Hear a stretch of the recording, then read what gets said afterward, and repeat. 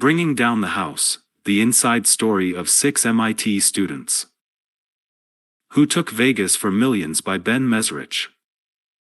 Chapter 1. It was 10 minutes past 3 in the morning, and Kevin Lewis looked like he was about to pass out. There were 3 empty martini glasses on the table in front of him, and he was leaning forward on both elbows, his gaze focused on his cards. The dealer was still feigning patience, in deference to the pile of purple chips in front of the martini glasses. But the other players were beginning to get restless. They wanted the kid to make his bet already, or pack it in, grab the ratty duffel bag under his chair, and head back to Boston. Hell, hadn't he won enough? What was a college senior going to do with $30,000? The dealer, sensing the mood at the table, finally tapped the blackjack shoe. "It's up to you, Kevin. You've had a hell of a run. Are you in for another round?" Kevin tried to hide his trembling hands. Truth be told, his name wasn't really Kevin. And he wasn't even slightly drunk. The red splotches on his cheeks had been painted on in his hotel room. And though $30,000 in chips was enough to make his hands shake, it wasn't something that would impress the people who really knew him. They'd be much more interested in the ratty duffel bag beneath his chair. Kevin breathed deeply, calming himself. He'd done this 100 times, and there was no reason to think that tonight would be any different. He reached for 3 $500 chips, then glanced around, pretending to look for the cocktail waitress. Out of the corner of his eye, he saw his spotter. Red-haired, pretty, wearing a low-cut blouse and too much makeup. Nobody would have guessed she was a former MIT mechanical engineering major and an honors student at Harvard Business School. She was close enough to see the table but far enough away not to draw any suspicion. Kevin caught her gaze, then waited for her signal. A bent right arm would tell him to double his bet. Both arms folded and he'd push most of his chips into the betting circle. Arms flat at her sides and he'd drop down to the lowest possible bet. But she didn't do any of these things. Instead, she ran her right hand through her hair. Kevin stared at her, making sure he had read her right. Then he quickly started to gather his chips. "That's it for me," he said to the table, slurring his words. Should have skipped that last martini. Inside, he was on fire. He glanced at his spotter again. Her hand was still deep in her red hair. Christ. In 6 months, Kevin had never seen a spotter do that before. The signal had nothing to do with the deck, nothing to do with the precise running count that had won him $30,000 in under an hour. A hand in the hair meant only one thing. Get out. Get moving. Now. Kevin slung the duffel bag over his shoulder and jammed the purple chips into his pockets. The dealer was watching him carefully. "You sure you don't want me to color up?" Maybe the man sensed that something wasn't right. Kevin was about to toss him a tip when he caught sight of the suits. 3 of them, coming around the nearest craps table. Big, burly men with narrow eyes. No time for niceties. "That's okay," Kevin said, backing away from the table. "I like the way they jiggle around in my pants." He turned and darted through the casino. He knew they were watching him from above, the eyes in the sky. But he doubted they would make a scene. They were just trying to protect their money. Still, he didn't want to take any chances. If the suits caught up to him, well, everyone had heard the stories. Back rooms. Intimidation tactics. Sometimes even violence. No matter how many makeovers the town got, deep down, this was still Vegas. Tonight Kevin was lucky. He made it outside without incident, blending into the ever-present flow of tourists on the brightly lit strip. A minute later, he was sitting on a bench at a neon-drenched cab stand across the street. The duffel bag was on his lap. The redhead from inside dropped onto the bench next to him, lighting herself a cigarette. Her hands were shaking. That was too fucking close. They came straight out of the elevators. They must have been upstairs watching the whole time. Kevin nodded. He was breathing hard. His chest was soaked in sweat. There was no better feeling in the world. "Think we should quit for the night?" the girl asked. Kevin smiled at her. "Let's try the Stardust. My face is still good there." He put both hands on the duffel bag, feeling the stacks of bills inside. A little over $1 million, all in hundreds, Kevin's bankroll, partially financed by the shadowy investors who recruited him 6 months before. They had trained him in mock casinos set up in ratty apartments, abandoned warehouses, even MIT classrooms. Then they had set him loose on the neon strip. Most of his friends were back at school, taking tests, drinking beer, arguing about the Red Sox. He was in Las Vegas, living the high life on $1 million of someone else's money. Sooner or later, it might all come crashing down. But Kevin didn't really care. He hadn't invented the system. He was just one of the lucky few smart enough to pull it off. Chapter 2. Boston, present day. $25,000 in hundreds, strapped to each thigh. Another $50,000 in a Velcro bag taped to my chest. $50,000 more stuffed into the pockets of my jacket. $100,000 nestled against the small of my back. I felt like a cross between the Michelin Man and a drug dealer. Bulging and nervous, I pushed through the revolving glass door and entered Logan Airport. Refrigerated air smacked me full in the face, and I paused, getting my bearings. Terminal B was bustling with college kids fleeing town for the long Memorial Day weekend, backpacks, baggy jeans, baseball caps, duffel bags. Everyone moving in every direction at once, the unchoreographed ballet of a modern American airport. I took a deep breath and joined the flow of people. I kept my eyes low, watching my scuffed dark loafers pad across the tiled floor. Act casual, think casual, be casual. I tried not to think about the new BMW strapped to my back. I tried not to think about the down payment for a 2-bedroom condo nestled in my jacket pockets. I concentrated on looking like everyone else, maybe not a college kid, but perhaps a grad student, a teaching assistant, someone's older brother here to help with the luggage. Just part of the cacophony, a statistic in Logan's weekly FAA report. Act casual, think casual, be casual. Suddenly, the modern equivalent of Stonehenge loomed in front of me, 2 airport metal detectors standing side by side, flanked by waist-high conveyor belts continuously feeding into boxy steel X-ray machines. My pulse rocketed as I mentally checked myself. No bills hanging from my sleeves, no glimpses of green sticking out through the buttons on my shirt. I stepped into line behind a pretty brunette in lowriding jeans, even offering to help her hoist an oversize, sticker-covered suitcase onto one of the conveyor belts. Act casual, think casual, be casual. Next. A tall African-American woman in a gray Logan uniform beckoned.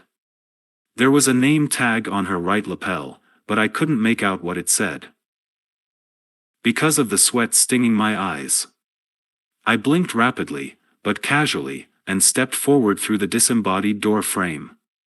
The invisible rays sliced and diced my entrails in search of metal. Just as I started to breathe easier, a high-pitched mechanical scream tore through the dead air. I froze. The woman with the name tag pointed me back through the machine. Empty your pockets of any metal objects and try again. My throat constricted. My hands jerked instinctively toward the bulges beneath my jacket. Above the stacks of $100 bills, I felt something shaped like an enormous suppository. Shit. I had forgotten about my cell phone. My fingers shook as I reached into my coat and fumbled for my Nokia. I could feel the woman's eyes on me. If she asked me to take off my jacket, I was dead. She'd see the bulges and all hell would break loose. I'd spent the past 6 months researching stories involving attempts at sneaking undeclared fortunes through airport security checkpoints, and I knew all about customs law. The security agents can detain you for 48 hours. They drag you to a windowless room, sometimes handcuff you to a chair. They call in agents from the DEA and the FBI. They confiscate your steak, sometimes without even giving you a receipt. It will take lawyers and letters and appearances in court to get the money back. Maybe 6 months, maybe a year. Meanwhile, the IRS will descend on you like gray-suited locusts. It will be up to you to prove you weren't planning to trade the cash for little bags of fine white powder. Because to customs agents, money smells like cocaine. Especially $100 bills. I've read that 95% of the $100 bills in circulation have minute traces of cocaine embedded in their fibers. That means those specially trained customs dogs can sniff out a professional blackjack player faster than they can spot a drug courier. To the dogs, and the customs agents, they both smell the same. Fear soaked my back as I handed the woman my cell phone.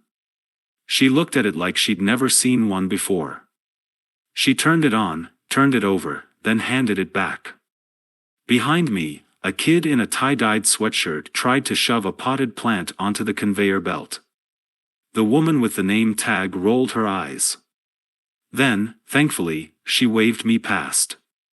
"You're okay. Have a nice flight." I was barely breathing as I stumbled toward my gate. America West, Flight 69. Boston to Vegas direct, the Friday Night Neon Express. A line of people had already formed by the check-in desk, boisterous, drunk, mostly male, palpably eager. Kevin Lewis was waiting quietly near the back of the line. I spotted him immediately. Tall, athletically built, but with a slight, shy stoop to his shoulders. Dark hair, dark eyes, a wide, boyish face beneath a mop of dark hair. Vaguely ethnic, but beyond that, indeterminate. His roots could have been Asian, Latino, even Italian or Russian. Like me, he was older than most of the college kids boarding the flight, but he easily fit in with the crowd. He could have been 21, 26, or 35. Wearing a jeans jacket and a baseball cap, he could have passed for a BU frat boy. In a suit and tie, he would have blended in on Wall Street. At the moment, he was wearing an MIT sweatshirt and baggy shorts. The classic MIT stereotype, right out of his parents' dreams. He saw my flushed cheeks and smiled. That's what it felt like. Every day. The bravado seemed incongruous with the shyness in his shoulders. In many ways, Kevin was the classic MIT stereotype. His resume was perfect, a math-science whiz kid who'd graduated at the top of his class from Exeter, the exclusive New Hampshire boarding school. An electrical engineering major with an incredible affinity for numbers, a straight-A student who'd covered all the pre-med requisites, partially to appease his father, partially because the challenge excited him. But Kevin's resume didn't tell the whole story. There was another side to his life, one written in neon signs and purple casino chips. In Boston he'd earned straight A's at MIT. In Vegas he'd partied with Michael Jordan, Howard Stern, Dennis Rodman, and Kevin Costner. He'd dated a cheerleader from the LA Rams and gotten drunk with Playboy centerfolds. He'd been chased off of a riverboat in Louisiana and watched a teammate kicked out of a Las Vegas casino. He'd narrowly escaped being thrown into a Bahamian jail. He'd been audited by the IRS, tailed by private investigators, had his picture faxed around the globe by men with shadowy reputations and guns holstered to their waists. Along the way, he'd amassed a Small fortune which he kept in neat stacks of Benjamins in a closet by his bed. Although nobody was quite sure how much money he had made, it was rumored to be somewhere between $1 and $5 million. All of it legal, none of it spawned from his perfect, stereotypical resume. Shy, geeky, amiable Kevin Lewis had led a double life for nearly 4 years. Now I was going to tell his story. The Velcro starting to itch was all I could think to say as I shook Kevin's hand. There's got to be an easier way to carry your stake. He grinned, his head cocked to one side. Sure. Fake umbrellas. Phony laptop computers. Plaster casts and hollow crutches. We went through a gadget phase. You know, James Bond kind of stuff. But hollow crutches are a lot harder to explain to the FBI than Velcro. If there hadn't been $250,000 taped to my body, I'd have thought he was joking. But Kevin was dead serious. He was keeping his part of our bargain, disclosing the secrets no one on the outside had ever heard before. I met Kevin Lewis nearly 7 years earlier, in a local Boston bar. I had graduated from Harvard a few years before he left MIT, and we shared a few mutual friends as well as a few minor interests: sports, late nights at college pubs, widescreen TVs. I was a fledgling writer at the time of our introduction, just about to publish my first novel. As far as I knew, Kevin was employed by some sort of computer software firm, something he had never explained in detail, probably because I had never been interested enough to ask. Kevin seemed too much the typical MIT grad, a true engineer at heart. As my writing career began to take off in the years that followed our first meeting, we rarely crossed paths. It was almost 6 years later that we ran into each other at a Super Bowl party in an apartment located a few blocks from Fenway Park. Kevin had just flown in from a business trip to Las Vegas. During the game's halftime show, I found myself alone with him in the kitchen. After a quick exchange of pleasantries, he surprised me by lowering his voice and beckoning me in close. "I've got a great story for your next book," he began. I immediately thought about edging toward the exit. Like every other writer, I had heard this opening 1,000 times in my career. Everyone had a story he believed worthy of a bestseller. For me, reality was rarely interesting enough to take the place of fiction. But as Kevin began to open up to me, I felt the hair rising on the back of my neck.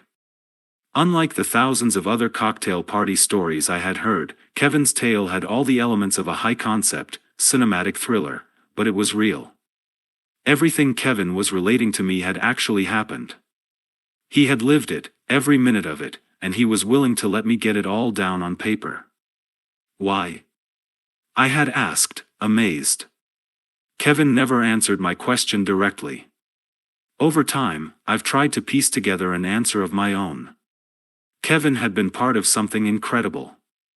He and his friends got away with one of the biggest schemes in Vegas history, and nobody knew a damn thing about it. Telling the story was his way of reliving the experience in a public forum. It was a way for him to prove to himself and to anyone who cared that it had actually happened. More than that, it was a way for Kevin to come to terms with the choices he had made, the decisions that had led him to his double life. Many of those choices might have seemed immoral to the outside world.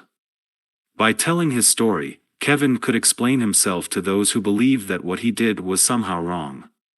In other words, his story was part boast, part confession. For me, this was too good a story to pass up. As the Super Bowl played on in the other room, Kevin made me an offer. He promised to tell me everything, to give me access to his contacts and his lifestyle. He promised to teach me his system and show me the key that could unlock the casino's coffers. In return, I would give him his moment.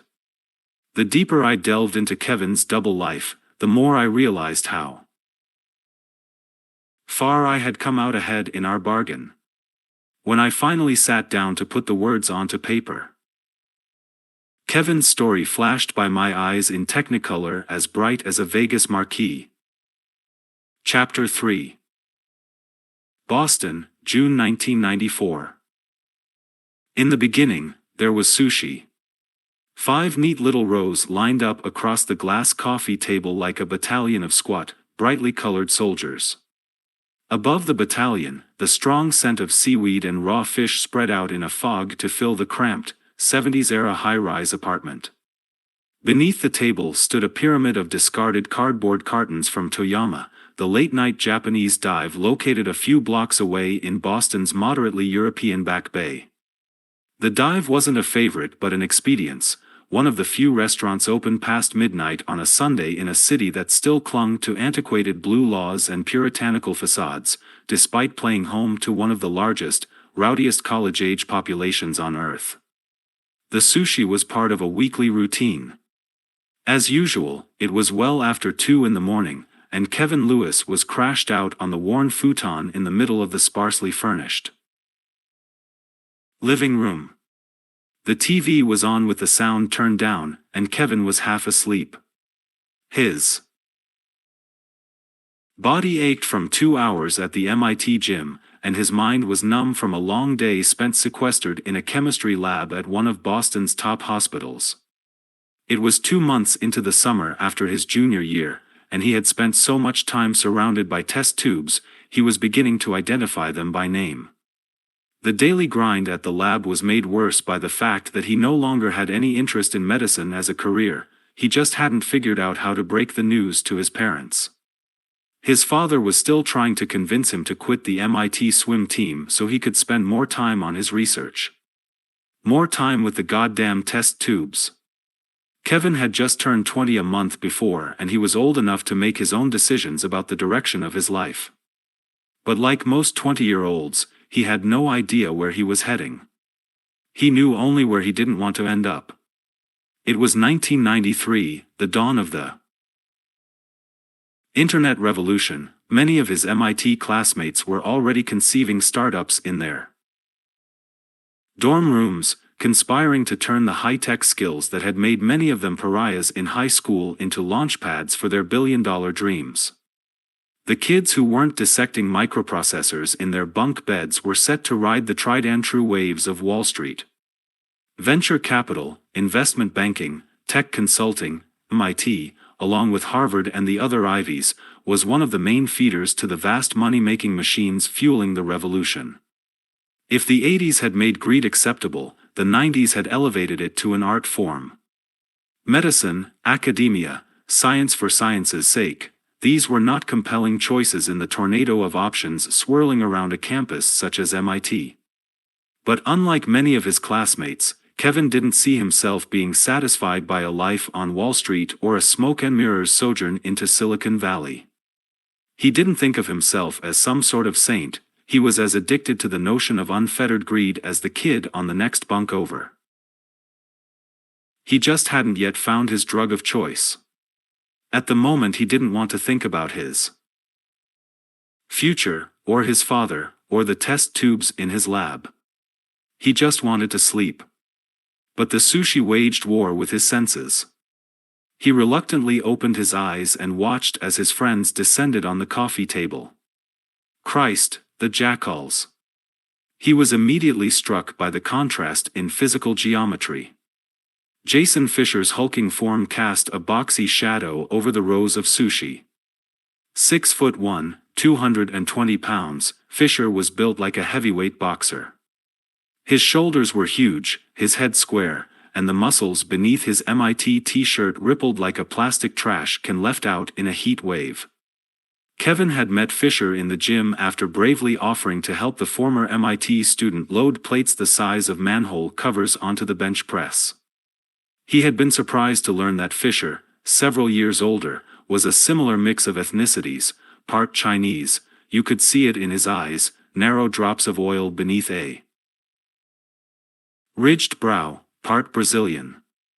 2 days later, Fisher introduced Kevin to his cohort and roommate, Andre Martinez. Slicked back hair, flashy silk shirt, shark tooth necklace, bushy eyebrows, and impossibly wide teardrop eyes. Martinez was barely 5'4" and couldn't have weighed more than 130 pounds. But his reputation more than made up for his size. Kevin had been hearing rumors about Martinez since freshman week. The standout genius at a school filled with geniuses, a kid so smart he had scared the math professors into accelerating him to graduate-level courses on his third day on campus.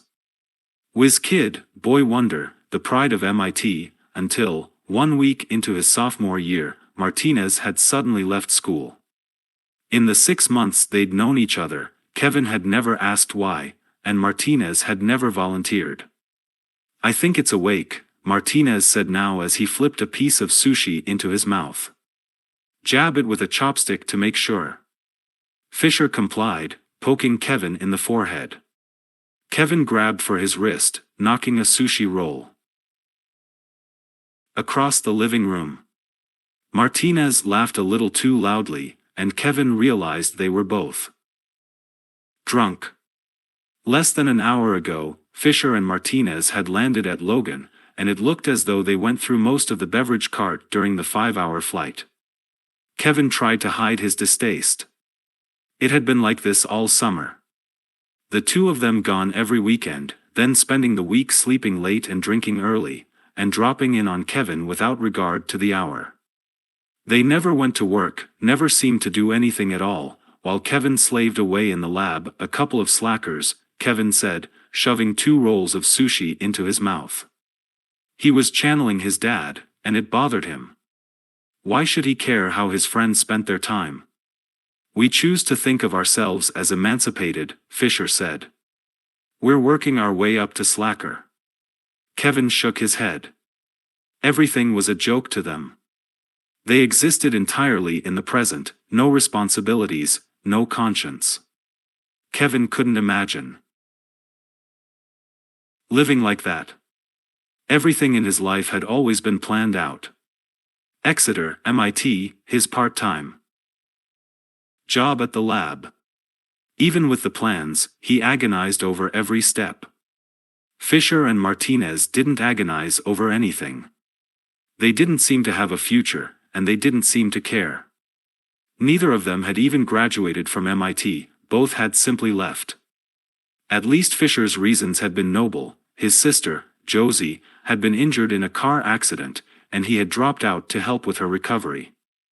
Since then he had been hanging out with Martinez full-time.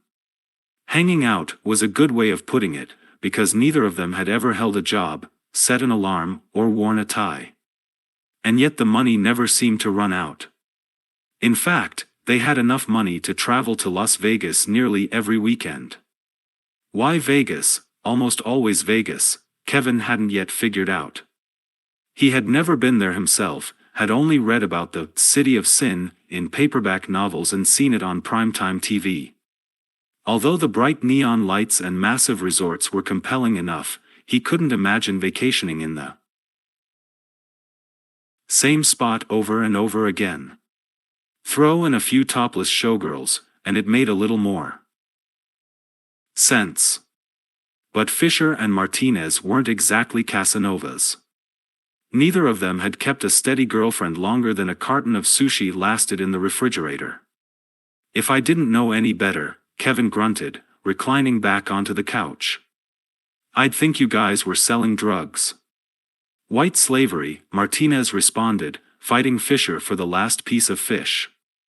"You're just lucky you're a chink like the rest of us." He crossed his eyes. His mother was from Singapore, his father from Cuba. His family tree was made up of so many different races, you needed a pie chart to buy him a birthday present. "Seriously," Kevin said, his eyes half closed.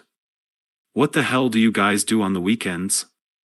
You've been gone every Friday this summer." "Not that I'm complaining. The only problem is that you keep coming back." Fisher started clearing the coffee table, using the sleeve of his sweatshirt to catch the crumbs. Martinez seemed suddenly interested in a smudge on the seam of his silk shirt. "I guess it's need to know," Kevin surmised. Martinez looked at Fisher, who shrugged. Martinez reached into his back pocket and tossed something onto the table. It landed with a soft thud. Kevin's eyes widened. A stack of bills about 2 inches thick bundled together by a strip of colored tape. Kevin reached for the stack and saw that the top bill had a picture of Benjamin Franklin in its center. A warmth moved through his cheeks as he fanned through the rest of the stack. Hundreds, all of them. He wasn't Rain Man, but he could count. 100 hundreds. $10,000. He was wide awake now. What are you guys into? Fisher smiled. There was mischief in his narrow eyes. Why don't you come with us next weekend? Kevin couldn't stop fanning the stack of $100 bills. He had never seen this much money in his life. They could pay their whole summer rent with the stack and have enough left over for sushi every night. To Las Vegas? Martinez held out his hand, gesturing for the cash. Not Vegas. Atlantic City. The Holyfield fight at the Tropicana, Saturday night. A friend of ours is hooking us up. Kevin had never been to a professional boxing match. He'd heard that the tickets for a Holyfield fight were almost impossible to get. Not only were his 2 slacker buddies hooked up, but Martinez was walking around with $10,000 in his back pocket. Kevin felt like he was on the threshold of something he couldn't define. The mystery of his friend's carefree existence was about to be revealed. Kevin knew what his father would say. I'm supposed to be in lab on Saturday. Fisher gave him a patronizing look. Take a day off. The test tubes will be there when you get back. Kevin didn't like Fisher's tone. Fisher could be a jackass, it went hand in hand with his size. His words felt like a macho challenge. But Kevin was curious. He'd been following a straight line all of his life. Nearing his last year at MIT, he was on the cusp of a time of confusion, searching for a future that was both satisfying and compelling. Maybe Fisher and Martinez could show him something more fulfilling than the world which had been painted for him. And bottom line, he'd always dreamed about seeing Holyfield fight. What did he have to lose? Kevin tossed Martinez the stack of $100 bills. Do we have good seats? Chapter 4. Atlantic City, June 1994. 5 days later, Kevin exited Newark Airport through an automated tornado of revolving glass, just as a Mercedes limousine slid to a stop in the passenger pickup lane in front of him. He had to shield his eyes as the bright sunlight flashed off the car's sleek black curves, and he glanced back toward Martinez, who was working his way through the revolving door behind him. Martinez already had his sunglasses on, a wide smile on his narrow face. The crazy fuck still looked drunk, though it was 9 a.m. and they had spent the past hour circling 10,000 feet above northern New Jersey. Martinez moved next to Kevin on the sidewalk, slinging his backpack over one shoulder. So, how do you like our ride? Kevin raised his eyebrows. He turned back toward the limo. That's for us? He watched the rear passenger door swing open. An unusually tall man in a slick gray suit uncoiled onto the sidewalk, pausing to adjust a jet black ponytail against the nape of his neck. The man caught sight of Martinez and sprang forward, hand outstretched. Welcome back, Mr. Kim. Kevin starred as Martinez shook the man's hand. Mr. Kim? There was a jangle of metal emitting from the man's wrist, and Kevin glimpsed a tacky gold bracelet wound around an even tackier gold watch. The man's face was smooth and tan, his eyes set close together above a sharply tapered nose. His expression was somehow obsequious and terrifying at the same time. And this must be your friend, the man continued, still vigorously pumping Martinez's hand. I'm Dino Teratali. I'm Mr. Kim's host at the Tropicana. Any friend of Mr. Kim's is a friend of our casino. He gestured toward the limo, then took Martinez's backpack off of his shoulder and galloped toward the trunk. When he was out of earshot, Kevin grabbed Martinez by the elbow. "Mr. Kim?" Martinez laughed, leading him forward. "Oh yeah. I forgot to tell you. I'm Robert Kim this weekend." Kevin followed Martinez into the cool leather interior of the car, quickly noting the crystal-appointed minibar and the 20-inch television mounted on the rosewood divider that separated them from the unseen driver. "You're Robert Kim. And who am I?" "You're still you. But we're both Eurotrash millionaires." Kevin wasn't thrilled that the weekend was starting with invented identities. His suspicion that his friends were into something illegal was only growing stronger. But he decided to play along. They were sitting in a limo with a TV and a minibar. He heard the trunk slam shut, then glanced back at the airport terminal. The sidewalk was nearly empty. It was a Saturday morning, and you had to be crazy or drunk to fly to New Jersey on a Saturday morning. Or a little of both. And what about Fisher? Where the hell is he? Fisher had headed to the bathroom right after they had exited the airplane. Kevin had assumed he'd meet them outside, but he hadn't yet appeared. "He's going to meet us later," Martinez said. He had to make a phone call. Kevin felt a nervous shiver move through him. He'd expected the weekend to be an adventure, but he had to ask himself, how well did he really know these guys? He'd met them just 4 months ago. Before that, he'd known them only by reputation.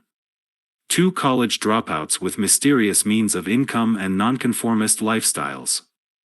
Warning bells were going off, but Kevin was doing his best to ignore them. He reminded himself that he was there to see the fight, maybe get in a little gambling. Besides, the warning bells had been installed by his parents. Maybe it was time Kevin started to take some risks with his life. "So Fisher's not taking the limo with us? He's got his own ride," Martinez said, falling silent as Dino Teratali climbed into the seat next to him and shut the passenger door. The lanky man tapped on the rosewood divider with 2 ringed fingers, and the limo pulled away from the curb. The scenery outside was mostly highway, chemical plants, and industrial warehouses, so Kevin had little to distract him from the 2 wild cards seated across from him. It was obvious that Martinez and the casino employee had spent a fair amount of time together. From what Kevin could gather through their staccato patter, Dino had been Martinez's host, that word again, pregnant with meaning Kevin didn't pretend to understand, at Caesar's Palace in Las Vegas until 6 months ago. Then Dino had been bought out by the Tropicana in Atlantic City and had brought many of his high rollers with him.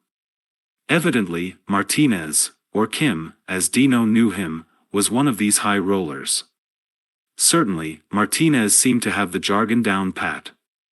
It was as though he and the host had a private vocabulary, rife with words like comp, whale, action, and RFB. After 20 minutes, Kevin couldn't stifle his curiosity any longer. What exactly does a host do? Anyway? Maybe a little blunt, but it seemed like a good place to start. Martinez didn't seem to mind the interruption. It gave him a chance to take a closer look at the minibar.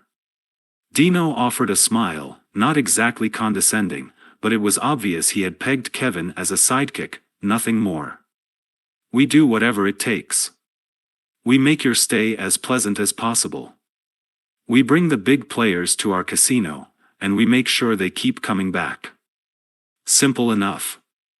Maybe Kevin was making an idiot of himself, but he had been brought up by a scientist and born with an engineer's mind. He liked to ask questions, and he liked to be thorough. And what's a big player? Martinez had a bottle of vodka in one hand and was searching for orange juice in the refrigerator beneath the bar. If he was concerned by the conversation, he wasn't showing it. "That depends on the casino," Dino answered. "Usually, there's a sliding scale. If you're betting $25 a blackjack hand, Or a roll of the dice, a pull on the slots, a spin of the roulette wheel, you get a special room rate and a smile from the desk clerk. $75 a hand, you might get a free room. 150, maybe RFB, that's room, food, beverage. But if you're a high roller, betting 5, 10, 20,000 a stay, you're going to get the full treatment. A ride from the airport. A bucket of champagne waiting for you next to your jacuzzi. And a guy like me to make sure everything runs smoothly. Kevin whistled. $5,000 to $20,000 a trip. His slacker buddies, sleeping until noon every day. Blowing $5,000 in Vegas every weekend. Maybe they had rich uncles he didn't know about. Or a stash of cocaine under the sink. So the hosts seek out the high rollers, Kevin said, give them free stuff to keep them at the casino. When you move casinos, you take your players with you. Dino nodded as Martinez fixed himself a screwdriver. That's the idea. Each one of my high rollers understands the sort of service I can provide. Whatever it takes, I'll keep them happy. And who knows, maybe they'll hit it big, turn into a real live whale. Right, Mr. Kim? Martinez looked up from his drink. A great white one, Dino. Outside the window, the industrial warehouses had given way to cottage-style houses packed closely together. Beyond the houses, Kevin saw the bridge linking them to the 10-mile sandbar that housed the largest gambling center west of Nevada. Growing up on the East Coast, Kevin shared the common, local view of Atlantic City, an experiment that had never quite lived up to its expectations. In the late 70s, the necklace of casinos along the country's most famous boardwalk had opened its doors to much hype, but the dream of a Vegas of the East had never quite materialized. Despite the fact that the casinos themselves had intermittently flourished, the surrounding city had deteriorated in rapid fashion. Over the past 2 decades, Atlantic City had become a textbook case against legalized gambling in urban centers. The much-published hype/hope was that the casinos would create jobs and bring in a high-class tourist population from nearby Manhattan. But despite private investment of more than $6 billion, the area surrounding the casinos never experienced the expected economic resurgence. Speculation in properties and the demolition of existing buildings to make way for the casino hotels led to abandoned structures and the closure of nearly 35% of the city's existing businesses. Unemployment surged and crime tripled, while 25% of the city's population left for greener pastures. Atlantic City had the glitz and glamour, weighed down by crime and poverty. As the limousine rolled across the bridge to the sandbar, Kevin tried to smell the ocean. All he got was car leather and exhaust. "What's a whale?" he asked finally. Martinez clinked his glass against the window. "A whale is someone who can lose $1 million at cards, and not give a damn. High rollers don't take cabs from the airport. They don't carry their own bags. They never wait on check-in lines. They stay in rooms with jacuzzis, circular leather couches, widescreen televisions, and views of the beach. And evidently, they wear whatever the hell they want, no matter how ridiculous they look." Martinez came out of the bathroom in an electric blue shirt and matching jeans. He had exchanged his sneakers for shiny leather designer boots, and his hair was slicked down with so much mousse that the outline of his skull was visible. The effect was disorienting. Actually, in a way it was orienting. With the hair and flashy outfit, Martinez looked more Asian than Latino. He easily could have passed for a rich kid from Korea or Japan on his way to a trendy disco. Kevin laughed out loud, his feet up on the glass coffee table in the center of the lavish living room. The suite was bigger than any hotel room he had ever seen before, 2,000 square feet, with wide picture windows and plush cream carpeting. The windows overlooked the boardwalk, and from 20 floors up, the beach was so beautiful it was hard to believe they were in New Jersey. Nice duds, he commented.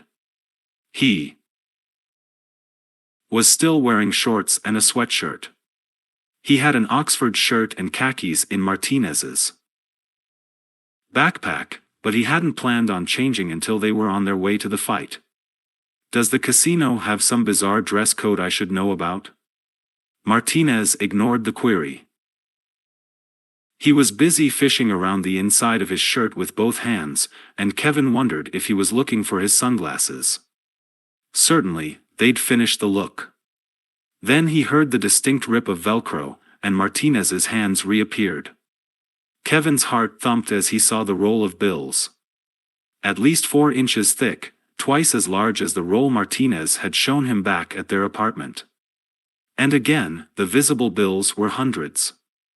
As much as 20 grand taped inside his shirt. Had Martinez worn the money on him the whole trip from Boston? Through airport security, through the metal detector, shit, the kid hadn't even raised a sweat. By now, Kevin was beginning to realize that Fisher and Martinez were, at the very least, serious gamblers. Was it possible that they had made all their cash playing casino games? He knew there were people who made a living at cards. Hell, there'd been movies about it, books. Even newspaper articles. But he understood from what he had read that professional gamblers usually just eked out a living, playing carefully for tiny odds. Wads of cash and huge VIP suites were for people who lost, not for those who won. Unless Martinez had gotten lucky at a slot machine, how did he and Fisher support all those weekends in Las Vegas? Why was a guy like Dino Teratali whisking them past the registration desk and up into a suite like this?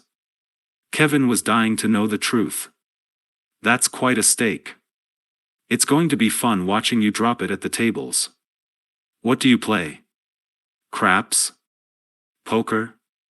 Martinez smiled, jamming the stack of bills into his shirt pocket. Blackjack. It's the only game worth playing. Kevin rose from the couch. Blackjack? He would have guessed poker. It seemed more Martinez's style. He was crafty, smart, and judging from his shifting appearance, quite a chameleon. Kevin would have thought those skills to be best utilized in a game where you faced off against other players. Blackjack, you played against the house, really, it seemed. Like you played against the cards. What good was personal style in a game like that? Okay, blackjack. But shouldn't we wait for Fisher? They'd been in the suite for 20 minutes. Kevin wondered what was taking Fisher so long. Probably stopped at the hotel gym for a few bench presses. Don't worry about him, Martinez answered. We're here to have fun. Kevin started to protest, then thought better of it and acquiesced. Fisher was a big boy. There was obviously some reason he was dragging behind. Worst case, they'd meet up before the fight. Kevin hadn't seen the tickets yet, but Martinez had promised him that the seats were so close, he'd need a raincoat to keep himself from getting drenched with blood and sweat. There's nothing more fun than watching a guy in a shirt like that lose some money, Kevin joked. So let's hit the tables. Martinez shook his head. First, we check out the pool. The showgirls hit the pool early. Then we attack the buffet. Can't play on an empty stomach. He looked back at Kevin, patting his bulging shirt pocket. And then we're gonna kill the tables. It was 2 in the afternoon by the time they stepped over the threshold of the casino floor, and Kevin was feeling mildly lethargic, the result of a heavily laden VIP buffet and 40 minutes on a lounge chair in a private pool cabana. He hadn't seen any showgirls, but he had been lucky enough to watch an extremely pale family from Passaic play water volleyball against a group of Japanese tourists. The floor was crowded, equal parts tourists in shorts and t-shirts wandering in from the boardwalk and well-heeled weekend warriors from Manhattan, some in suits and ties. Despite the fiercely air-conditioned ventilation, the air stung with a blend of sunscreen and cigarette smoke. Kevin and Martinez paused at the entrance, getting their bearings. Slot machines fanned out on all sides, the blinking lights and spinning wheels wreaking havoc on Kevin's senses. The tables were spread out across the center of the long floor. Blackjack felts and crap stations intermingled with roulette and stud poker. Crowds of 3 people deep gathered around each of the tables, and Kevin didn't see a single free stool. For a moment he wondered if they'd even get to play. Then Martinez pointed at a raised section of the floor, separated from the main tables by 3 steps and a velvet rope. There were a dozen tables behind the rope, and only a smattering of players. "High-stakes room," Martinez said. "Usually I like to play on the main floor, but there are too many civilians here today." Kevin followed Martinez toward the high-stakes tables, winding through the crowd. The crush of civilians energized him, so many smiling, laughing people, so much gambling adrenaline flowing through the room. He found it hard to catch his breath. When they reached the steps to the quieter tables, Martinez yanked the stack of bills out of his shirt pocket and casually split it in half. "You've played blackjack before, right?" Kevin looked at the bills in Martinez's hand. Sure, he'd played before, a few times on vacation with his family, once or twice at Foxwoods, the Indian casino in Connecticut. But the most he'd ever bet on a single hand was $5, and the most he'd ever risked in a night was a few hundred. He wasn't stupid, he knew that the house had an edge at the tables. Every player is a loser eventually. He'd gambled a few times for fun, but never seriously. "I'm no expert, but I won't make a fool of myself." Martinez pointed toward the nearest empty table. A frizzy-haired dealer in a dark blue shirt was standing behind the horseshoe-shaped felt, hands behind her back. 6 decks were spread out on the table in front of her, faces up. The empty plastic shoe, rectangular, 2 feet long, uncovered, sat waiting, hungry for their action. "So you know basic strategy." Kevin shrugged. He knew how the game was played. The dealer dealt you 2 cards, you added them together and tried to get closest to 21 without going over. If you wanted another card, you pointed at the table. If you wanted to stand, you waved your hand. If you got over 21, you busted, and the dealer took your money. If you hit 21 on your first 2 cards, blackjack, the casino paid you 1.5 times your bet. The player went first, the dealer second. The dealer's play depended on the casino, but usually he would hit until his cards added up to 17, or until he busted. When you got pairs of the same card, you could split them and have 2 bets going on separate hands. Again, depending on the casino, you could double your bet, double down, on your first 2 cards, taking a single card in the hopes of beating the dealer for more money. The rules were fairly simple, as card games went. But the strategy seemed tricky, and Kevin was by no means an expert. "I know the books say you're supposed to keep on hitting until you get 17, if the dealer's showing a high card. When the dealer shows a weak card, maybe a 5 or a 6, you usually stick with your first 2 cards. And I know you double down on an 11, hoping to draw a face card for a 21. That's a start," Martinez said. He extended his hand, offering Kevin half of the bills from his stack. $10,000, cash. "Are you sure this is a good idea?" Kevin asked. Martinez waved the money at him. "Don't worry. I'll be right next to you. I'll let you know when you're making a mistake."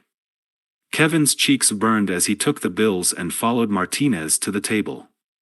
Christ, this beats sitting in the lab. Kevin lowered himself onto a stool next to Martinez and watched as he peeled 20 bills off his roll and laid them on the felt. Kevin carefully did the same and waited nervously as the dealer counted out 20 black chips for each of them. Then she swept the cards off the table and began to shuffle. Her hands danced gracefully through the choreographed ritual shared by blackjack dealers the world over. By the time she rolled the deck, aiming it at Martinez for the cut, Kevin was bouncing off his stool. "Here we go." He moved a black chip onto the betting circle in front of him. He would have liked to have started lower, but the table minimum was 100. He noticed that Martinez had started with 2 chips. His friend seemed completely calm, smiling as he made small talk with the dealer. Her name was Brett. She was from Delaware, she had 2 kids and an ex-husband, and no, she'd never been to Korea. Kevin didn't think Martinez had ever been to Korea either, but what the hell, it made for good conversation. After the first few hands, Kevin's nerves settled, and he began to enjoy the highs and lows of gambling. Hand by hand, the chips lulled him into forgetting how much money he was playing with. Instead, he concentrated on making the right plays. He'd never studied any books on basic strategy. But he knew about BS from a television special he had seen on cable, a framework of proper plays based on what the dealer was showing, developed first, in a flawed but thorough form, by 4 Army engineers who played tens of thousands of hands and published their results in the September 1956 edition of the Journal of the American Statistical Association.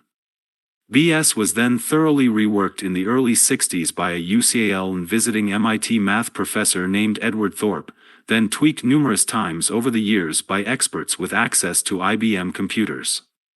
Kevin had never bothered to study basic strategy because he gambled only occasionally, and he wasn't really sure how much of a difference it made, anyway. Was skill really that much of a factor in blackjack? Didn't it all boil down to a matter of luck? Martinez obviously took basic strategy extremely seriously. Whenever Kevin paused, trying to figure out whether to take the next card or stand, Martinez was ready with quick advice. The dealer didn't seem to care. In fact, she lent her own expertise. Kevin usually deferred to Martinez, since it was his money they were going to lose. As for Martinez, he played smoothly, barely looking at his cards, tossing chips into the betting circle with seeming abandon. He kept his bets around $200, but every now and then he jumped up to $500, and once he even laid down $1,000 at once, getting lucky with a pair of kings. He never celebrated when he won, never complained when he lost. In fact, he didn't seem that interested in the game at all. His play seemed to follow BS, except for a few noticeably odd executions. Once, with a $200 bet on the table, he hit on a 16 against a dealer's 2. Luckily, he drew a 2 for an 18 to win the hand. Another time he doubled on an 8, managing to draw an ace. Toward the end of the shoe, he began raising his bet, taking advantage of a hot streak of good hands. Kevin began to win himself, drawing 3 hands of face cards and ending with a natural 21. He was grinning at his good fortune when the plastic shuffle card came out, signaling the end of the shoe. The dealer raised her hands, announcing that it was time to shuffle up. That went well, Kevin said. It looked like he and Martinez were up a few $1,000s. Most of it was stacked in front of his friend, but at least $500 of pure profit was in front of him. It was the most he'd ever won in his life. He thought it was time to get a drink and celebrate. He was about to search for a cocktail waitress when he noticed Martinez trying to catch his eye. As the dealer rolled the cards into a tall pile, preparing to shuffle, Martinez leaned toward Kevin, lowering his voice. "You see that last run of cards? We got really lucky. A lot of high cards. Kings, queens, a couple of aces. We both did pretty well, actually," Martinez interrupted. It was 19 face cards and 3 aces set among 8 unremarkable lows. Kevin stared at him. He hadn't noticed Martinez paying such close attention to the cards. He hadn't written anything down or whispered to himself. So you know that right now, near the top of that stack of unshuffled cards, there's a string of predominantly high cards, about 30 deep. Kevin looked at the stack, watched as the dealer split it into two equal-size piles. In a few seconds the rituals of her shuffle would begin, the cards cut together again and again until they were thoroughly mixed. "I'm not sure I follow you." Martinez sighed, impatient. "You're aware that high cards favor the player, right?" Kevin remembered the television special. "Sure. Because the dealer has to hit up to 16, with more high cards, she'll bust more often. That's one reason," Martinez interrupted again. "There's also a higher chance of hitting blackjack, which pays 1.5 times your bet. And there's a better chance of drawing into a double down. There are other reasons, but those are good enough for now." He paused, jutting his chin toward the dealer, who had finally begun to shuffle the cards together. "So if you knew that a run like that was about to come out of the deck, couldn't you take advantage of the situation? Raise your basic bets, change your strategy a little, win a lot of hands with a lot of money on the table?" Kevin squinted. In theory that made sense. But the stack of high cards had already come and gone. If you knew that sort of run was coming. "But she's shuffling the cards." Martinez smiled. "Right in front of us." Kevin realized that Martinez had been watching the dealer shuffle while they were whispering back and forth. Kevin shook his head. Martinez had to be joking. "There's no way you can track those cards." "There isn't?" Martinez recentered himself on his stool, still watching the shuffle. Kevin continued to stare at him. A few minutes later the dealer finished, letting Martinez cut. Then she res-tacked the cards in the shoe and began to deal. Hand after hand, the play went by quietly, and both Kevin and Martinez remained about even with the house. As the shoe reached the halfway point, Kevin began to relax, assuming that his friend had indeed been screwing with him. He put another 100 on the betting circle, and watched as Martinez suddenly raised his bet to $1,000. He coughed, and Martinez looked at him, then smiled at the dealer. "Feeling the lucky spirits, Brett?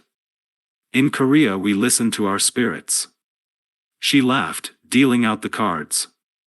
Both Kevin and Martinez drew 20s, kings and queens. The dealer drew 16, then busted with a 10. That was just the beginning. Over the next 4 rounds, there were 12 face cards and 2 aces. Martinez won nearly $6,000, and even Kevin made a killing, winning 300 more. After the shoe emptied out, Martinez scooped up his chips and stepped back from the table. Kevin followed him, his head spinning. When they had passed out of the high-stakes area, he grabbed Martinez by the shoulder. "How the fuck did you do that?" Martinez signaled a passing cocktail waitress, taking 2 vodka martinis off of her tray. After tipping her a 5, he turned to Kevin. "It's not magic. Just math. It's called shuffle tracking. It's a basic probability distribution exercise. You can even calculate the percentage of low card infiltration into the run, caused by the dealer's shuffle. After that, it's just a matter of practice. Really good players can track a group of 15 cards through a 6-deck shuffle without breaking a sweat." Kevin sipped his martini, amazed. Martinez was right, of course. It was more math than magic. But it was still incredible to watch. Altogether, they had made close to $10,000, in under an hour. And it hadn't been simple luck.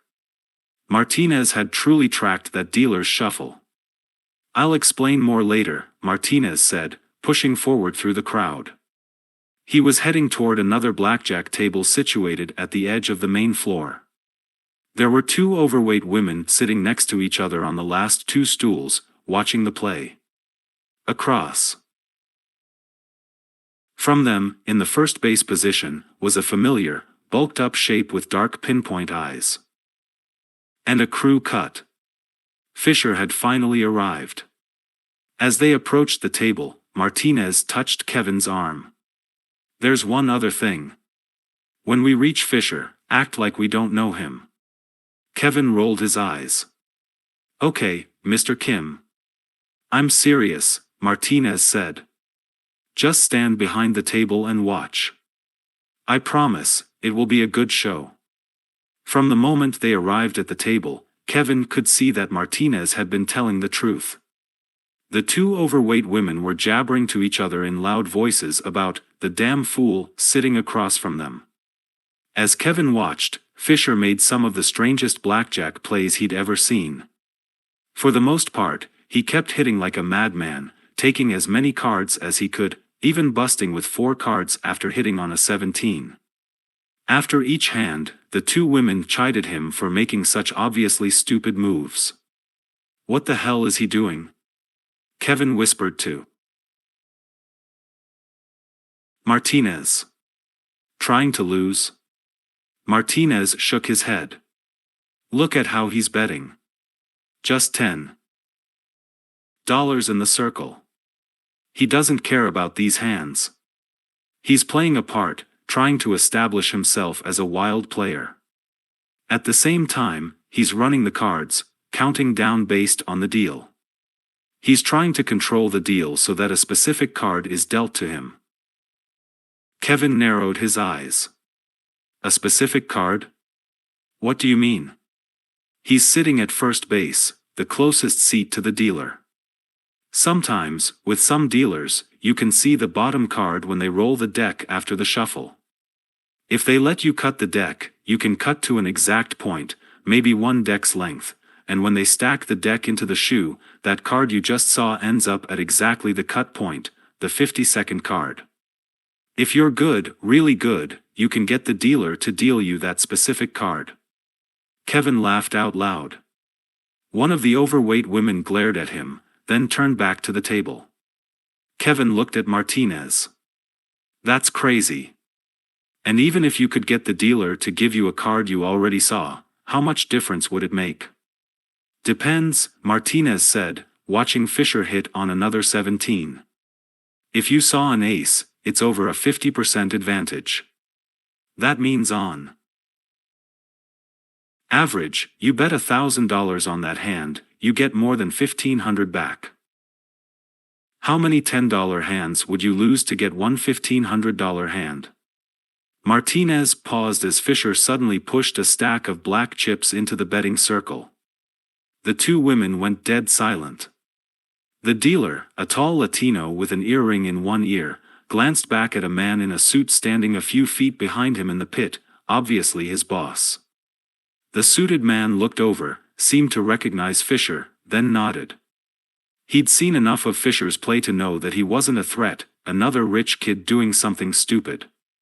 The dealer dealt the first card to Fisher, and there it was, an ace of spades. The two women crowed, jabbering about the crazy fool's luck. The rest of the cards came out. Fisher's second card was a 9, for a soft 20, beating the dealer's 17. Fisher swept up his winnings and stood, smiling at the two women. "Thank you for your help. I think I'm finally starting to get the hang of it." Then he walked right past Kevin and Martinez and headed for the pool. They found him stretched out on a lounge chair, hands behind his head. His dark eyes were shielded by wraparound sunglasses, and his biceps bulged beneath a tight white t-shirt. Martinez pulled another 2 chairs next to him, and Kevin sat heavily, still bewildered by the display he had just witnessed. He was beginning to see his two friends in a different light. He'd always known they were math whizzes. Martinez was legendary, and Fisher followed closely behind, having honored in molecular engineering before leaving MIT to be with his sister. Obviously, they had decided to use their skills in an innovative way. They had learned some fantastic card tricks, and they had parlayed these abilities into a money-making scheme. "Now I know how you afford all those weekends in Vegas," Kevin said, kicking off his shoes. "Those were some pretty cool stunts." Fisher adjusted his shades. "Circus acts, Kevin. shuffle tracking and cuts. They give you a nice advantage over the house, but they can't be used too often. Usually, we only pull that shit out when we're on vacation. Walking around money, that's all. The real action is a lot more consistent, and a lot more lucrative. Kevin was both intrigued and disturbed. He glanced across the pool at the sun-splashed boardwalk and the postcard-perfect beach. Then he looked back at Fisher and Martinez, splayed out on plastic chairs, cash bulging in their pockets. He thought about how hard he'd been working, in the lab, at school, at home. It just doesn't seem fair. So you guys cheat at cards? Martinez sat up, indignant. Absolutely not. We don't alter any of the rules or fuck with the nature of the game. We use our brains to take advantage of arbitrage opportunities. Blackjack is beatable, so we beat it. We beat the hell out of it. Kevin was fairly sure it wasn't as innocent as that. After all, Martinez had checked into the hotel under a fake name, and they were pretending that Fisher was a stranger they had met at the casino. But Martinez was right, what Kevin had witnessed wasn't exactly cheating, was it? He remembered something he had read in the school paper, sometime during the first semester of his junior year. An article about a blackjack club at MIT. 10 or 15 kids, mostly seniors, who spent their time practicing some highly technical method of counting cards. But he'd always thought it was just some campus exercise, one of the many geeky extracurriculars you saw advertised in the student lounge. He didn't think it had any real-world application, that anyone had actually tried it out in a casino. And he never would have guessed that his friends were involved in something like that. It seemed too organized for a pair of anarchists. It's an MIT club, right? I think I read about it in the paper. A bunch of geeks who play cards all night in the back of the library. Fisher laughed. He might have been able to bench press 250, but he knew the truth, they were all geeks. Even the jocks at MIT had aced the math portion of their SATs. Well, it started out that way. A sort of club sport, with team sweatshirts and everything. But it's gotten a bit bigger than that. Kevin wiped sweat from his forehead. The sun was beating down on him, but he didn't care. He'd come to Atlantic City to see his first professional fight, and at the moment, he couldn't even recall who was fighting. He felt like his friends were about to open a door, and he was eager to see what was on the other side. How much bigger? Fisher raised his sunglasses, blinking his oil-drop eyes. Bigger than you can imagine. Chapter 5. Boston, September 1994. Kevin's lungs burned as he pushed his body through the water, each stroke stretching his exhausted muscles closer to their failure point. His world had narrowed to a tiny point of blue, just a few feet in front of his eyes. He was totally focused, swinging his arms gracefully like his father taught him, chasing that arbitrary point with an athlete's determination. All his life, he'd been able to find this place, this mental and physical state of burn. Lap after lap, he had been coaxing his body through his daily routine, and he'd go until he couldn't swim any farther. It was late September, and school had been in session for nearly 3 weeks.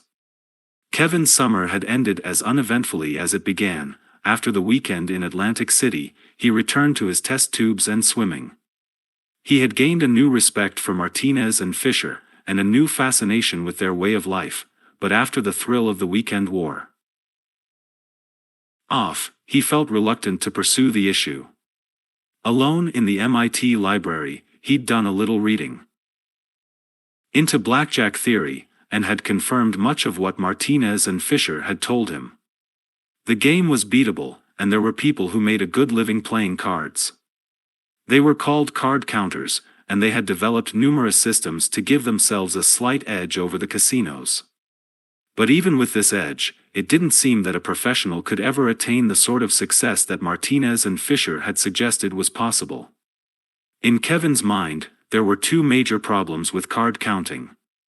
First of all, your percentage over the house was too damn low. Even the most complex systems seemed to aim at an overall edge of around 2%. To make any money at all, you needed an enormous stake, and moving that kind of money around would draw attention. Which led to the second problem: it seemed too easy for the casinos to figure out what you were doing, and stop you from doing it.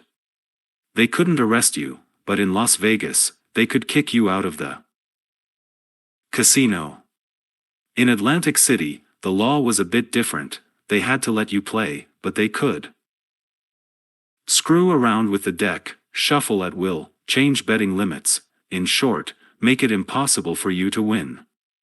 In the end, card counting was a neat parlor trick, but it just didn't seem like a reasonably effective way to make money. At least not the kind of money his friends threw around. Which meant that either Fisher and Martinez were lying, or they had figured out some new system that nobody else was using. Kevin didn't put either possibility past them. They were smart enough to have invented their own technique. And they were crafty enough to lie convincingly about anything. Either way, he had finally decided it was best to put thoughts of blackjack aside, and had gone back to the steady monotony of his life. He had finished his work in the lab, moved back into a campus apartment when school started up, and even begun dating a girl he met at the library. Felicia, who was 5'6" and wore glasses, had a swimmer's body hidden beneath MIT sweats and a healthy, preppy upbringing. She came from a grounded family, was majoring in engineering, and would fit wonderfully at his parents' table next Thanksgiving. If his father, a geologist at a British research firm, hadn't been in Ecuador on a geological project, Kevin would have already brought her home for dinner. But he wasn't thinking of Felicia at the moment. He was concentrating on that pinpoint of blue. His body trembled as his legs kicked back, his hands cutting forward, just one more lap, and finally, he hit the wall, physically and figuratively. He flung his arms over the ledge and pulled his shoulders up, resting his chin on the concrete as he fought to catch his breath. He was so worn out, it was a full minute before he noticed the two pairs of feet right in front of him. He looked up. Martinez and Fisher were standing over him, grinning. Kevin shook water from his ears, shocked. He hadn't seen or heard from them in weeks. They both looked tan, though Martinez had his hair combed down all the way to his eyes, obscuring most of his face. Neither of them seemed uncomfortable, but they were both out of place. Martinez because he looked like he'd never swum in anything deeper than a bathtub, and Fisher because he had once been a part of the swim team before fate had taken him out of school. But nobody else was around to greet them. It was well after 9 at night, and practice had ended nearly 2 hours before. The pool was deserted, the coach already home with his family. Kevin pulled himself out of the water, standing on rubbery legs. "Look what the cat dragged in." Fisher shook Kevin's hand, then wiped himself dry on Martinez's terry cloth shirt. "Do you have a moment?" he asked. Kevin shrugged. He was tired and hungry, and there was a pizza waiting for him in Felicia's room. But who knew when he'd see these two again? "Sure. What's up?" "There's someone we'd like you to meet." The classroom was located halfway down the infinite corridor, the long hallway of institutionally styled rooms that ran through the center of MIT's main campus. Fisher and Martinez remained silent for most of the walk, and Kevin resisted the urge to pelt them with questions. It was obvious they were enjoying the drama, and he didn't want to ruin their fun. Just as they reached the classroom, the door opened from the inside. Kevin recognized the room from his freshman year. He'd taken multivariable calculus and linear algebra one after the other, sitting in the same seat 2 semesters in a row. He followed Martinez and Fisher in. The first thing he noticed was that the window shades were pulled. The orange fluorescent ceiling lights struggled to reach the corners, bathing the walls in Strangely shaped shadows. Someone had rearranged the wooden seats into a tight semicircle in the center of the room, facing the blackboard. A chart filled with horizontal rows of numbers occupied most of the board. The chart was a work in progress. An angular man with curly, jet-black hair and a poorly fitted shirt had his back to the room, a piece of bright blue chalk gripped in his thick fingers. He turned just as Kevin entered. "Welcome to Blackjack 101, Kevin. We're all thrilled to finally meet you." Kevin turned his attention to the semicircle of chairs. 7 faces stared back at him, a few he recognized from various classes, most he did not. 2 were classmates, a petite, pretty young Asian woman named Kiana Lam, a transplant from Taiwan who shared his major in electrical engineering, and Michael Sloan, a blonde tennis jock who lived in the same building as Kevin. A third he had met in physics class, Brian Hale, an emaciated but brilliant senior who, like Kevin, was a local boy, having grown up in the nearby suburb of Waltham. The others were 4 male strangers who looked to be college-aged. 2 wore glasses, and 3 were Asian, probably Chinese. They all had that MIT aura about them, studious, awkward, but also slightly superior, as if each was used to being the smartest kid in the room. Kevin shifted his gaze back to the man at the blackboard. Unlike the others, he was definitely not a student. He looked to be in his late 30s or early 40s. He was dark-skinned, either Persian or Latino, with a sharp, triangular face and pronounced cheekbones. He wore thick glasses with obtrusive plastic frames, and his teeth were horrible. They jutted out from between his lips, and it was impossible to tell if he was smiling or snarling. His clothes were almost as bad as his teeth, his shirt was 2 sizes too small, and his jeans were stained and frayed at the ankles, as if they had gone unwashed for a long, long time.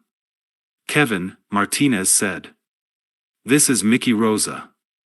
He used to teach here, back in prehistoric times." Mickey nodded as his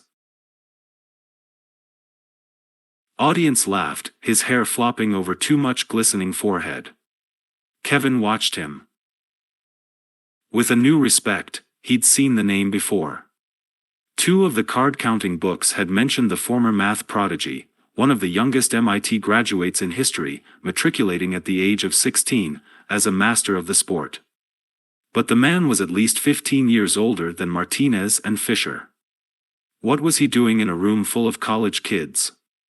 "I still teach here," Mickey said, leaning back against the blackboard. Bright blue chalk was getting all over his shirt, but nobody said anything. It was obvious in the way they looked at him that his audience revered him. "But now I teach for profit. For me, and for my students." He waved his hands at the kids seated in front of him. "Kevin, this is the MIT Blackjack team. It's been around, in one form or another, for almost 2 decades. Recently, we've taken things to a whole new level. And we want to invite you to come aboard." Kevin opened his mouth, but he couldn't think of anything to say. He looked at Martinez and Fisher. Martinez was smiling. Fisher was busy making eyes at Kiana Lam. "Why me?" Kevin finally managed. "Because you're smart," Mickey said. "You've got a good work ethic. You're good with numbers. And you've got the look." Kevin pawed the floor, pensive. Obviously, Martinez and Fisher had been cooking this up for some time.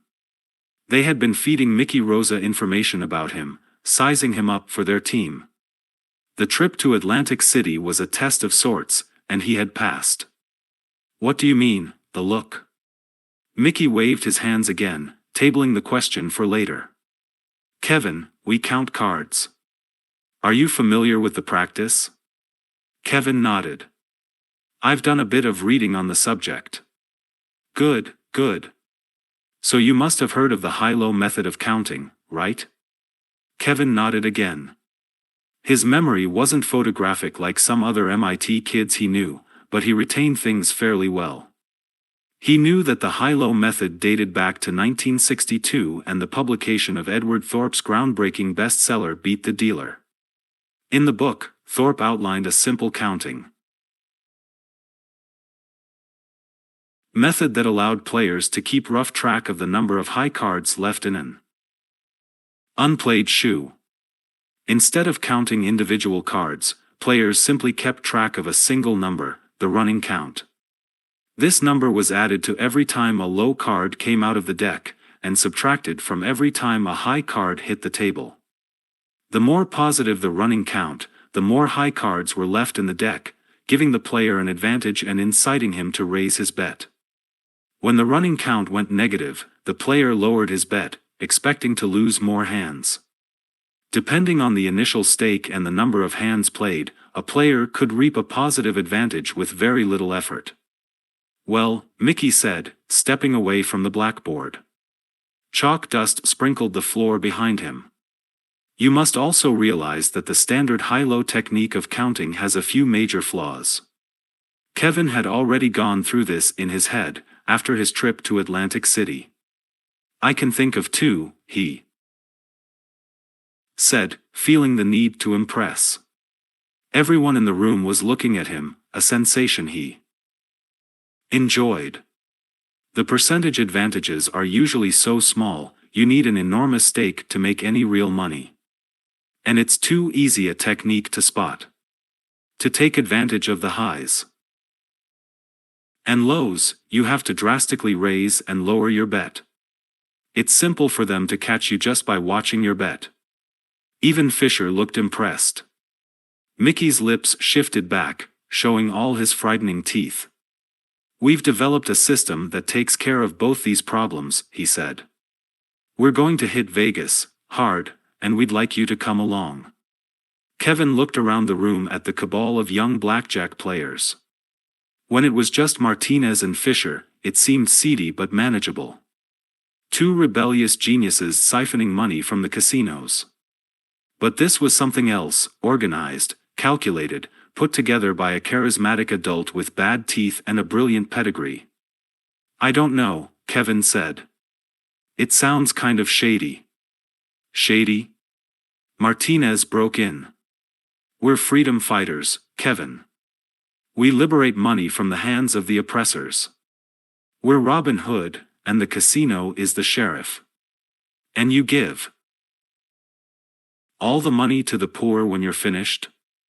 We give most of it to Toyama in exchange for sushi," Fisher said. "And Kiana spends the rest on shoes."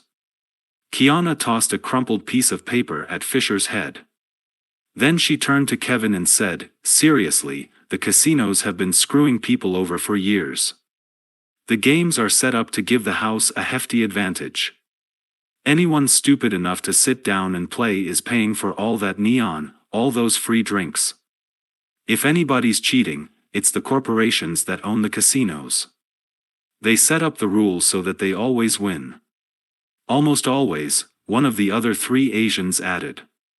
Kevin thought about what Kiana had said. "So you have a system that really works?" Mickey nodded, his hair flying everywhere. "Blackjack is beatable. Unlike just about everything else in the casino, it's a game with a memory. It has a past, the cards already drawn, and a future, the cards still to come. If you're smart, you can use this to put the odds in your favor. Thorpe proved it 40 years ago. We've been following his example for decades. And there's nothing illegal about it. You can call up the Nevada Gaming Commission yourself." Kevin still felt uneasy. Even if it was legal, it seemed wrong. But it also thrilled him, deep down, in that part of his personality he usually kept buried. He knew his father would never approve. But his father was in Ecuador for the next 2 months. He'd never have to know. "What can they do to you?" Kevin asked, "if they catch you?"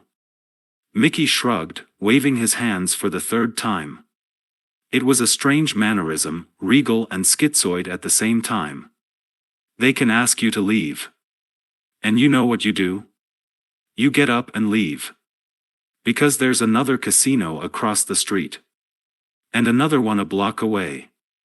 And another on a riverboat in the Midwest, and another on an Indian reservation in Connecticut. Pretty soon there will be casinos in every city on Earth. Ripe for the taking. Kevin touched his lips. How much money can we make? Martinez clapped a hand on Kevin's back. Now you're talking my language. Our group is made up of investors and players, Mickey answered. Martinez, Fisher, and myself, along with a few others who wish to remain behind the scenes, fund the team at the moment. Kiana, Michael, Brian, Chet, Doug, Alan, and John here are our present roster of players. The team's investors are guaranteed a certain return based on the amount of time the team gets to play. At present, our return is set at 12%. Beyond that, player pay is based on expected return per hand. Not actual return. It doesn't matter if luck swings one way or another, if you hit a losing streak or a winning streak. You earn what our charts say you're supposed to earn, based on perfect application of our system. Kevin tried to digest what Mickey was telling him.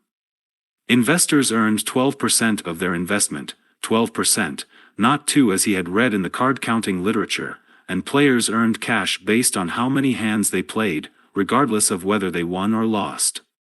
It sounded impressive. Still, he wanted something more concrete. He turned to Fisher. How much money have you made doing this? Fisher glanced at Mickey, who nodded. Martinez and I have made more than $100,000 each in the past 6 months. When we started, we were just players. Now we've got a piece of the action. Kevin whistled. 100,000 each. Playing cards. Okay, Kevin said. I'm game. Wonderful, Mickey said. First there's something you need to do. What's that? Kevin asked. Mickey offered a smile or a snarl. You need to pass the test. Chapter 6. Boston, October 1994. Kevin had to pass 3 tests, actually. Or a single test split into 3 parts, each corresponding to a different playing role on the MIT team. After the class ended, Martinez explained the details during the short walk across the Massachusetts Avenue Bridge to Felicia's apartment complex. When card counting was first developed, the idea of team play hadn't yet evolved. Bald white guys with glasses huddled over blackjack tables, eking out their tiny 2% advantage by estimating how many highs were left in the deck. Sure, over time you could make money. But sooner or later the casino would spot you and burn you out. Once you were burned out of all the casinos in town, you were finished, extinct. A dinosaur. Kevin smiled, his wide face lit by the Boston skyline on the other side of the Charles. Ahead, the low town houses of the Back Bay squatted beneath the twin shadows of the Prudential and the Hancock. You get burned out, you become a dinosaur. Cute. So how does team play work? Division of labor, Martinez responded. The team is divided into 3 types of players. You've got your spotters, your guerrillas, and your big players. Kevin watched a bus rumble down Massachusetts Avenue, headed toward Harvard Square. Fisher's obviously a guerrilla. Martinez ignored his comment. Everyone who joins the team starts off as a spotter. A spotter's job is to find a good table with a hot deck, then call in either a guerrilla or a big player. On most blackjack teams, spotters do this by back counting. They stand around the casino, looking over players' shoulders, counting the cards as they come out of the deck. We've innovated a bit on this, because back counting is too damn obvious. Walk around any casino in Vegas, you'll spot the amateurs trying to back count. Sooner or later, they end up getting caught. But you guys don't get caught? Kevin asked. We do it a little differently. Our spotters sit at the tables, playing the minimum bet as they count. Nobody suspects them. Because they're just like everybody else. Losing a bit, maybe getting lucky, but never varying their bet. When the count goes good, the spotter signals a call-in. Then the gorilla or the big player sidles over to the table, and the real fun begins. They reached the other end of the Massachusetts Avenue Bridge and stopped at the intersection. A group of rowdy frat boys waited online at a dive bar across the street. Kevin could smell the dollar drafts contaminating the cool fall breeze. Guerrilla play is the next step after spotting. A guerrilla is just a big bettor.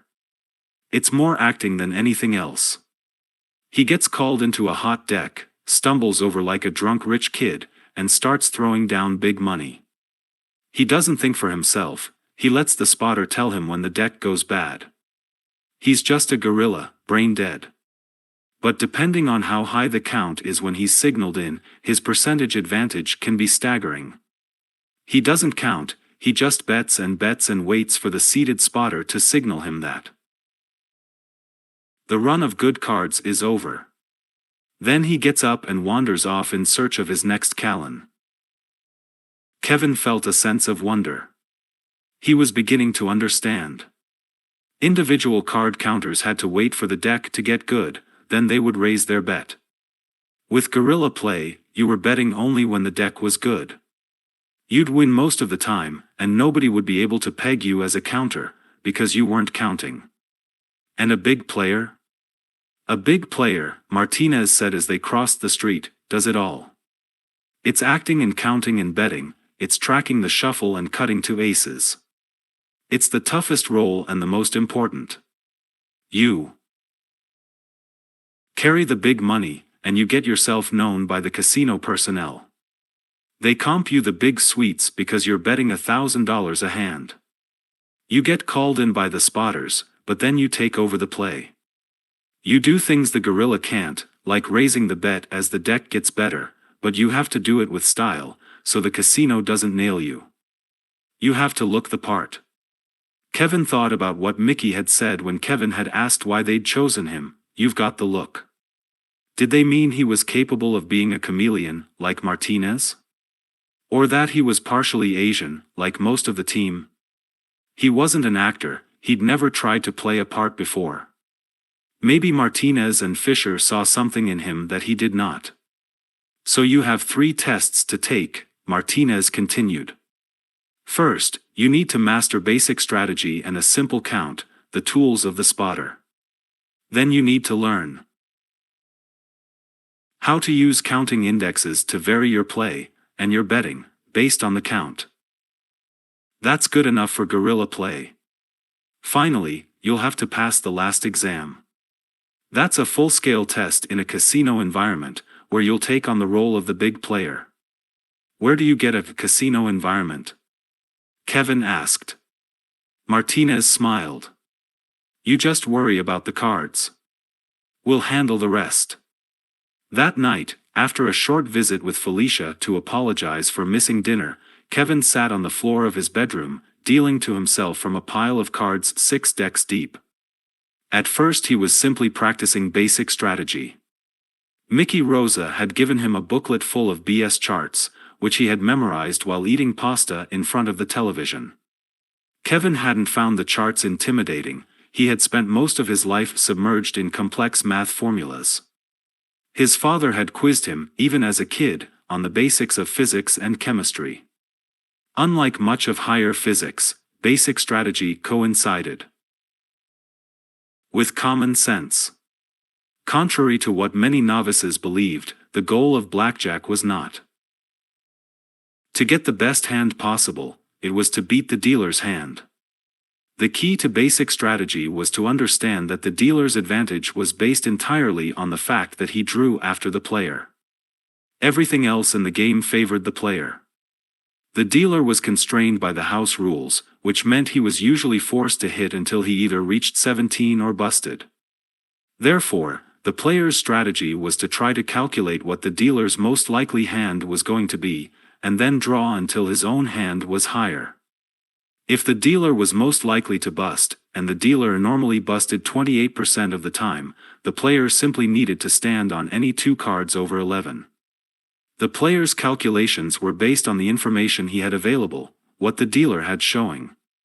If the dealer had a strong card showing, like a 10 or an ace, then the odds were high the dealer had a good hand and wouldn't need to take a third card. That meant the player had to keep hitting until he had a strong hand for himself. If the dealer had a weak card showing, like a 6, he would most likely take a third card from the deck. Therefore, his odds of busting were high, and it made sense for the player to stand. Proper strategy became a bit trickier when it came to splitting pairs and doubling down, the two moves that gave the player a chance to increase his odds against the house by raising his bet. With splitting pairs, the player could create two hands against the dealer's cards. This allowed the player to double his bet, but he was also doubling his risk. So the only proper time to split pairs was when the dealer's hand would be weaker than each of the player's two new hands. A standard set of rules for splitting had been devised by previous blackjack experts using computers running millions of virtual hands. Kevin found it easier simply to memorize the tables than try and work them out. The same went for the rules of doubling down, and the proper play for soft hands, hands with an ace, which could be used as either a 1 or an 11. Altogether, it had taken him under an hour to get a good feel for basic strategy. After dealing blackjack hands to himself for a few more hours, he switched over to learning the basic running count. The high-low count was perhaps the simplest counting method one could learn. Low cards, 2 through 6, were assigned a point value of +1. High cards, 10 through ace, were assigned a point value of -1. When Kevin went through a deck, adding low cards and subtracting high cards, he came out to 0. It felt foolishly simple, going through the 6 decks again and again, flipping one card at a time. But it became progressively more difficult, the more cards Kevin flipped at once. In a casino environment, he'd have to be able to count the whole table in a matter of seconds. So he took advice Mickey had given him on his way out of the classroom: match 'em up. High cards and low cards canceled each other out. By seeing the cards in pairs, or even foursomes, of matching high and low cards, he could speed up his counting time geometrically. Pretty soon he could get through the 6 decks in a few minutes. When he finally went to sleep, cards spun through his dreams. He was hooked. It wasn't just the potential for money, there were a lot of ways a kid on the honors track at MIT could make money. It was the pure mathematical beauty of counting that turned him on. Over the next few weeks, his love of counting expanded. Mickey and his crew guided Kevin through intense practice sessions, mostly sequestered in classrooms with the window shades drawn, both for effect and to simulate the often poor lighting one found in smoke-filled casinos. After mastering a simple count, Kevin learned how to estimate the number of cards left in the shoe by sight, then used this skill to turn the running count into a more accurate number called the true count. The true count was based on the statistical fact that the fewer cards there were in the deck, the more significant the count became. For example, a count of +10, 10 extra high cards left in the shoe, had more value when there were only 50 cards left than when there were 300. 5 hours a day, 7 days a week, Kevin matched high and low cards, then divided by the number of decks left in the shoe.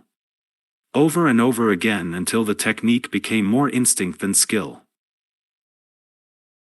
Running count to true count, the number then applied to the index charts lodged in his memory that taught him how to vary his play based on the new advantage or disadvantage, derived, again, from thousands of hours of computer analysis and decades of play by MIT blackjack alumni. Midway through October, Mickey, Martinez, and Fisher subjected him to the spotting and guerrilla tests. Both took place in Martinez and Fisher's apartment. Martinez dealt from a regulation shoe while Fisher counted alongside him, making sure he got it right. By the end, Kevin was playing two hands, calling out both the count and proper play whenever Mickey tapped his foot. There was no betting involved yet, that would be saved for the final exam. But he was asked to run through the spotter's signal list. "The deck's warm," Mickey called out. Kevin folded his arms in front of his chest. "The deck's turned hot, Fisher said. Kevin folded his arms behind his back. "Even hotter," Martinez added. Kevin's hands went into his pockets. "I need to talk," Kevin touched his eye. "Get over here," Kevin lowered his head to his folded arms. "What's the count?" Kevin scratched his ear. "I'm too tired to play anymore," Kevin rubbed his neck. "I'm getting heat from the pit boss," Kevin moved his hands to his forehead. "Something's wrong, get out now." Kevin ran his hands through his hair. When he was finished with the physical signals, Kevin was asked to repeat the oral count signals, to be used when calling in a big player. These were all simple words that could be used in a sentence, right under the nose of a dealer, or pit boss.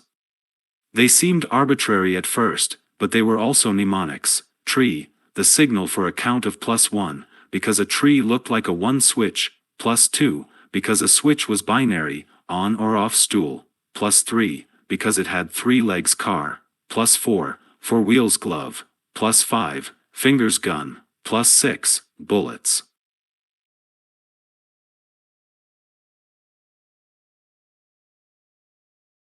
Craps, +7, lucky 7 pool, +8, 8-ball cat, +9, lives bowling, +10, strike football, +11, because 11 looks like goalposts eggs, +12, a dozen witch, +13, witchy number ring, +14, 14-karat gold paycheck, +15, because you got paid on the 15th suite, +16, Sweet 16 magazine, +17. The name of a teen magazine voting booth, +18, the age you could vote. Sometimes Kevin found it hard to think of a sentence under pressure, but Martinez assured him that even nonsense worked in a casino, because nobody was really listening. "This stool is killing my ass" meant the count was 3, and "I'd rather be bowling" meant the count was 10. "My room upstairs is the size of a fucking voting booth" meant it was time to bet the mortgage. Exhausted after 3 hours of testing, Kevin collapsed on the futon while Martinez and Fisher went out to pick up an order of sushi from Toyama. It was the first time Kevin had ever been alone with Mickey, who was seated awkwardly on a beanbag chair in a corner by one of the stereo speakers. He was wearing a hooded sweatshirt and baggy shorts, dressed like a college kid, his posture clumsy and disarming.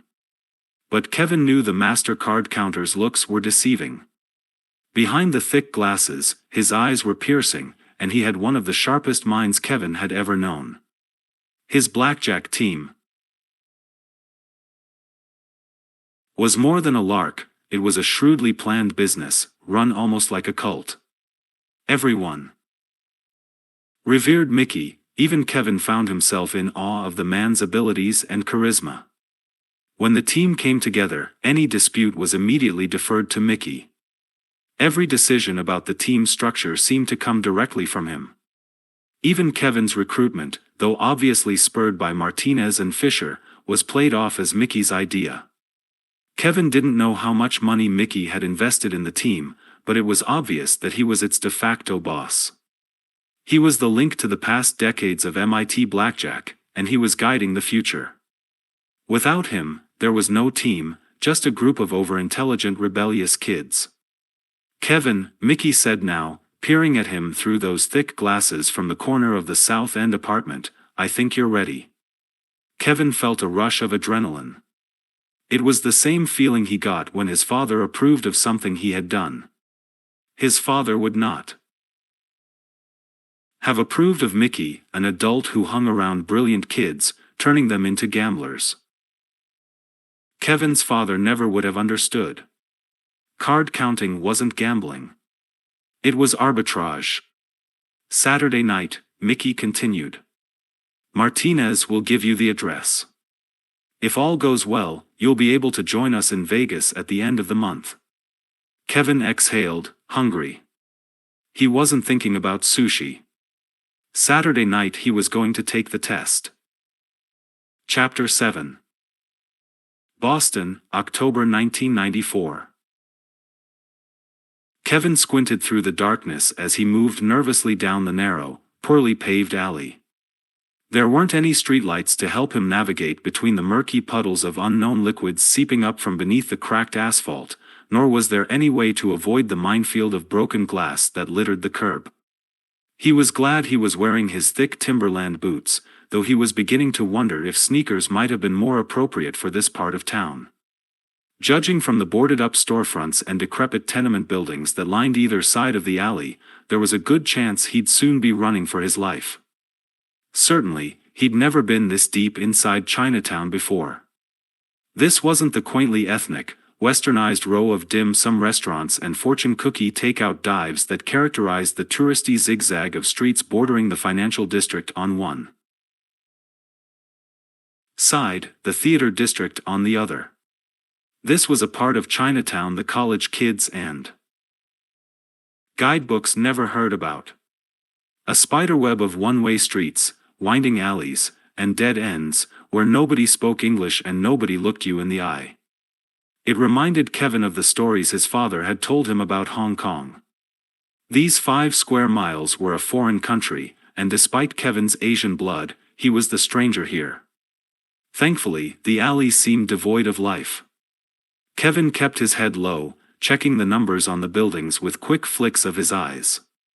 A blue awning caught his gaze, and he stopped, one foot in a viscous puddle, the other balanced on the curb. Beneath the awning was a small grocery store. A row of strangled chickens dangled behind the plate glass storefront, next to a cardboard sign covered in Chinese writing. Beside the window was a wooden door painted the same blue as the awning. A number was scrawled across the center of the door in dark green ink. Kevin checked the number twice, then shrugged. 43 Worcester Street. This was the place. He moved up the front steps and pressed a buzzer on the door frame. There was a momentary pause, and then he heard shuffling from somewhere inside. Metal scraped against metal, a latch was undone, and the door swung inward. The grocery was to the right. Directly ahead was a staircase rising steeply into near darkness. An elderly Chinese man in a white undershirt was standing on the bottom step, beckoning Kevin forward. "You Kevin? You Kevin?" Kevin nodded, glancing into the grocery. The place was deserted, the scent of dead fowl overwhelming. He turned back to the man. "Yes. You follow." The old man turned and started up the steps. Kevin tried to calm his heart, then moved after him. As he rose higher into the building, he began to hear noises drifting down from somewhere above. It sounded like a party, laughter, clinking glasses, high heels scraping against wood. Kevin's anxiety lessened. How many people get mugged at parties? The stairway ended at another wooden door. The old man pushed through, and a blast of orange light poured out around him. Kevin took the last few steps and entered a long, rectangular room with low ceilings and no windows. His eyes widened as he counted 3 blackjack felts, a roulette wheel, and 2 craps tables, all regulation size, as if stolen straight out of a casino. There were at least 20 people in the room, about half of them Chinese. The rest looked to be businessmen in their 30s and 40s, many of them dressed in jackets and ties. There was a bar running along the far wall, and cocktail waitresses in black dresses moved through the crowd, carrying trays littered with various concoctions. An underground Chinatown casino.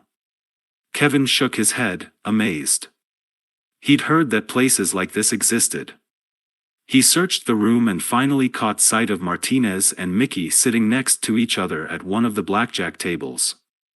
His first instinct was to go over and say hello, but then he remembered what Martinez had told him before giving him the address. "This is a dress rehearsal. Play by The team rules, or don't play at all. Kevin moved quietly through the crowd. He kept his gaze on Martinez but stayed at least 10 feet away, first pretending to watch the action on the roulette wheel, then leaning over the craps table, minding the dice. The other gamblers didn't even notice him, just another Asian kid wandering the room. He kept his head low, chin almost at his chest. He didn't even raise his eyes when he saw Martinez fold his arms over his chest, signaling him in. "Here we go," Kevin said to himself. He nonchalantly crossed the room and lowered himself onto the empty stool at the far end of the table, third base.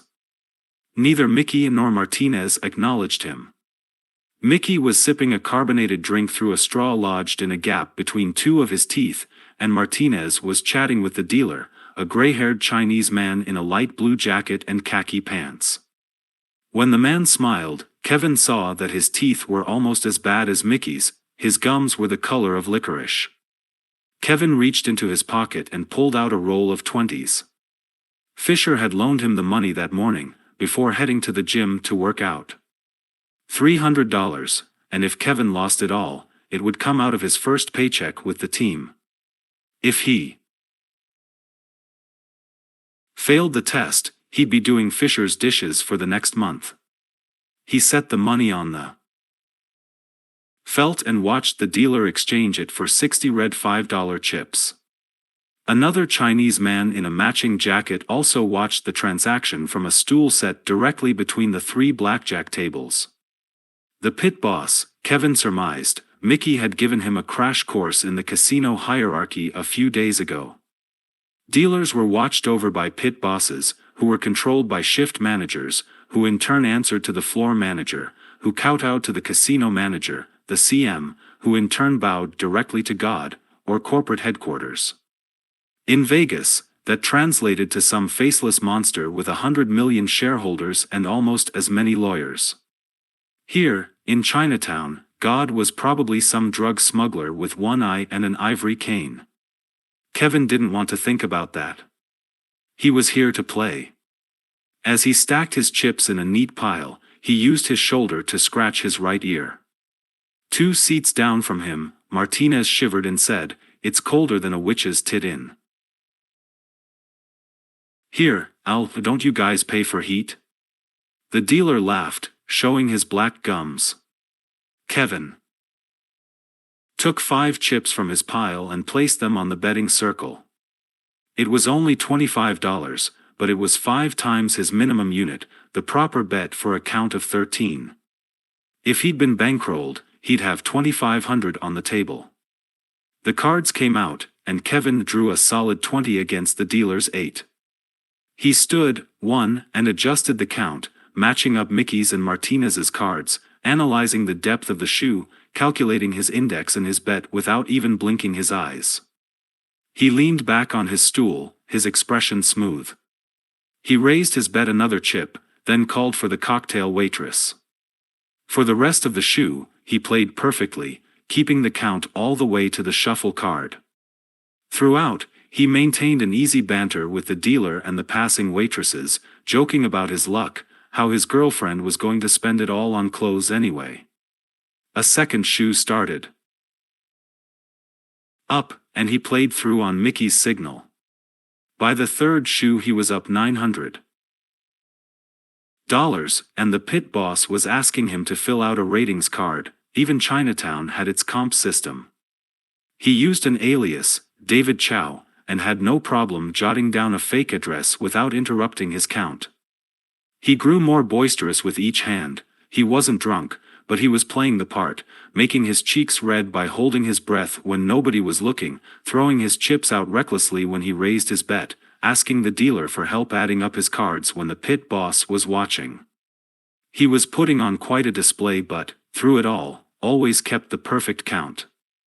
The casino atmosphere didn't distract him. Instead, he found the ambient noise bolstered his energy level.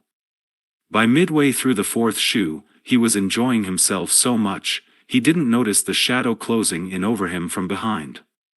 He was fingering his chips when the strong arms suddenly wrapped around his chest, yanking him off his stool. He tried to shout, but a canvas bag came down over his head, muffling his voice. He felt himself lifted off the floor and half carried, half dragged across the room. People were laughing around him, a strange reaction, he thought, in the part of his mind that was still functioning. Then he heard a door open and close, and he was tossed in a corner. He hit the ground hard enough to take his breath away. There was a moment of silence, then the canvas bag was ripped off his head. He was in some sort of a closet. The floor was damp beneath his jeans, and the air reeked of mildew. Fisher was standing over him, a wicked smile on his face.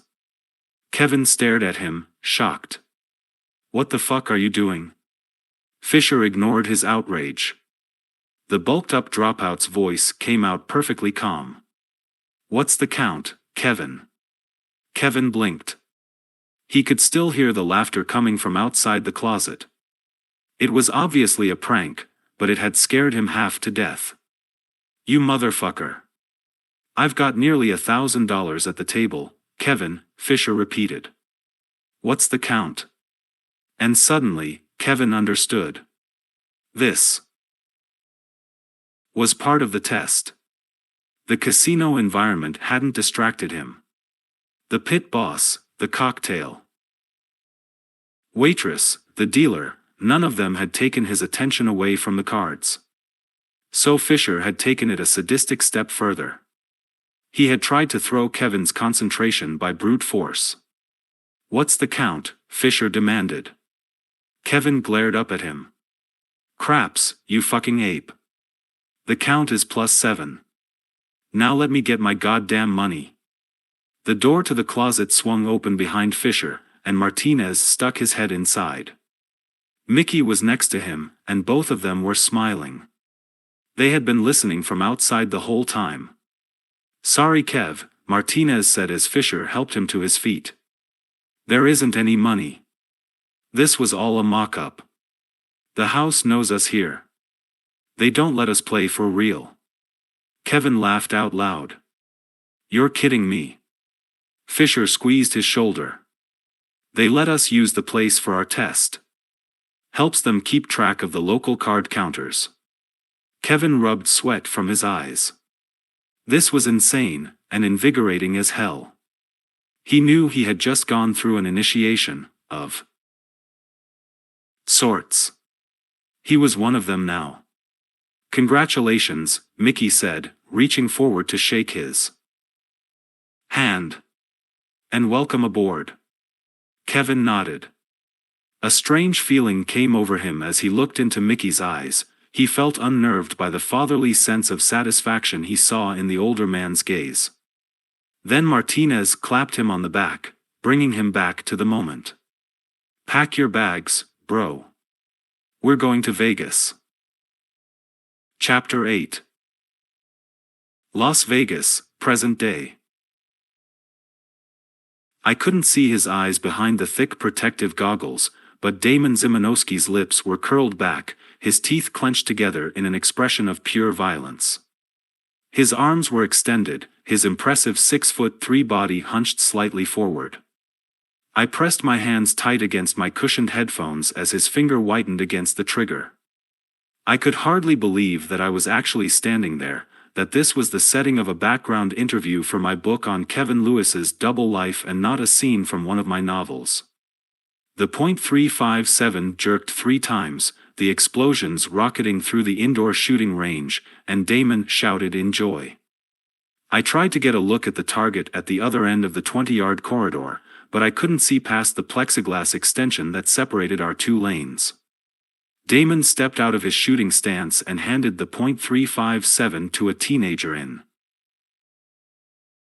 overalls, then yanked off his goggles to look at me. "Just what the world needs," he said, grinning. "Another goddamn blackjack book." I thought about protesting, then decided to leave it alone. I wasn't writing a blackjack book per se, but I couldn't explain that to Damon. My meeting with the somewhat frightening Vegas denizen had been set up by Kevin Lewis, or David Lee, as Damon knew him from his days as a casino host at one of the posh monsters on the Strip. Damon was my first subject, the first name on the list Kevin had provided me as part of our bargain. For this interview, however, Kevin had made me promise not to mention the real thrust of my book, and after Damon's display with the .357, I didn't want to ruffle any feathers. The way Kevin had described him, Damon was the perfect research subject, a mixture of old and new Vegas. After a brief stint in the Marines, he'd moved here from Dallas in 1974, in search of his own version of the American dream. He'd worked for the casinos in a dozen different capacities over the years, clawing his way up from security guard to blackjack dealer to pit boss to shift manager, ending up as a host at a high-profile strip casino in the mid-1980s. Over the next decade he had moved among 6 different casinos before finally deciding to get out of the gambling business altogether. Like many other residents who had watched Vegas transform over the years, he had realized that the city was experiencing a remarkable population explosion, the opposite of Atlantic City. Where the surrounding urbania declined as the casinos moved in, Vegas had been in an almost constant state of boom for the past 4 decades. New industries were springing up to service the rapidly growing Mecca, and in the future, the hottest action wasn't necessarily going to be in the gambling pits. Damon had become a developer of sorts. He now owned a piece of the newly opened shooting range located just outside the city, as well as a small stake in a nearby supermarket. The kid in the overalls took my headphones, and I followed Damon to a small lounge area by the front door. There was a chalkboard on the wall, with gun club schedules scrawled across the slate in bright green letters. A water cooler gurgled beneath the board, and 2 potted plants curled precipitously together by a window that looked out onto the nearly empty parking lot. My rented Geo looked clownishly small next to Damon's mammoth 4-wheel drive Suburban. You know, Damon continued, filling a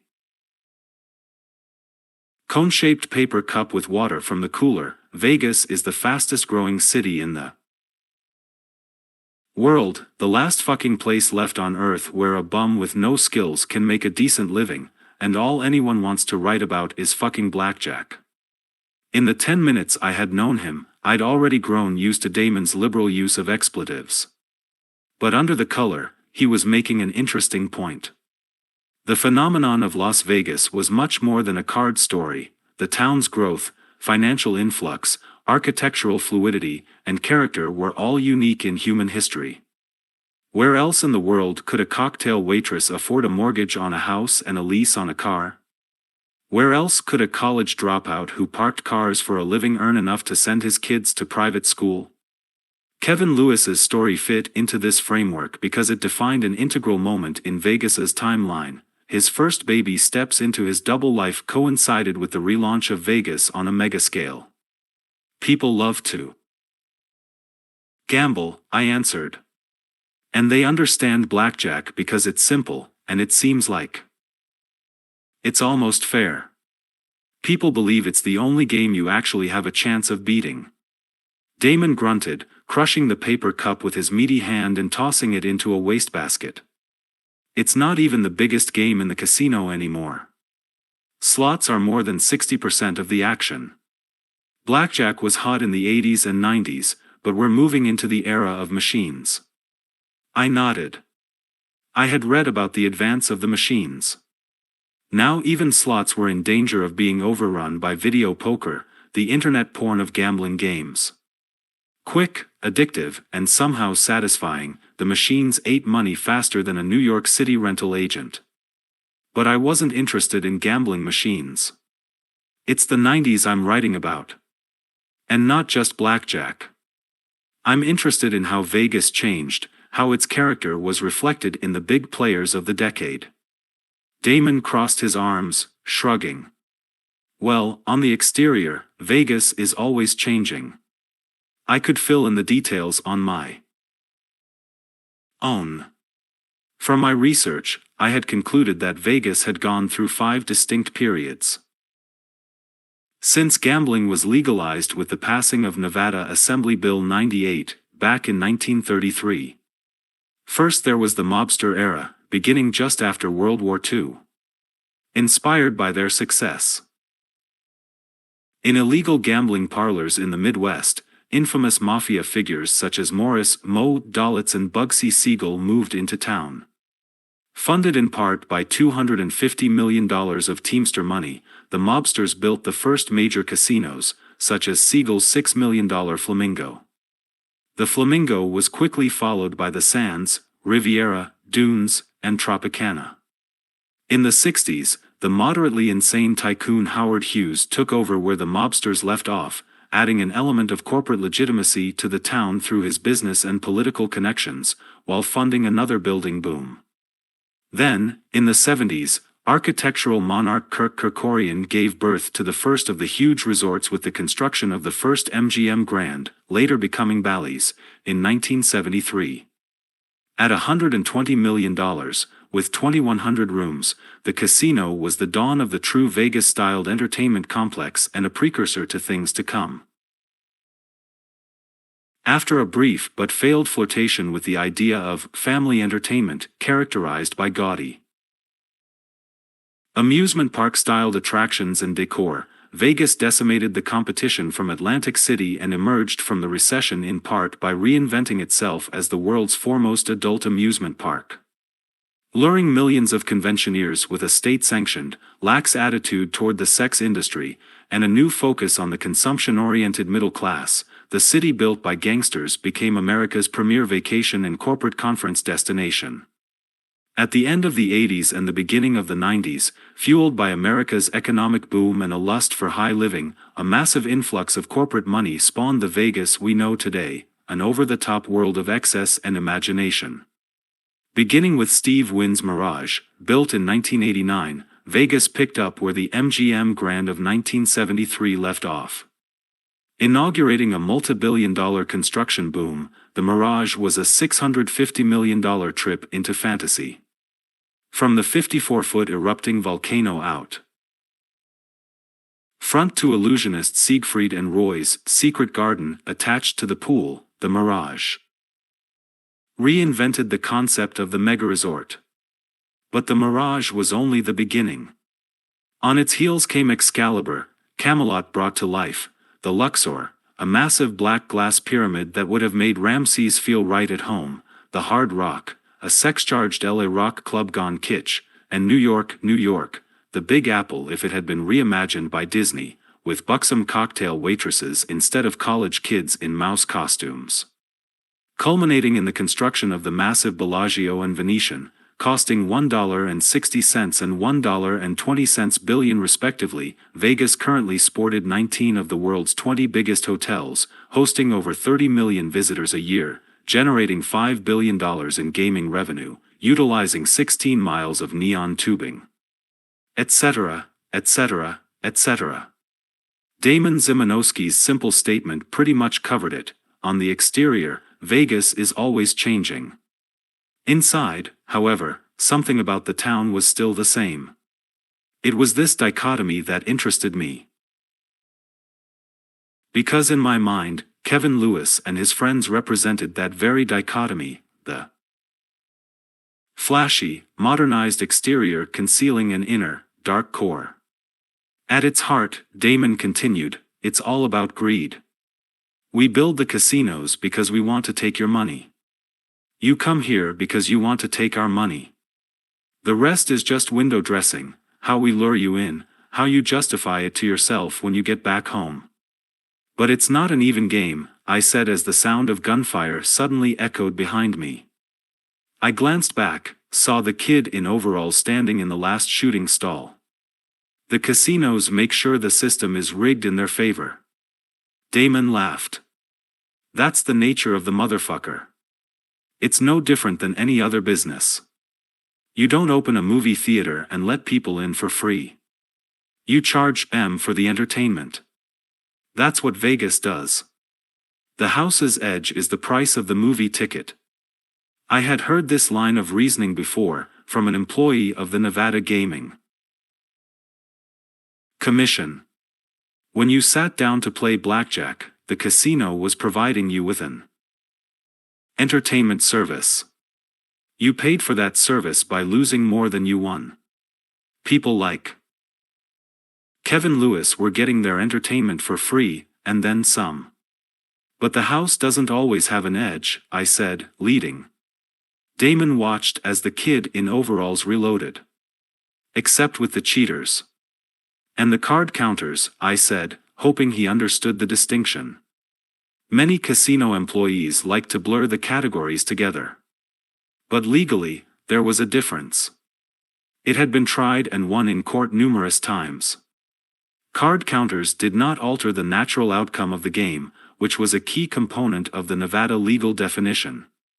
Nor did proficient counters employ devices to help them beat the house. Sure, Damon admitted. The card counters, too. Though that's a more debatable issue. What do you mean? I asked. We were getting to the goods the roundabout way. Most people who say they can count cards are full of shit. They end up losing more than the civilians. It takes enormous discipline, dedication, and mathematical skill. You got to be a goddamn genius to do it right. I nodded. More gunshots exploded behind me, though I fought the urge to turn around. But there are geniuses out there. And sometimes they do beat the house. Damon rocked his impressive frame back on both heels. I've met my fair share. You heard of Ken Uston? He was the god of them all. Had a team back in the 70s. Then the casinos finally wised up, kicked him out whenever they saw him. He tried suing, saying his constitutional rights were being violated. Didn't fly in Vegas. Card counting didn't end with Uston, I said. Not by a long shot. Its heyday was in the late 80s, early 90s. That's when everyone in America was obsessed with easy money. Smart kids were heading off to Wall Street, law school, whatever. Even smarter kids thought they could make more in Vegas. This was the crux of Kevin Lewis's story. By the early 90s, greed had reached new heights, and smart kids, math majors, engineers, the Wall Street bound, wanted a piece of the great American pie. Some of them came to Vegas. And it drove Vegas crazy, I finished for Damon. He shook his head. It's not as cut and dried as that. Card counters can be good for business, too. They make the civilians think the game is beatable. Some fucker writes a book about a bunch of kids who beat Vegas, and they think they can do it, too. My face reddened. Damon wasn't working for the casinos anymore, but his comment hit pretty close to home. I wondered if it was just luck, or if somehow my mission had been compromised. I decided it was time to press the topic. So in their heyday, how much do you think card counters cost the casinos every year? How much can they really win? The kid in the overalls was on his way over. The writer in me imagined he still had the .357, but I knew I was just being dramatic. It's not what they win that makes the casinos nervous, Damon said. It's the fact that they can win. Over time, nobody beats the house. That's the cardinal rule of Vegas. You fuck with the cardinal rule. You fuck with Vegas. He winked at the kid in the overalls. And sooner or later, Vegas finds a way to fuck you back. Chapter 9. 30,000 feet, November 1994. Somewhere over Chicago, the sky went black on the other side of the glass egg at Kevin's shoulder. He pulled his baseball cap down low over his forehead, concentrating on the cards splayed out on the seatback tray. The steady stream of cool, stale air blowing out of the plastic nipple above his head had been keeping him awake since takeoff. He couldn't figure out how Martinez had been able to fall asleep so easily. The crazy fool was sprawled out in the seat next to him, one foot in the aisle, both hands clasped behind his head. It probably helped that he was under 5'6". These seats are made for circus folk. Martinez had tried to use his frequent flyer miles to get them into first class, but the flight was way overbooked. America West 69, the Friday night Neon Express, was usually pretty full, but this weekend was even worse than usual because of the fight. George Foreman vs. Michael Moorer, a high-profile pay-per-view event at the MGM Grand. Martinez had assured Kevin that the whole city would be jumping by Saturday night. Fights made for perfect card-counting conditions, crowds of drunk, raucous people filling the blackjack pits, high-rolling celebrities drawing everyone's attention, mammoth sports stars throwing huge money down on foolish bets. Nobody was going to notice a bunch of Asian kids hovering around the tables. The same went for New Year's, Memorial Day, July 4th, all the major Vegas holidays.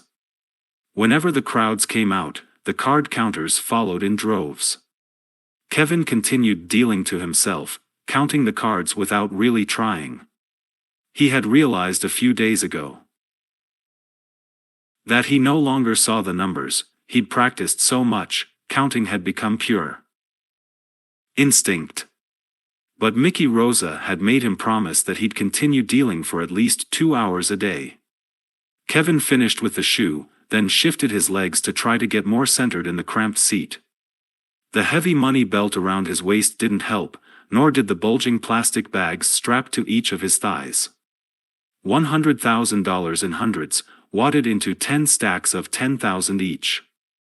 A fortune under his clothes, and a hell of an inconvenience. But since this was his first trip with the team, he had been designated Donkey Boy. It was his job to see that the stash got to Vegas intact. Along with the cash, there were another $250,000 in chips jammed into his carry-on bag. It had been nerve-wracking, shoving the bag through the X-ray machine, but Martinez had assured him that even though some chips show up on airport detectors, the Logan security people weren't smart enough to realize their worth. On the inside, a $500 chip looks the same as a $1 chip. Altogether, it was a staggering amount of money, and about half of it belonged to Mickey. According to Martinez, another $250,000 was waiting for them in safe deposit boxes spread around downtown Las Vegas. He had explained that the $600,000 bankroll was about average for their team. It was hard to handle much more than $1 million at the tables without getting noticed, and anything less than $500,000 yielded lower returns. Martinez and Fisher had griped a bit that all they could invest was $100,000 each. Mickey and his friends hogged the rest, giving them the most potential for profit. But it was, after all, Mickey's team. Repositioned, Kevin closed his eyes, trying to ignore the cold air licking his cheeks. In his mind, he went over the brief conversation he'd had with Felicia before leaving for the airport. He hadn't even considered telling her the truth about where he was going. She didn't know Martinez and Fisher, although knowing them probably would have just made things worse, and she certainly didn't know anything about the blackjack team. Over the past few weeks, Kevin had covered up his practice sessions with lies about extra swim team practices and a made-up linear algebra study group. Like Kevin's father, Felicia wouldn't have taken the time to understand that what he was doing wasn't wrong. Kevin felt bad about the lies, but he also enjoyed the idea of living a double life. He touched one of the wads of $100 bills attached to his legs, and smiled. "I feel like James Bond." The airplane jerked through a spate of turbulence, and Kevin opened his eyes. Martinez was finally awake, rubbing spit from his lips as he stretched his legs under the seat in front of him. Then he elbowed Kevin and pointed at the man seated across the aisle. The guy looked to be in his mid-40s, white, little John Lennon glasses, and an Oxford shirt. Kevin looked more closely and saw that he had a blackjack book open on his lap and a deck of cards in his shirt pocket. Martinez sighed. "You see it every flight. Welcome to amateur hour. There's nothing the casinos love more than a guy who thinks he can count cards. The dude probably bought the book at the airport." Kevin laughed. "At least he'll know basic strategy. That would be fine, as long as he stops there. But they never do. He'll bet $5 a hand for an hour, maybe two. Then he'll see a group of low cards, and he'll think that means it's time to go crazy. He won't take into account that he's one deck into the shoe and the face cards have been raining like Niagara. He'll drop $300 by 6 a.m. Kevin knew Martinez was right. The average visitor to Vegas lost $300 during a weekend. Primarily male, middle-aged, visiting for 3 nights, spending another $300 on food, rooms, and entertainment, in addition to $300 for the flight. Altogether, that blackjack book would cost him $900. These weekend flights are the funniest thing, Martinez continued. On the way out, everyone's smiling, laughing, joking. They're all thinking about the great time they're going to have and how much they're gonna win at the tables. The flight home is like a wake. Everyone comes home a loser. Except us, Kevin finished for him. Martinez shrugged. Sometimes we lose. But the longer we play, the more inevitable it is that we win. The opposite goes for the peasants. Kevin watched the guy across the aisle remove the cards from his shirt pocket and deal them to himself. His lips were moving as he counted the numbers. Kevin shook his head. If the guy really did somehow start to win, he'd be so obvious they'd spot him in a second. And then, well, they'd ask him to leave. Wasn't that what Mickey had said? Martinez, Kevin asked, lowering his voice. How many times have you been asked to leave a casino? Martinez paused before answering. 3, maybe 4. I can't go to some of the places downtown anymore, more because of who I've been seen associating with than because of my own play. Kevin raised his eyebrows. Seen associating with? Martinez nodded. You need to understand something, Kevin. From the moment you walk into a casino to the moment you leave, they're watching you. You've heard of the eyes in the sky? The fisheye cameras hanging from the ceiling in the casino pit? Well, the truth is, there are cameras like that everywhere. In the elevators, in the restaurants, even in the hotel hallways. And there are assholes who spend all day and all night staring at TV monitors linked to those cameras, trying to see faces that they recognize. Kevin guessed it was a bit more technical than that. He went to MIT, he knew about the computer software that police agencies were using to match faces with photos. He figured that with all the millions of dollars at stake, the casinos were using similar techniques. Well, Martinez continued, the thing is, there's this book. It's put together by this detective agency hired by the casinos to catch cheaters, and card counters, who they lump in with the rest of the bastards. Plymouth Associates, the agencies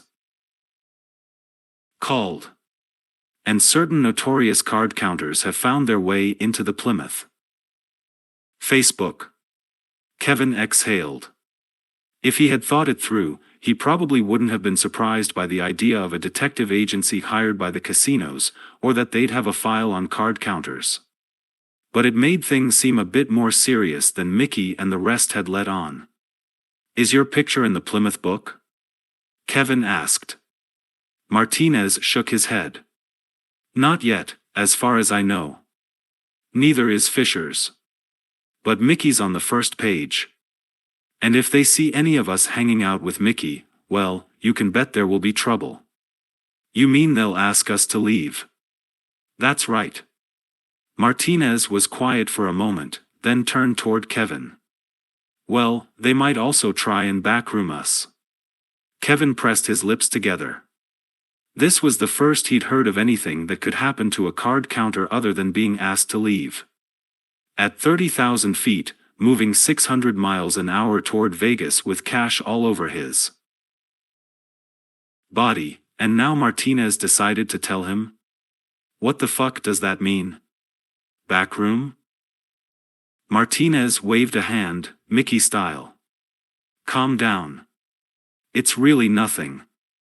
They try to get you to come with them to a back room, usually in the basement of the casino. It's just an intimidation thing. If you go down there, and you'd have to be a fucking idiot to go down there, they'll take your picture, make you sign something that says you won't come back to the casino. At that point, you're officially 86th. If you do return, you're legally trespassing and they can arrest you. But they never do. Basically, backrooming is just a bluff to scare you off. Kevin didn't like what he was hearing. He wasn't easily frightened, but he didn't want to be bullied by casino thugs. "So Mickey's been backroomed before?" he asked. Martinez shrugged. "I don't honestly know. But other counters from MIT have been. It's no big deal. Vegas is run by major corporations. It's not the mob, like the old days. It's Hilton and Holiday Inn.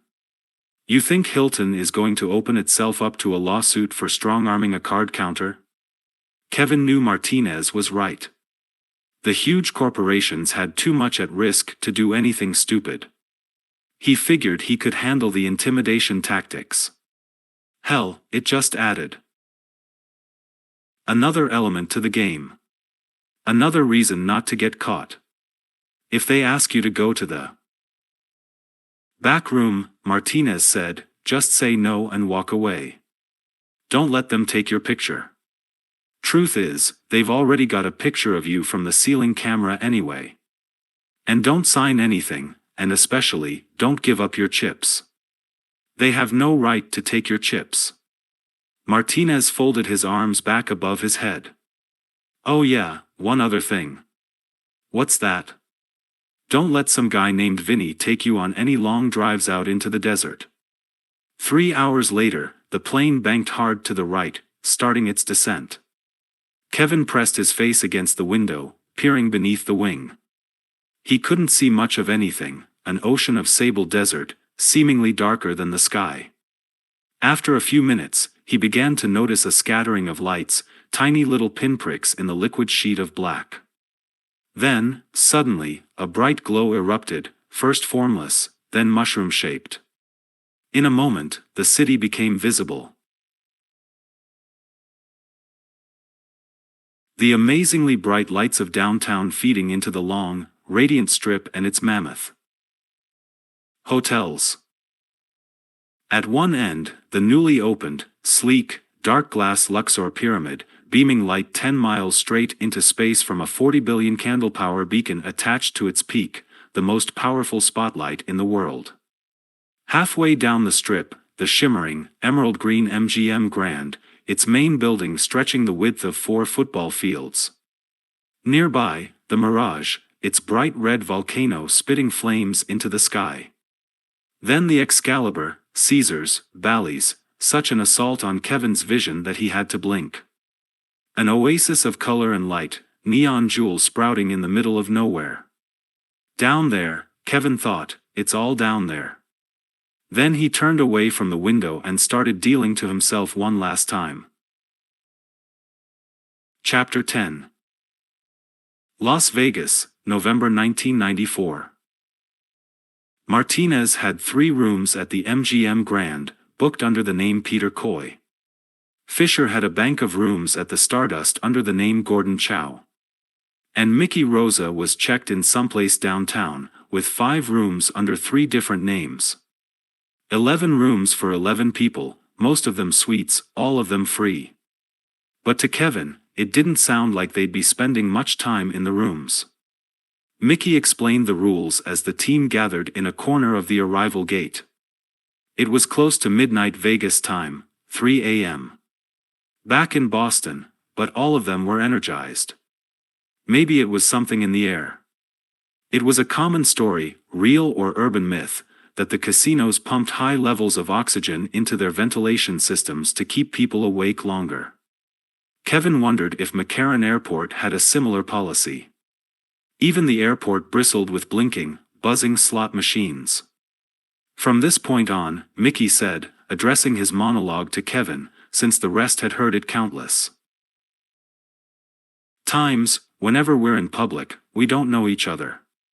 We don't use our real names. And we never mention MIT.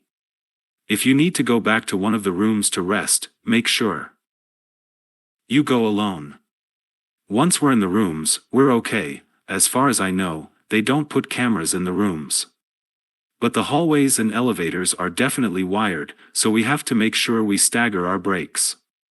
He paused as a group of elderly tourists in matching sweatshirts rumbled by, eyes glistening as they took in the nearby slot machines.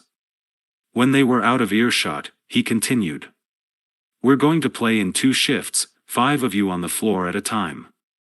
The first shift will start at the Mirage and go until 6 a.m., then the second shift will go from 6 to 11. We're going to avoid the day shift, that's when the more senior casino employees are on the floor. We'll resume again tomorrow night at 11, after the fight, and go again in 2 shifts until 11 a.m. Sunday." Kevin nodded with the rest of them. It was a heavy schedule, but nothing he couldn't handle. He'd get plenty of sleep during the day. Martinez will be the big player in the first shift, Fisher will BP for the second. Kevin, Kiana, Michael, and Brian will spot first, the rest will spot second. Spotters, make sure your BP can see you at all times. Try not to look at each other at all, and never work the same tables. Kevin glanced at Kiana, who didn't seem to be listening at all. Her dark hair was tied back tightly against her neck, and there was a fair amount of skin peeking out of her low-cut top. She was wearing makeup and high heels and looked like she was going out dancing. Nobody would ever suspect that she was here to count cards. Michael and Brian were next to her. Michael was wearing a polo shirt and slacks, as if he'd just come from the tennis court. Brian was in a ratty t-shirt and jeans with a lopsided baseball cap on his head. Neither of them seemed nervous, this had all become routine. If there's an emergency of any kind, spread the signal and we'll all head to the designated meeting place. Tonight let's make it the volcano outside the Mirage. And remember, no back rooms, no pictures, no signatures. The law is on our side. Mickey reached into his pocket and pulled out a plastic card, handing it to Kevin. Kevin was surprised to see his own face on the card. It was an authentic California ID under the name Oliver Chen. "Where'd you get the picture?" Kevin asked. "Your MIT Facebook. When we get back to Boston, you can order up some credit cards to go with it as backup. All perfectly legit." Kevin slid the card into his wallet. As he did so, he noticed that one of the plastic bags full of cash was slipping down his leg. Mickey," he started, but Mickey seemed to understand. "Martinez and Fisher, go with Kevin into the bathroom and split up the stash. It should be enough to cover us tonight. Tomorrow I'll retrieve the rest from the safe deposit boxes." He reached out with both hands, placing one on Kevin's shoulder, the other on Martinez's arm. "Guys, this is going to be a great weekend. Let's have some fun." Something in his tone made Kevin certain that to Mickey Rosa, this wasn't about fun. This was business, pure and simple. Removing $100,000 from beneath his clothes in a crowded public restroom wasn't as difficult as Kevin had imagined. After locking himself in a stall, with Martinez and Fisher in stalls on either side, he lowered his pants and freed the plastic bags from his thighs. The money belt gave him a little more trouble, it had somehow twisted around to his back, and his left elbow slammed into the stall wall as he shimmied in search of the clasp. "Take it easy in there," Martinez whispered from the next corral. "Sounds like you're giving birth to a monster." Kevin ignored him, splitting the cash into 2 piles, then passing them to Fisher and Martinez. He kept $5,000 for himself, the designated spotter stash. Each of the other spotters would get their $5,000 from the chips in his duffel bag, which Mickey was now carrying. Kevin waited until Fisher and Martinez had exited the bathroom before following. He noticed that his heart was racing. Even though the secrecy was probably unnecessary, it made him feel even more like a spy. When he exited the bathroom, the others were already gone. He could still see Fisher's wide shoulders bouncing above the rush of people moving toward baggage claim, but Martinez had vanished, his little form swallowed by the mob of travelers. Kevin was on his own. It took him a good 20 minutes to find his way to the cab stand. As he waited in line, he wondered if Martinez and Fisher had taken limos, as in Atlantic City. Or had that just been part of the recruitment tactics? Here in Las Vegas, things seemed much more serious. Maybe it was the presence of Mickey. You can't fuck around when the boss is in the office. The taxi driver didn't seem surprised that Kevin wasn't carrying any bags, and kept him awake during the short ride to the Mirage with a sob story about 2 ex-wives and 4 ex-kids. Kevin kept the window open the whole time, letting the warm breeze pull at the collar of his shirt. He wasn't even sure what time it was anymore. The 5-hour flight had deposited him in a chronological fugue state. The cab dropped him in front of the hotel lobby, and he took a moment to stroll through the faux tropical lagoon outside, admiring the huge, brightly lit volcano in the center. The volcano was in mid-eruption, red plumes of flame spraying high into the air as a crowd of tourists applauded. It was an awesome sight, one that would be repeated every 15 minutes until midnight. Kevin wondered if it was just as impressive the 10th time around. Would the thrill he was feeling at that moment, the moment before his first real casino play, ever wear off? He tucked in his shirt and headed through the glass doors that led into the Mirage. An inadvertent smile moved across his face as he took in the vast atrium. Like the lagoon, it was decorated in the fashion of a tropical jungle, with thick foliage, rumbling brooks, and even the odd waterfall. The air seemed misty, unlike the dry desert air outside, and the entire place smelled authentic. Surrounding the vast atrium was the Polynesian-themed casino, split into a number of different play areas, all festooned with real and plastic plant life. Kevin got his bearings and moved toward the blackjack pit to his right. The place was jumping, as crowded as the Tropicana in Atlantic City, but with a different clientele. Women in shiny tube tops, showing ample curves and way. Too much skin, mingled with conventioneers in leisure suits. Groups of Japanese men, red-faced from alcohol and shouting loudly at one another, melded into junkets from the Midwest. Cowboy hats, silk suits, leather pants, gold lame, slicked-back hair, ponytails, even the odd tuxedo, it was like no crowd Kevin had ever seen before. The energy level was incredibly high, and his ears were ringing from the noise as he reached the blackjack pit. Even though he had prepared for this, he was anxious. This place was as distracting as an amusement park. He moved into the center of the blackjack area and began to scope the scene. The high-stakes section took up a good 15 tables, all with minimum bets of 100 and maximums of 5,000. It was a moderate spread, good enough but not optimum. At certain intervals, the big players would be playing more than one hand at a time to take full advantage of the changing count. Shifting his gaze nonchalantly as he walked, Kevin easily picked out Brian and Michael, 2 tables apart. Michael, the preppy tennis jock, was chatting easily with a beautiful blonde sitting next to him. She looked like a stripper, with magnificent fake breasts and a skirt riding high up her thighs. Nobody would be noticing Michael, that was for sure. Brian, the physics geek, was playing a different role, slumped over at the third base position, 2 empty glasses in front of him, constantly rubbing his eyes like he was about to pass out. He looked like a geeky college kid left behind by his friends, too drunk to hit the clubs and too stupid to quit gambling for the night. He hardly even seemed to look at his cards. It took Kevin a second to realize he was reading the numbers from the reflection on his empty drink glasses. A real pro. And if Brian was a pro, Kiana Lamb was playing on a whole different level.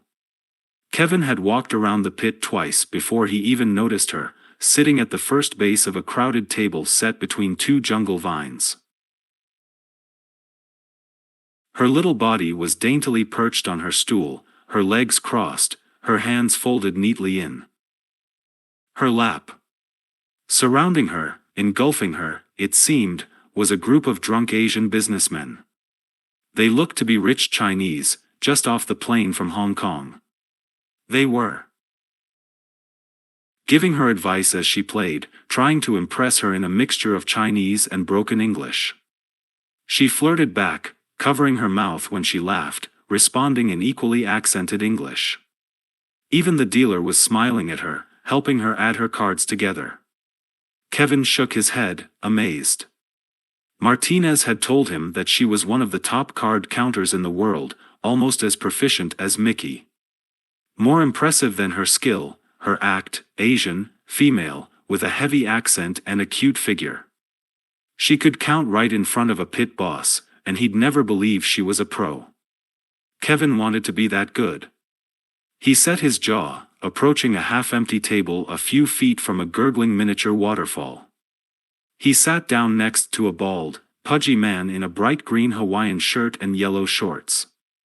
Next to the man was a small, mousy woman with glasses and a ruffled white skirt. The man smiled at Kevin as he sat down. "Come to join our sinking ship?" Kevin laughed, reaching into his pocket for his cash. "That bad? My wife and I have been here 20 minutes, and we're down $500. If it gets any worse, we're going to have to hitchhike back to Chicago." Kevin counted out 20 hundreds, setting them on the felt. The dealer, a short Latino-looking man with a mustache and overly manicured fingers, recounted them, exchanging them for black chips. Kevin placed a single chip in the betting circle, then winked at the pudgy man and his wife. "Maybe we'll all be hitchhiking together." Over the next 10 minutes, Kevin played out an uneventful shoe. The count never went above +3, and stayed below 0 for most of the deal. The cut depth, or penetration, was pretty good, however. The dealer was cutting all the way to the last deck in the shoe. Which meant that the dealer was favorable, and it was just a matter of time. As he played, Kevin kept his eyes open for Martinez. It wasn't difficult for him while counting, since he was keeping to basic strategy and never raising or lowering his bet. 3 hands into the second shoe, he caught sight of the BP. Actually, it would have been hard to miss him. He was wearing a blue crushed velvet shirt and black leather pants. His hair was slicked back, and a gold necklace glimmered beneath his wide-open collar. Christ, Kevin thought. He watched as Martinez strolled around the blackjack pit, seemingly oblivious to the action all around him. He passed Kevin's table twice, but the count was still too low to be worthwhile. Then, suddenly, he headed for Michael's table. He sat next to the tube-top stripper and immediately began flirting with her as he pulled a huge wad of cash out of his back pocket. Kevin could only imagine what she was thinking. Michael, the tennis jock, was clearly out of the running. Kevin went back to his cards, playing and counting and chatting away with the nice couple from Chicago. The shoe ran through again, and again. The depth was nearly 5 decks, a wonderful counting opportunity. Kevin's attention perked as the first few rounds of the next shoe came out, plenty of 2s and 3s, sending the running count higher and higher. Pretty soon it was in double digits, and Kevin began looking for Martinez again. Just his luck, Martinez was rising from Michael's table, scooping black and purple chips from the felt. Kevin leaned back on his stool, crossing his arms over his chest. He didn't see Martinez look his way, but suddenly the velvet fog was lurching toward his table. The couple from Chicago stared as Martinez dropped onto the stool next to them, dumping his chips in a messy pile on the felt. "Howdy, everyone. What's shakin'?" His voice oozed Southern California. The mousy woman moved a few inches closer to her husband. Kevin sighed loudly. "We're not doing so great. I've already blown through half of last month's paycheck." Martinez grimaced. Then he pushed a seemingly random handful of chips into his betting circle. 3 blacks, 2 purples, 6 green. $1,450. Let the eyes in. The sky try and figure that one out. They'd never guessed that this velvet-clad, crazy motherfucker knew the count was positive 15, with less than a third of the deck left. Don't worry. I bring good luck. I always bring good luck. Martinez reached under his collar, pulled out a tacky gold medallion and kissed it. Kevin had to kick himself to keep from laughing. Even the dealer smiled. Where are you from? He asked as he dealt the cards. Kevin got a king, Martinez a queen. Los Angeles? Martinez swatted a hand against the felt. What gave me away? Just flew in an hour ago. Gotta get out of town on the weekends, you know. I get enough of the industry during the week. The next set of cards came out. Kevin drew a 9 for a solid 19. Martinez drew another queen, a strong 20. The dealer had a 6 showing. Heaven on felt. You work in Hollywood? The mousy woman asked, excited. Martinez grabbed another handful of chips. Benny Cato's the name. I produce music videos. Mostly street hip-hop, you know, pow pow pow, word up, and stuff. Hey, count this up for me, boss. I want to split these suckers. He pushed the chips across the felt. The dealer stared at him for a moment, then started matching the chips with Martinez's. Bet. He set a second pile of 1,450 next to the first and split the 2 queens. Then he turned his head over one shoulder and called, rather loudly, splitting 10s. A gray-haired man in a slick dark suit looked over from across the pit. He took in Martinez's velvet shirt and visible gold chain, then nodded. The dealer proceeded with the deal. Kevin's heart thudded as he watched the cards come out. Splitting 10s was an unconventional move, usually, an extremely stupid move. Unless the count was high and the dealer's card low. Then it was an extremely profitable move. Martinez drew another face card on his first hand and a 7 on his second. The dealer flipped over a 10, then drew a queen, to bust. Everyone at the table won. Overall, Kevin was down $300. Martinez had just bumped up $2,900 in a single hand. It wasn't luck. It wasn't gambling. His odds of winning were significantly higher than 50-50. If it was anything at all, it was acting. See, Martinez shouted. I always bring the goddamn luck. He yanked his medallion out of his collar again, and offered it to the mousy woman from Chicago. She shook her head. He shrugged, then kissed it himself. The next afternoon, Kevin came awake staring at himself. It took him a full minute to realize he hadn't gone insane. There was a mirror on the ceiling.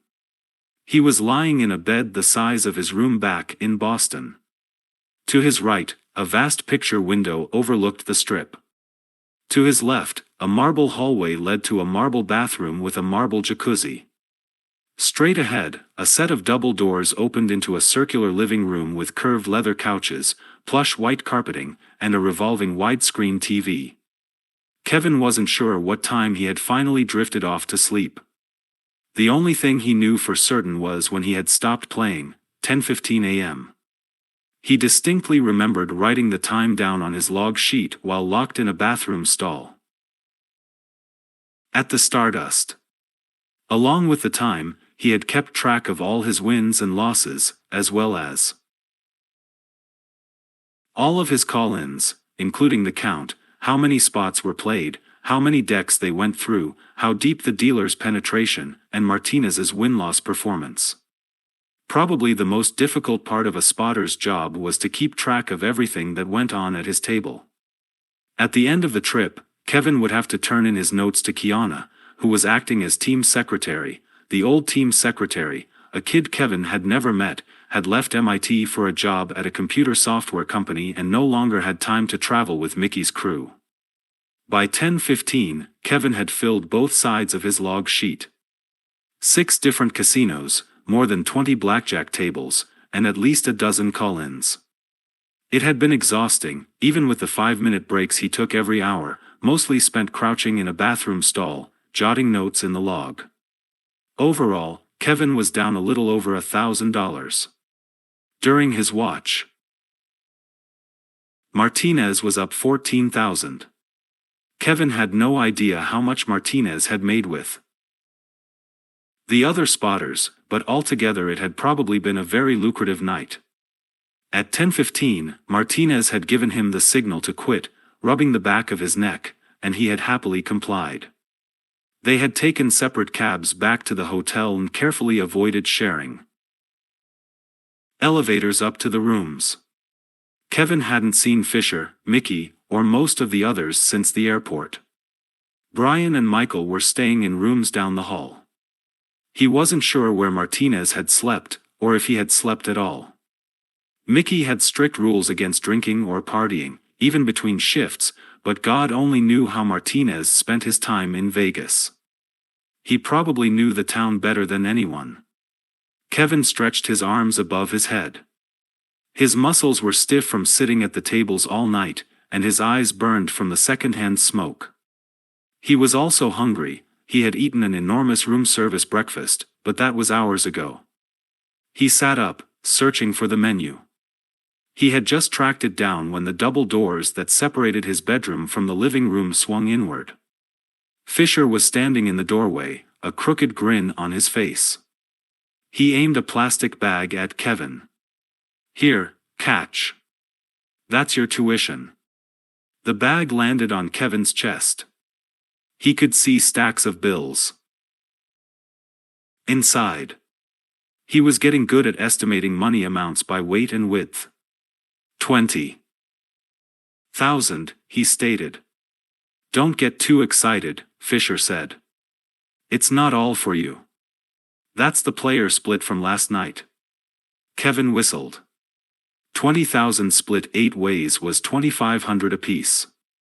Pretty good for one night's work. "It won't always be that high," Fisher said. "It was a particularly good night. In fact, Martinez and I think we should let you try a little guerrilla play before the fight." Kevin sat up in the bed. Although spotting had its moments, overall it was a mental grind. The real glory was in the big betting, and guerrilla was the first step. "Seriously? Mickey thinks I'm ready?" Fisher shrugged. "Well, actually it was more my idea. Mickey likes to take things slow. But he shouldn't make all the decisions. He doesn't even play anymore. He's burned out of too many casinos. He's making a whole lot of money off of us, just sitting around by the pool." This was the first real dissension Kevin had heard since joining the team, but he wasn't surprised it was coming from Fisher. He had an aggressive personality, and, like Martinez, hated being told what to do. Unlike Martinez, he didn't always know when to keep his feelings to himself. Despite the hot-headedness, Kevin genuinely liked Fisher. Although recently he had spent a lot more time with Martinez, he felt closer to Fisher, who was more like him. A tough spirit from a good family who just wanted more out of life. "Do you think I'm ready?" Kevin asked. Fisher grinned. "Only one way to know for sure. Fight night, the MGM Grand, Las Vegas." From the moment the elevator doors slid open on the casino level, Kevin was swept up in a sea of frenetic energy. He was a molecule in a hyper-energized electromagnetic field, his brain function replaced by pure reactive adrenaline. The assault on his senses was nearly overwhelming. It was like New Year's Eve at midnight in Boston, a mob of drunken revelers packed together, all dressed in colorful, sometimes bizarre fashion, everyone shouting and pointing and rushing in random Directions, buzzers and bells and bright lights and flesh, so much goddamn flesh, women in leather skirts and saran-wrap tops, men with their shirts open to the navel and too much jewelry, wannabe mobsters in pinstripes, middle-aged tourists from the Midwest, cowboys and Wall Streeters and LA hipsters. Kevin closed his eyes, slowed his breathing, recalibrated. As in swimming, he tried to find the pinpoint of blue straight ahead. He stepped into the casino and weaved through the crowd, focusing on the blackjack tables and swarms of gamblers around them. Along the way, he liberated a scotch from a passing waitress's tray. He took a sip, then splashed some of the pungent liquid on his shirt. He mussed up his hair, undid a few buttons, rolled one sleeve almost to the elbow. His gait slowed, his feet landing farther apart. Anyone watching would have witnessed the shift, from MIT whiz kid to drunken prep school burnout. As he staggered through the crowd, he took stock of his counters. Kiana was at the table closest to the elevators, surrounded once again by the Hong Kong Mafia. Michael and Brian were at tables near the back of the pit. And Martinez was at a central table, sitting with 3 African-American men in expensive silk suits. Kevin was about to start a second pass around the casino when he saw Martinez's arms fold together. Clutching his drink, he swept through the abnormally large crowd behind the table and wedged himself into the one remaining seat, first base. He jammed his hand into his pocket, pulled out $10,000 in cash, and plopped it down on the felt. As the dealer began counting out chips, Kevin offered a wide smile to the table. "How's everyone doing tonight?" Martinez grunted. "Getting crushed like a carton of eggs." The 3 others nodded amiably, and Kevin was suddenly struck by how huge they all were. They made Martinez look like a plastic doll, their legs seemed impossibly long, disappearing beneath the table. Kevin turned his attention to their faces. A lifelong sports fan, he had no trouble recognizing 2 of them, Patrick Ewing and John Starks. He was at a blackjack table with 3-star basketball players from the New York Knicks. No wonder so many people are gathered around the table. Kevin glanced at Martinez again, but his teammate was ignoring him. He'd already passed the count, so nothing else mattered. Not the fact that there were celebrities at the table, not the crowd standing behind them, not the pit boss who was looking over adoringly at the enormous men with deep, deep pockets. Kevin turned his attention to the betting circles. One of the Knicks had $300 down. Starks was betting $250. Ewing had $500 in front of him. Kevin placed 2 $500 chips into his circle. The third Nick shook his head, impressed. "Hey, big money. That's how it's done." He took a handful of cigars out of his pocket and offered them to the table. Ewing and Starks each took one, Martinez declined. Kevin shrugged. What the fuck? He could be back in Boston, sharing a beer with Felicia at some fraternity party. Instead, he was smoking cigars with the New York Knicks. "Thanks," he said, letting Ewing cut the tip for him with a cigar cutter. "You guys here for the fight?" "Nothing like Vegas on fight night," Ewing responded. The cards started to come out, but Kevin barely noticed them. He kept one eye on Martinez, waiting for the signal to raise or lower his bet. Otherwise, he was a gorilla, unthinking. He had been called into a +12 deck, eggs, so the odds were nicely in his favor. Over the next hour, Kevin led the Knicks in an impressive slaughter. He racked up $10,000 in profit, earning applause from the crowd by splitting tens twice and doubling down on an 8. By the time he rose from the table, the Knicks were inviting him to an after-fight party in a celebrity suite at the Mirage, and Ewing was asking him for stock tips. They had somehow gotten the impression that his father ran a billion-dollar hedge fund. Nobody was even giving Martinez a second look. He vanished into the crowd while Kevin colored up his chips. Kevin's head spun as he stepped away from the table. This was better than he had imagined. He wished there was someone back home he could call, but the only people who would appreciate it were here with him. He checked his watch, realized it was time to shower and change for the fight. He glanced back toward the other tables to see if Kiana and the rest were already on the move. He didn't see the spotters, but as he was about to turn back toward the elevators, something else caught his eye. A short, stocky Indian kid was sitting at a blackjack table 20 feet away. The kid was unremarkable, dressed in khakis, betting the table minimum, patiently studying his cards. The strange thing was, Kevin recognized him. His name was Sanjay Das. He and Kevin had taken physics together 2 years ago. He was in Kevin's class at MIT. Maybe it was a coincidence, maybe he was just in town to see the fight. Or maybe there was something Mickey and the others hadn't told him. Maybe Mickey's team wasn't the only MIT game in town. Kevin decided to put the thought aside for the time being.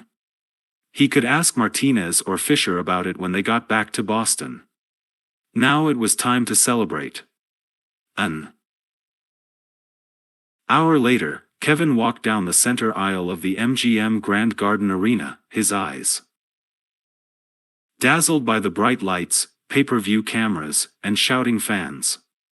He kept checking and rechecking the seat number on his ticket. The boxing ring was getting closer and closer, and there was still no sign of his row. It seemed like he'd be sitting right on George Foreman's lap. He was at row 10 when he heard a whistle erupt from somewhere to his right. "Hey, big money." He looked over and saw Patrick Ewing and the other Knicks waving at him. His ears rang as he stopped for a moment to shake their hands. Everyone in the rows behind craned to get a good look at him, trying to figure out who this Asian kid was. They figured he had to be someone famous, hanging out with the celebrity basketball players. Kevin took another cigar from Ewing, then bid them all good luck. He finally found his seat, 7 rows in front of theirs, right up by the ropes.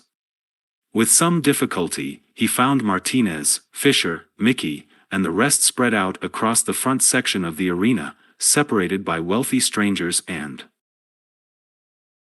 A-list celebrities: Al Pacino, Robert De Niro, Kevin Costner, Jack Nicholson, Charlie Sheen. Somehow, in the visual cacophony that was Vegas, the MIT geeks seemed to fit in.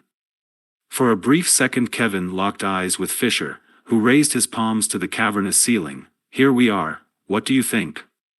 Kevin was trying to come up with a response when the lights suddenly went out. Loud music exploded from speakers embedded in the walls, and the entire arena shook as the hungry crowd leaped to its feet. The fight was about to begin.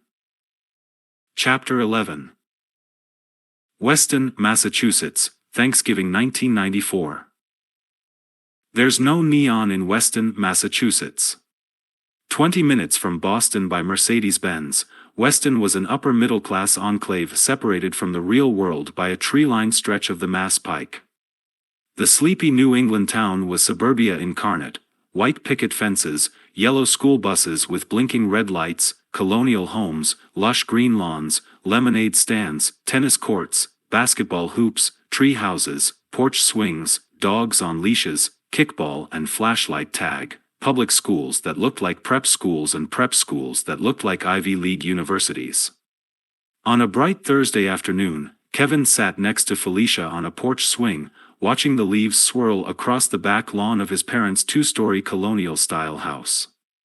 Though the breeze was beginning to turn cool, the crisp scent of another autumn filled Kevin with warmth.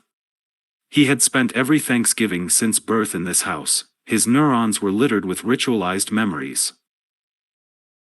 carried by the familiar scents and sounds. Like always, his 2 older sisters were puttering around the kitchen with his mother. Kevin could hear them through the first-floor window, their voices carrying over the clink of plates and silverware.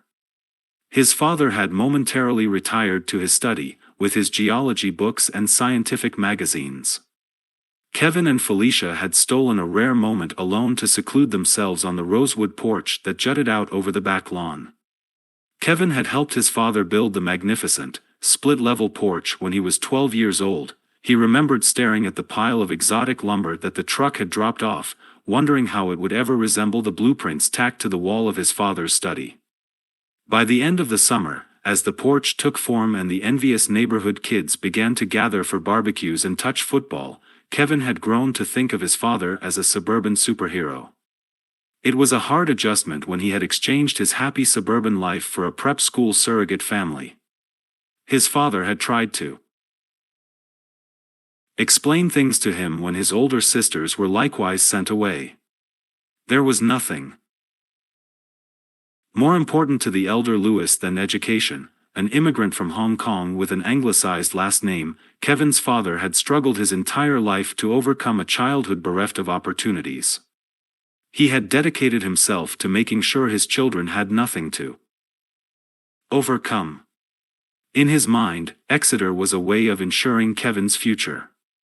Kevin had hated leaving home, and it had taken him a few months to finally understand his father's point of view. Most of his classmates were children of obscene privilege. To succeed against them, Kevin had needed to work twice as hard. He had focused on math and science, again following in the footsteps of his sisters, because in his father's world, there was no such thing as a liberal arts education. Math was where you were measured, math was the ruler of your potential success. Math had given Kevin opportunities, Exeter, MIT, and now blackjack. His father was proud of him for the first two. Kevin wondered if his father could ever respect him for the third. He gently pushed off with both feet, sending the wooden two-seater swinging in a delicate arc. Felicia smiled and put her hand on top of his. "I like your sisters.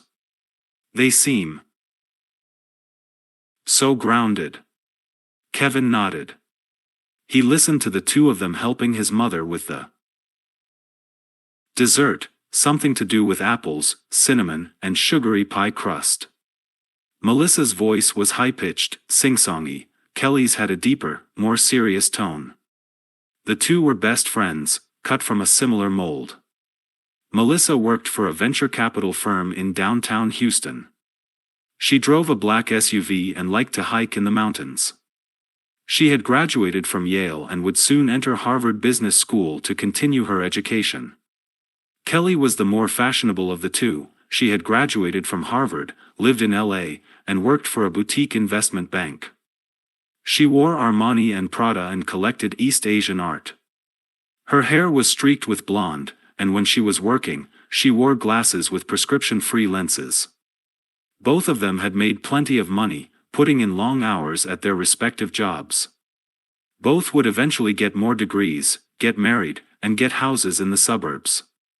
Kevin was supposed to be just like them. Kids from Weston didn't grow up to be professional card counters. They went to Harvard or Yale or MIT. The rebellious ones went to Brown, or maybe even Stanford. They became doctors and lawyers and bankers. They had families and lake houses and million-dollar mortgages. They drove Volvos and SUVs. Kelly reminds me of my sister, Felicia continued. Maybe you'll meet her on Christmas. She'll be back from Paris for most of December. Kevin nodded again, though he wasn't sure he shared her optimistic view of their future together. Over the past 3 weeks, he had begun to find that he had less and less to say to her. He knew it had to do with the secrets he was keeping, the weekly trips to Vegas, the aliases, the multiple credit cards, the IDs he was hiding in his desk drawers, the money he kept stashed all over his apartment, the time he spent with his new card-counting friends, the phone calls he was starting to get from casino hosts, always offering him something, a free room, a free flight, tickets to shows and fights and private parties. He wondered if telling her the truth about the blackjack team would save his relationship. More likely, it would drive her away. Similarly, for the past few days he had thought about opening up to his dad. Kevin had never kept a secret this big from his family, and he felt like a coward for his unwillingness to explain things. He knew the secrecy was going to get more difficult over time. His life was beginning to change because of blackjack and the money that his new skill was generating. After his first weekend in Vegas, Kevin had bought a new stereo system and a color TV. After the second weekend, and more guerrilla play, he had overhauled his wardrobe, buying some flashier outfits for Vegas and some new athletic gear.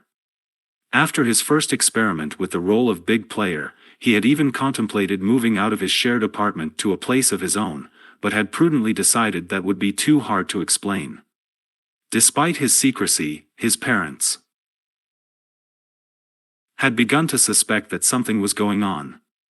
His mother often wondered aloud where the money was coming from for his new clothes and toys.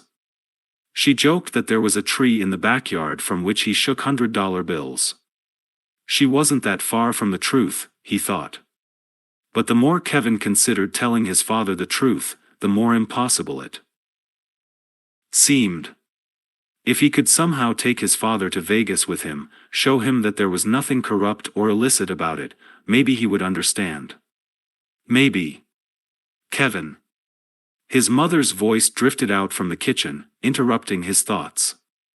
You better get in here before your sisters eat everything in sight. Kevin removed his hand from beneath Felicia's as he led her inside. He tried to make the motion look casual, but he thought he saw something in her eyes. A glimmer of concern, maybe a portent of the inevitable. Kevin's father was at his customary seat at the head of the dining room table. A plate of half-eaten pie was in front of him, and the New York Times was open on his lap, to the business section, as usual. He went through 5 papers a day, from the Wall Street Journal to the Boston Globe. If the TV was on, it was always CNN or the nightly news. On weekends, maybe PBS. Kevin took the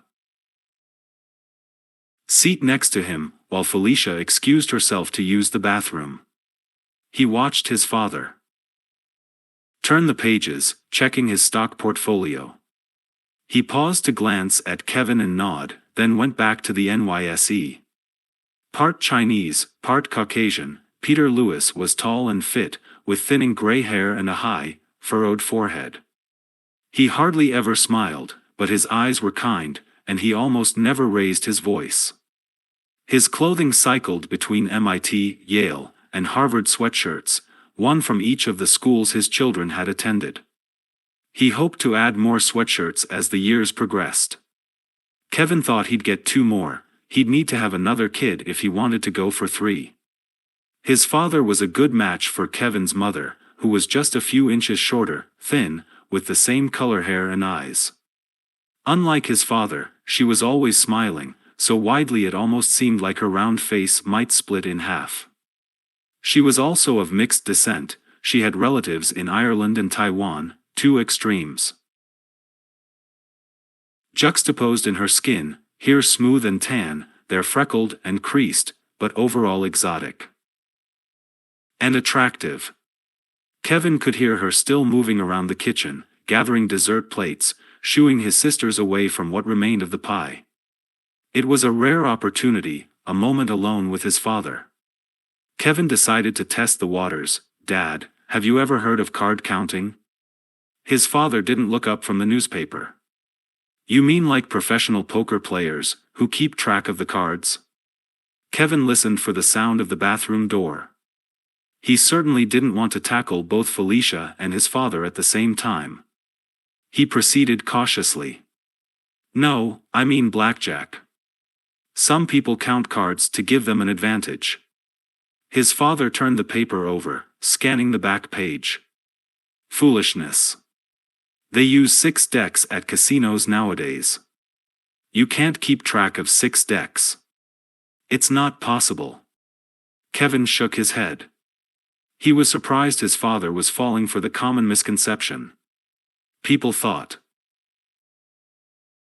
card counting was possible only with the single-deck game, when in fact, 6 decks were a better situation for the counter. In a single deck, the dealers shuffled every few hands. If the deck went hot, you had just a moment to take advantage of the situation. With 6 decks, you could have 10 minutes with a hot shoe. Dad, counters don't keep track of all the cards. It's about ratios, good cards to bad, Kevin, it's a waste of time. Gamblers never win any money. Kevin could tell from his father's tone that the conversation was over. It was a frustrating moment. Kevin understood his father's point of view, but what his father hadn't taken the time to process was that it wasn't gambling at all. It was more like a math or physics problem, a question with an answer, and that answer led to easy money. In the end, Kevin decided it was just as well. Felicia was on her way back from the bathroom, and Kevin's mother was coming out of the kitchen with another plate of apple pie in her hands. The timing wasn't right. Kevin's father wasn't ready to listen. Maybe he'd never be ready to listen. Kevin felt strangely relieved. Chapter 12. The Double Life, 1994 to 95. The next 6 months flashed by at 1,000 RPMs. Kevin's world became a schizophrenic blend of gray reality and brightly colored fantasy. At home in Boston, he barreled through his senior year at MIT. Thankfully, most of his course requirements were already completed, so it was just a matter of coasting through a handful of engineering seminars while closing out the swim season. Splintered into that gray tapestry were his weekend excursions to Vegas with Mickey and the crew, well-planned, almost military-styled assaults that soon became routine but never mundane. Every third Friday night, Kevin went straight from the Infinite Corridor to the America West 69 Neon Express, exchanging his dorm room for a 3,000-square-foot celebrity suite, trading dinner at the dining hall for 3 a.m. room service feasts. Frat parties became fight nights. Brews at the local bar were replaced by free champagne in crystal glasses, poured by hosts in private booths at some of the most upscale clubs in the country. Along the way, Kevin felt himself changing. He was living two opposing lives, with 2 distinct sets of memories. At home, he could reminisce with Felicia about what they'd miss when they graduated: basketball games at the Garden, late nights at a pub called Crossroads, ice skating in the Boston Common. But he could also close his eyes and see the bright lights of Vegas, the high adrenaline moments of frozen time that spun through his memory like glowing shards of shattered glass. By Christmas, Kevin had eased into the role of big player. He wasn't as polished as Fisher or as theatrical as Martinez, but he had a quiet competence with the cards and a real talent for sliding in and out of a table. As Mickey had said, Kevin had the look. No matter the situation, he never appeared out of place.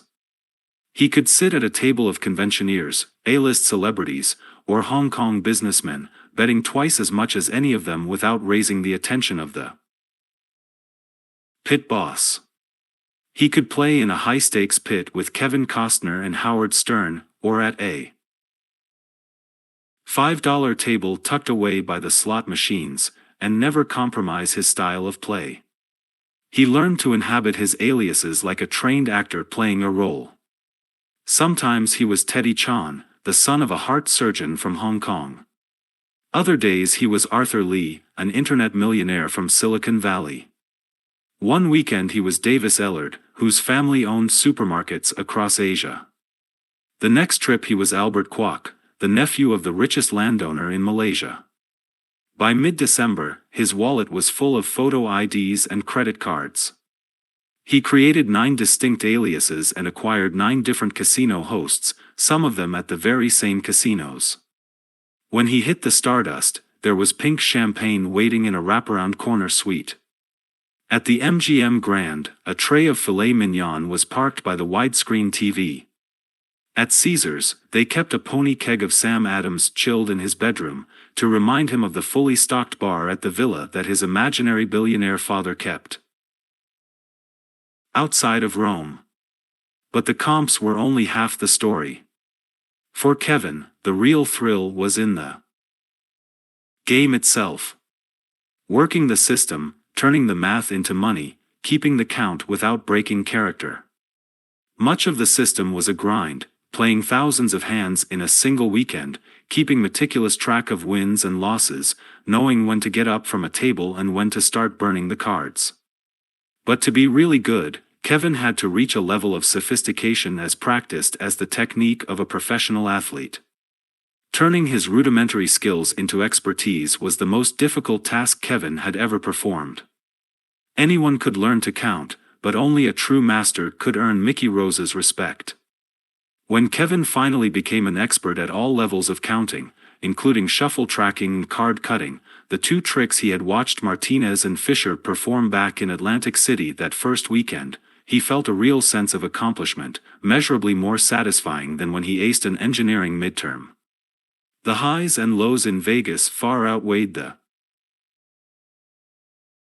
swells and ebbs at home, and the counting moments that stood out, good and bad, defined that period of his life. 4 a.m., a tropical corner of the Mirage. Kiana was sitting at a half-empty table, tapping her bright red nails to the tune of a Jimmy Buffett ballad rolling in through the tropical bushes. Her hair was piled on top of her head and held up with white ivory chopsticks.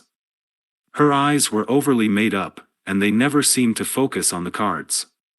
Two drunken college kids were hitting on her from second and third base, drawing smiles but nothing more. When one of them complimented her silk blouse, she demurely crossed her arms over her chest. Kevin moved in for the kill. The dealer looked as bleary-eyed as the college kids, struggling through the zombie shift. He barely noticed as Kevin placed $1,700 in two betting circles, playing the remaining table by himself. The count stayed good, and by midway through the shoe, Kevin had chased away one of the college kids and was playing 3 hands of $10,000 each. Even. Kiana was sweating, little droplets forming above her almond eyes. But Kevin stayed cool, absent-mindedly touching the goatee he had grown the week before. Albert Kwok liked facial hair. He was even considering adding sideburns to the look. Kevin won 2 hands and lost the third. The count stayed good, and he rode another 3 hands at 10,000. He hit a blackjack and 2 20s. 35,000 in a single round. Now the count was back near zero. Kevin scooped up his money and headed for the bar. Martinez passed him at the edge of the pit. Their eyes never met, but the role of BP had shifted for the 3rd time that night. Right under the eyes in the sky. 2 weeks later, back at the MGM Grand. The high-stakes pit was filled with a raucous crowd, mostly VIPs invited out for a club opening at a nearby posh hotel. The harsh scent of spilled alcohol melded with the thick smog from a dozen Havana cigars that was making the air shimmer. Kevin was about to take a break and get something to eat when he was called into a positive 14 deck by Michael, dressed in Nike sweats and shiny new tennis shoes. Kevin was already up $8,000 on the weekend. He was picturing the new snowboard he was going to buy when he got home, an imported model from Switzerland that would be perfect for cutting up the slopes over Christmas break.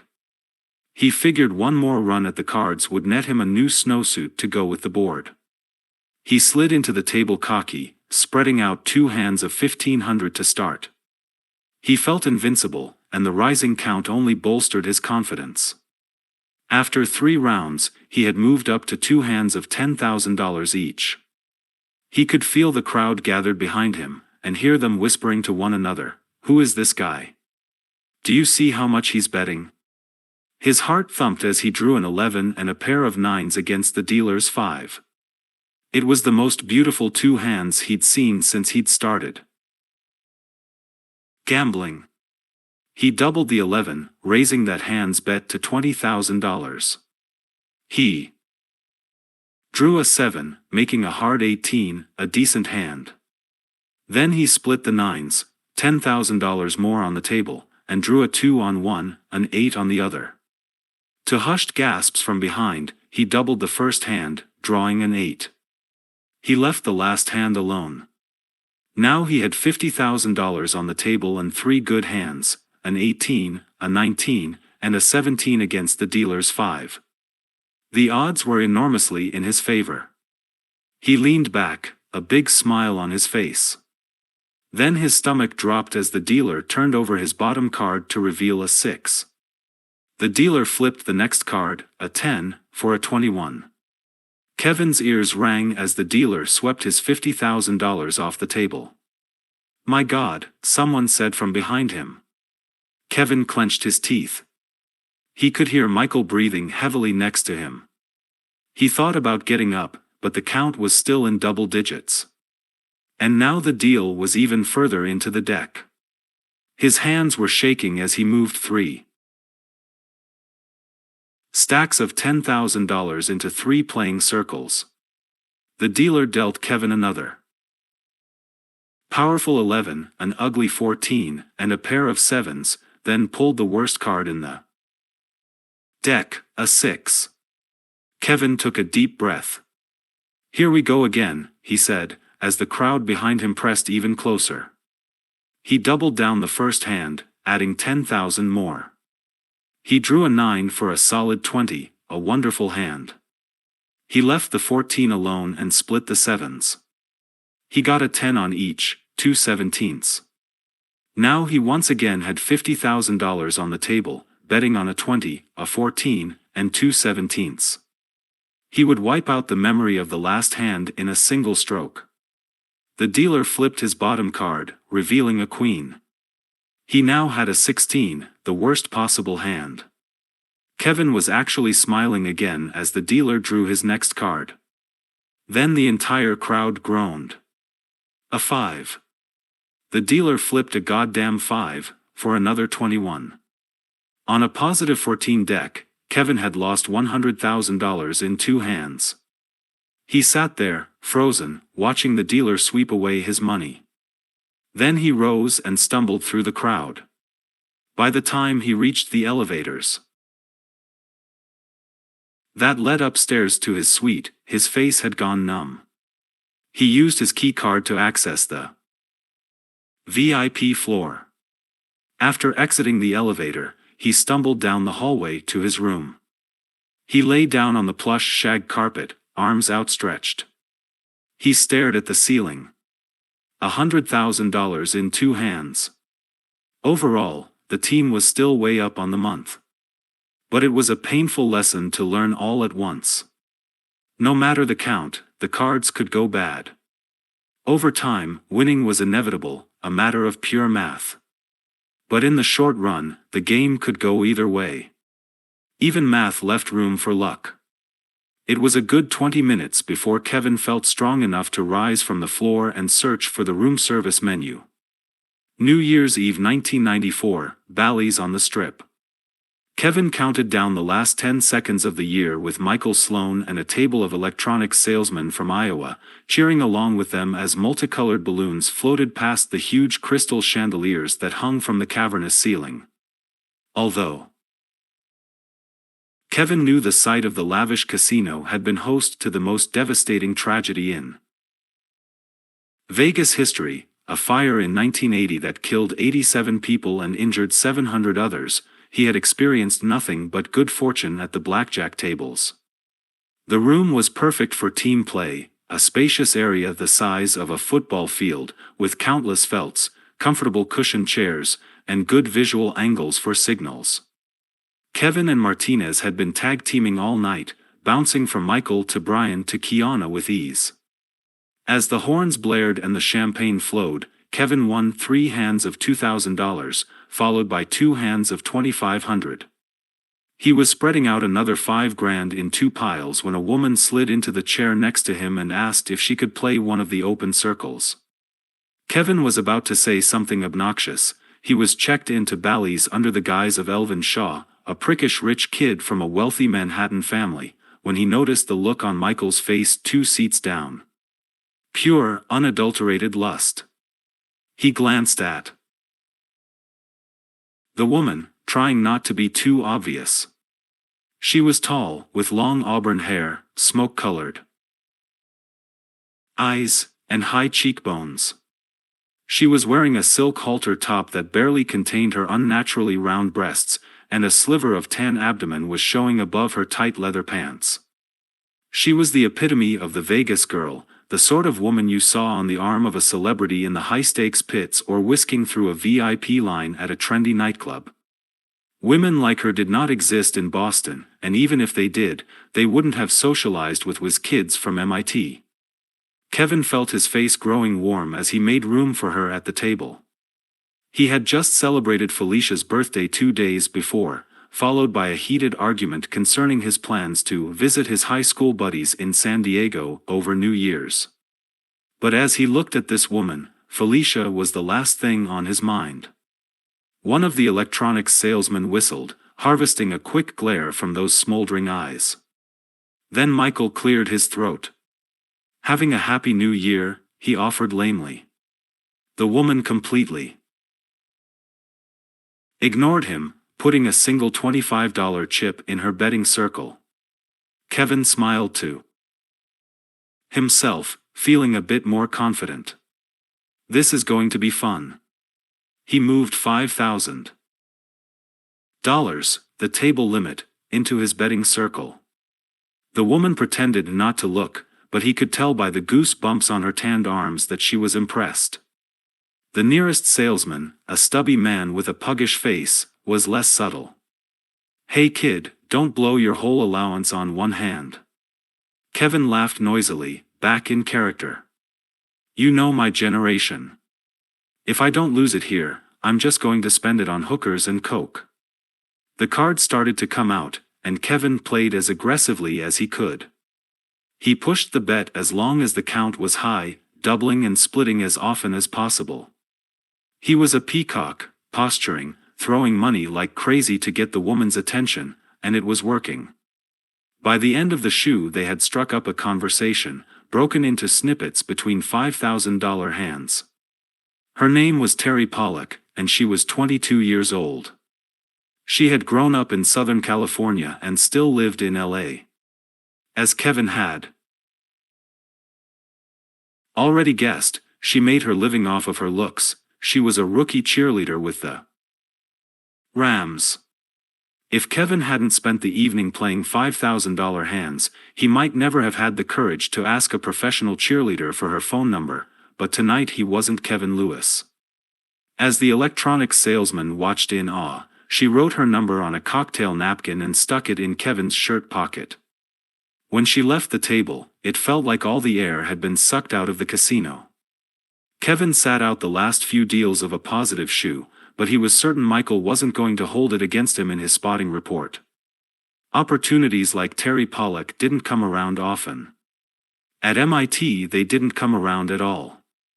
Kevin knew she was probably interested in him only because it was New Year's Eve in Vegas and he was betting $5,000 a hand. But he didn't care. This was now as much a part of who he was as his engineering pedigree. He was so overwhelmed by his good fortune that he didn't notice the man in the dark gray suit approaching from the other side of the blackjack pit. When he finally caught sight of Michael's hands rising to his head, it was too late. Kevin started to gather his chips as the man came up behind him and put an arm on his shoulder. "Mr. Shaw, could I have a word with you?" Kevin rose from his seat and took a step back from the table. The man was tall, with dark hair and a thin brown mustache. A name tag on his lapel identified him as one of Bally's shift managers, a Mr. David Cross. Kevin reminded himself to stay in character. He took a $100 chip from his pile and tossed it to the dealer as a tip. Then he jammed the rest of his stake, a little over $70,000, mostly in $5,000 denominations, into his pockets and turned to the shift manager. "Sorry, Dave. Can't chat now. I turn back into a pumpkin at 2 a.m. "Well, then, I'll make it brief. We can't let you play blackjack here anymore." Kevin fought to remain calm. This was his first official barring. He had gone through the moment a dozen times in his head, but this was for real. Still, as shocking as the moment was, it wasn't exactly intimidating. Kevin looked the shift manager over, taking in his cheesy mustache and off-the-rack suit. He looked like a high school English teacher. In Kevin's imagination, the barring casino officials had always been burly men with bent noses. This guy wasn't a threat. He was a nuisance. Why the hell not? Kevin said, rather loudly. The table in front of him had gone silent, and the salesmen were all watching with blank looks on their faces. Because you're too good for us, the shift manager said. He was smirking as he said it. Kevin felt anger building up inside him, but he remembered what Mickey had told him. If they ask you to leave, you leave. Still, it seemed so unfair, so un-American. He hadn't cheated. He had used his brain to beat the deck. He had also made $20,000 and gotten the phone number of a Rams cheerleader. All in all, a good run. Fuck it, Kevin said to himself. He shrugged, then brushed past the shift manager, heading toward the front door. I never liked this casino anyway. Smells too much like smoke. Kevin was smiling as he reached the glass front doors that led to the garishly lit moving walkway connecting the casino to the strip. Martinez and Mickey hadn't lied to him. Getting barred from a casino was no big deal. Card counters had the law on their side, and there was nothing the casinos could do about it. Vegas was a juicy oyster, and Kevin was going to suck the motherfucker dry.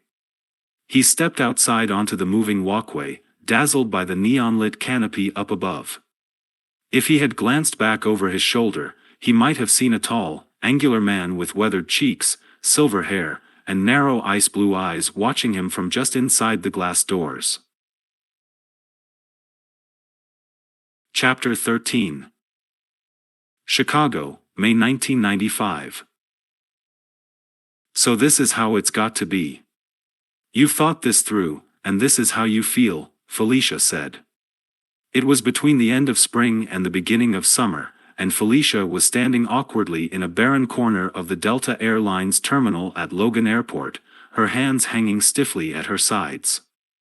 Kevin tried to think of something that would take the terrible, dejected look off of her face, but he couldn't bear to string her along anymore. He ran his hands down the sides of his charcoal Armani suit, reminding himself of the life he was choosing. I'm sorry. It's the mature decision, Felicia. We're graduating in a few weeks, and we're both moving away. I think we owe this to each other. It was bullshit, but in the past year Kevin had become a master of bullshit. Although it had taken him a few weeks to realize it, Kevin had resolved to end things with Felicia the minute Terry Pollock had sat down next to him at the blackjack table. We could make it work, Felicia tried. She simply didn't understand. She was holding him back from a life he wanted to live. He reached for his briefcase, praying that they'd call his flight before this got any uglier. You'll be going to medical school in San Francisco, he responded. And I'll probably be trading stocks in Chicago. He'd had 2 interviews with the Bartlett Group, a boutique investment banking firm located on the west side of the city. He'd applied to appease his parents, who were still getting over his disinterest in medicine and graduate school. He didn't really want to go into banking either, but he knew he couldn't hang around Boston like Martinez and Fisher. He wasn't ready to make blackjack his full-time profession, a subject that had caused a few heated arguments with Fisher, who was beginning to take things more seriously after their stellar profits over the last 6 months. Mickey had finally stepped in, suggesting that Kevin's job in Chicago would put him closer to Vegas and act as good cover material for a number of his aliases. Martinez had stayed out of the argument altogether. His allegiance was with Fisher, but he wasn't the sort to push his own views on anyone else. Fisher's concerns were unnecessary. Kevin had no intention of curtailing his involvement with the team. The past 3 trips to Vegas had been the best weekends of his life. He'd spent most of his free time with Terry, using his comps at the various casinos to sweep her off her feet. Anywhere else, he would have felt too insecure to try to impress a woman like her. But in Vegas, he was the BP, with the keys to the city. He had standing reservations at the fanciest restaurants and front-row tickets to all the sold-out shows. The only thing holding him back from truly inhabiting his new lifestyle was Felicia, and graduation was a perfect excuse to cut her loose. "I'm sorry," he said, as his flight to Chicago finally came over the PA system. "I know. We'll stay friends." Felicia gave him a look that nearly tore him in half, then tempered it with a hug. He could feel her trembling in his arms. "Good luck with your third round," she said, before numbly walking away.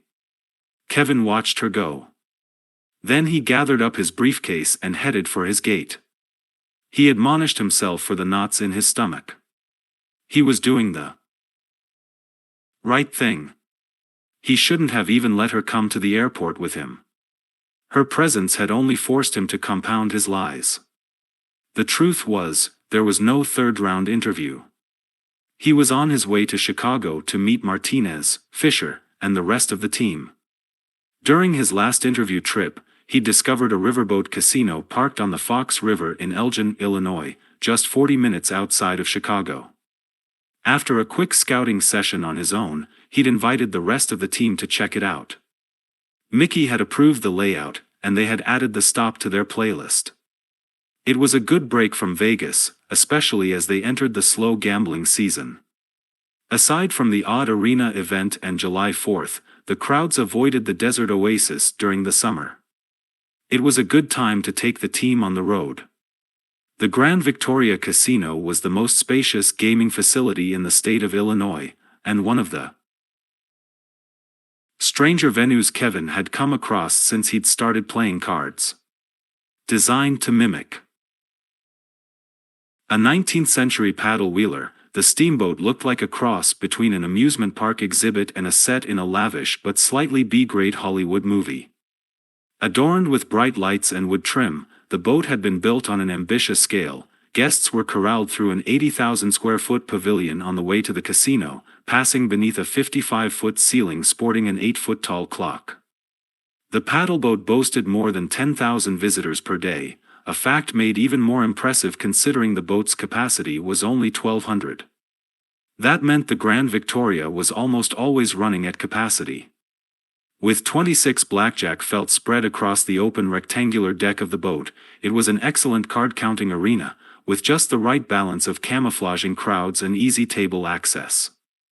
Furthermore, in Mickey's words, the Grand Victoria was a casino willing to take the action. Although the table limits were only $2,000 a hand, nobody was going to bother them for putting down the high bets. Certain casinos in downtown Vegas, and all over Atlantic City, sweated the action, sending a pit boss to breathe over a player's shoulder when the big bets were coming down. Kevin's team met at Buckingham Steak House, the complex's only upscale eatery, decorated to look like a Victorian-era parlor room. Mickey handed out assignments. As in Vegas, he was going to sit out, letting Kevin, Martinez, and Fisher run the show. Kiana and the rest seemed happy to remain in spotting positions.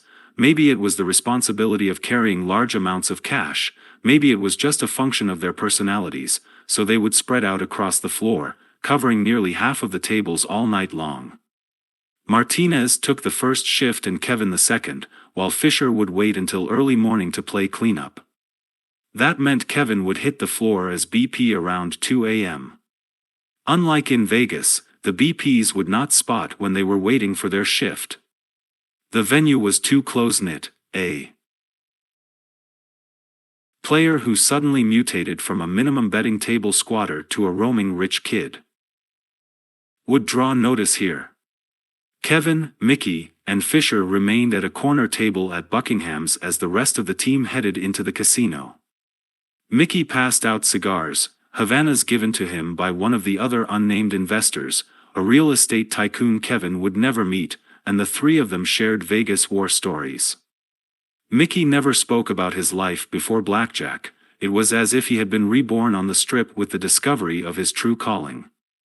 He spoke reverently about card counting. To him, it was both a business and a religion. Even though he couldn't really play anymore, he spent most of his free time practicing the art and making innovations. While Mickey talked, Kevin watched his waving hands as well as Fisher's cool expression.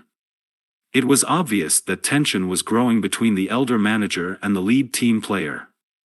Kevin wondered if it was just about money. Mickey's large investment put an artificial cap on how much Fisher and the rest could earn. Still, there could be more to the story. Kevin knew very little about Mickey's history with the team. He had recruited Fisher and Martinez and taught them to play, but whatever else went on behind the scenes was still shrouded in mystery. Mickey's stories about the old days stirred Kevin's imagination and fueled his respect for the old guard of card counting. Mickey had made millions during the golden age of blackjack, the late 70s and early 80s, when the casinos were just beginning to recognize the risk that counters posed. The dangers counters faced were much more palpable then as well. Mickey's stories were littered with tales of violent backroom experiences and run-ins with Neanderthal security personnel. Although the worst that had ever happened to Mickey was getting roughed up in the parking lot of a downtown hotel, other counters had had fingers broken, and even worse, there were rumors of card counters disappearing after long rides into the desert.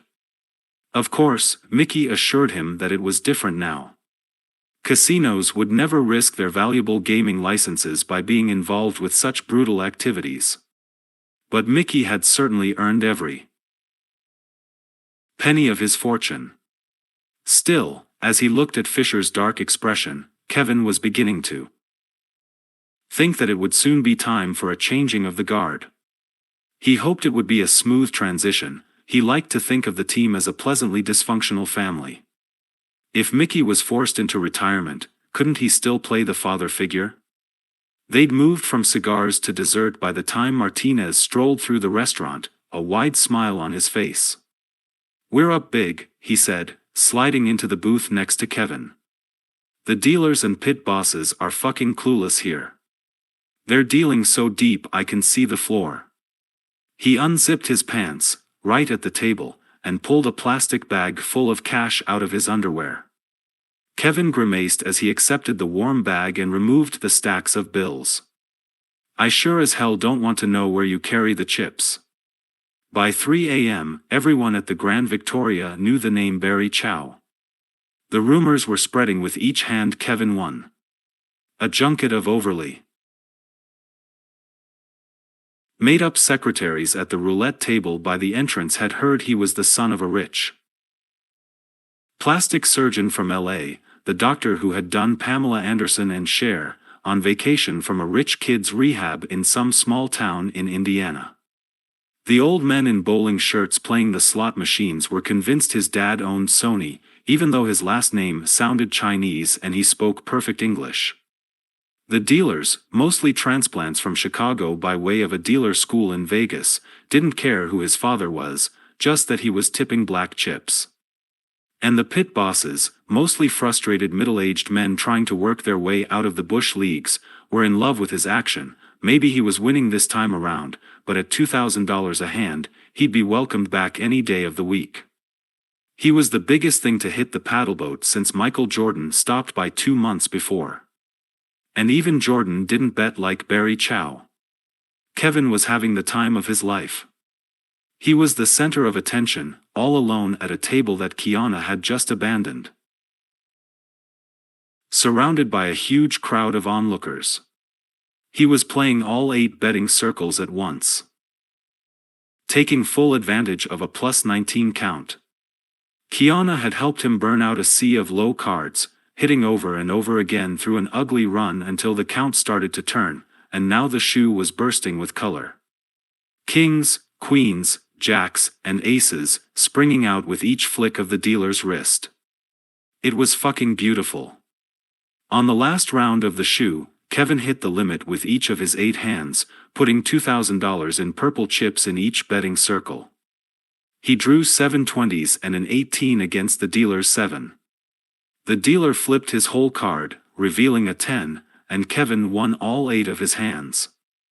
The dealer started to pay him off, then realized that his rack was empty. He didn't have enough to cover Kevin's win. The poor man shrugged sheepishly and called out to the pit boss, "We need a fill over here." His words were met with a crackle of applause from the crowd.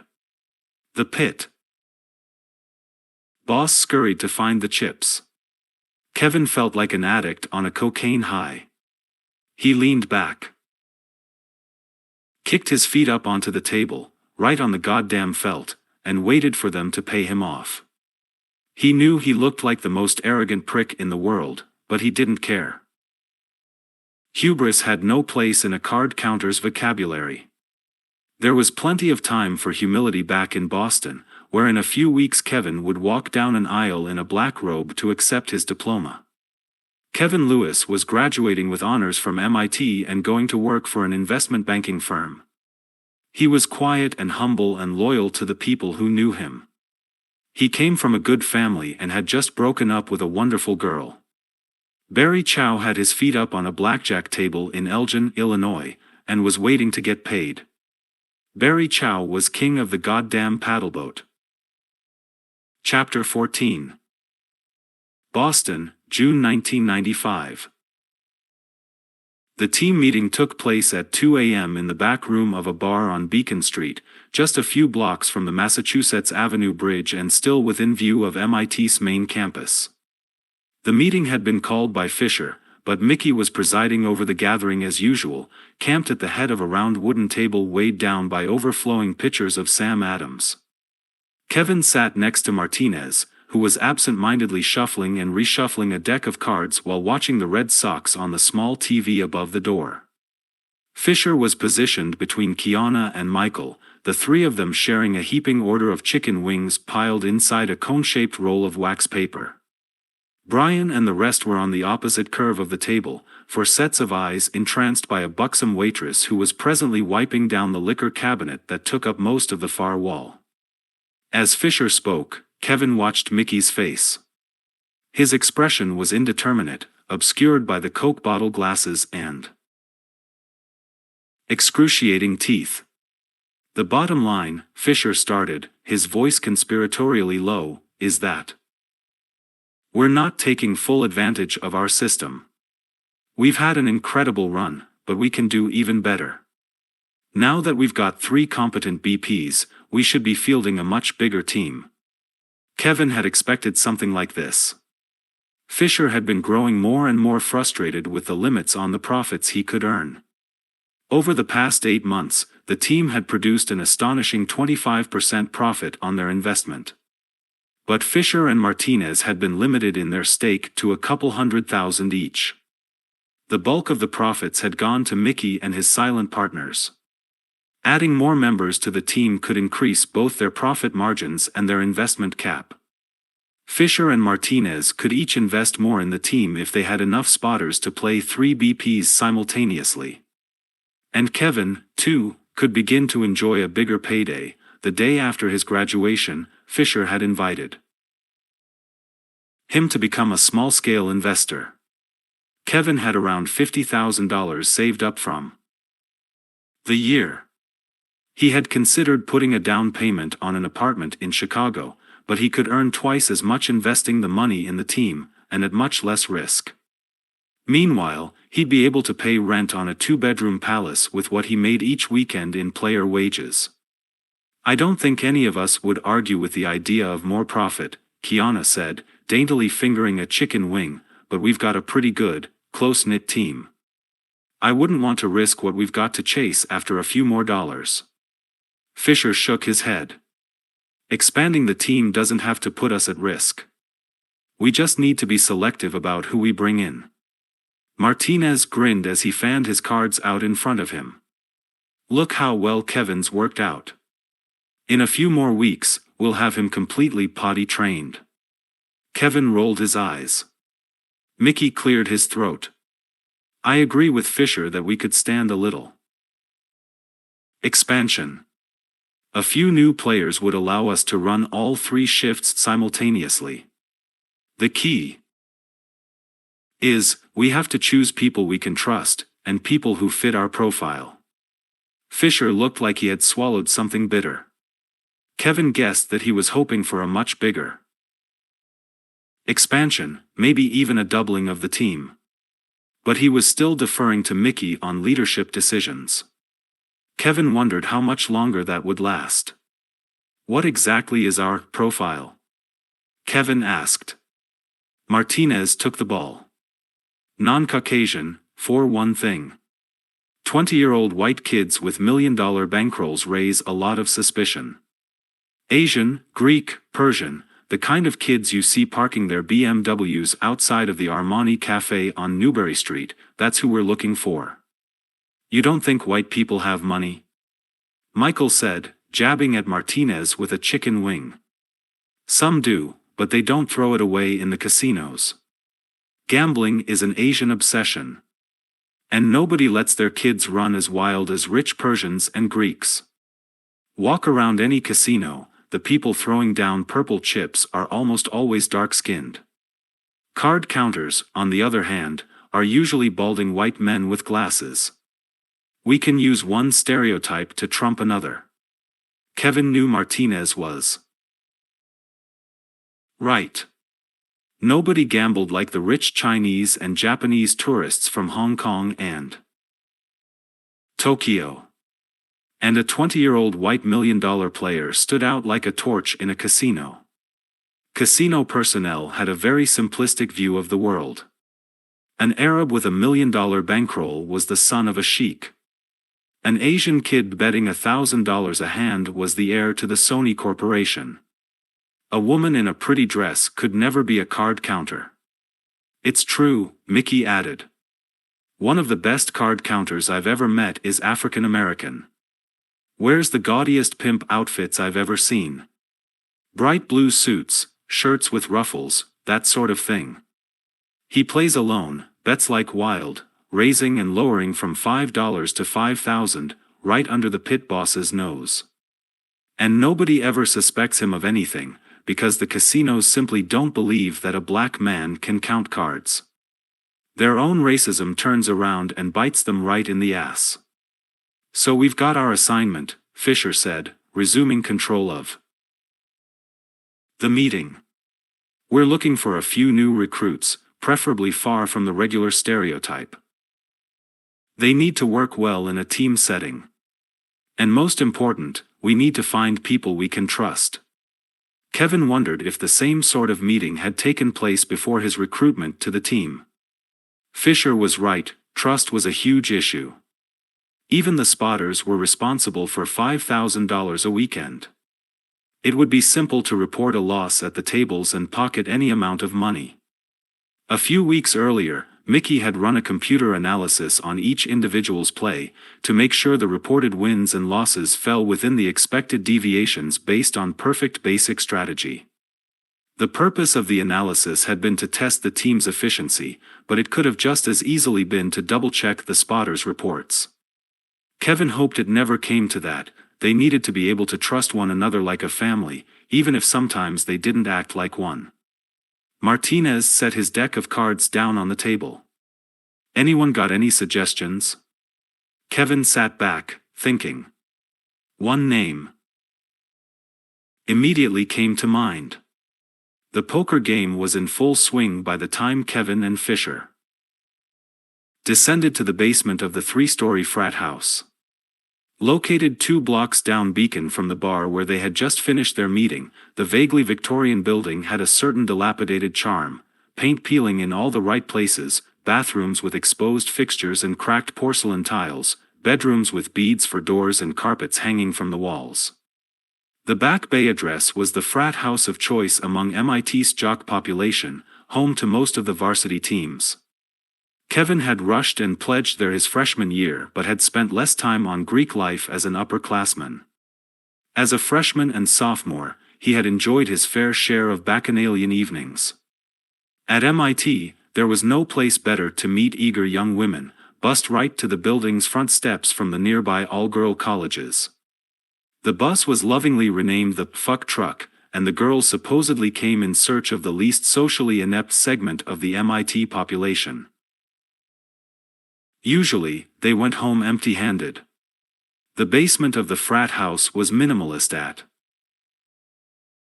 best, a rectangular box with visible hardwood floors, a fully stocked bar along one wall, a regulation-size pool table, and a velvet-lined poker table in an alcove beneath a pair of dartboards. Even though the school year had ended, the basement was crowded. College-age kids, mostly male, were lined up at the bar, filling pitchers from the kegs of cheap beer. Others crowded around the pool table, playing a drinking game that involved placing beer-filled plastic cups near all 6 pockets. As Kevin and Fisher skirted the table, a team of lacrosse players upended one of the beers with a poorly aimed cue ball and ended up downing everything on the table. Kevin shook his head, remembering the many times he had passed out in a corner of this basement, his clothes and skin stinking of beer. College. They reached the poker alcove and came to a stop behind the table. There were 7 players seated in a circle, most smoking cigars and drinking from mugs emblazoned with the fraternity seal. A short African-American tennis player with too much facial hair was dealing the cards face up, halfway into a hand of 7-card stud.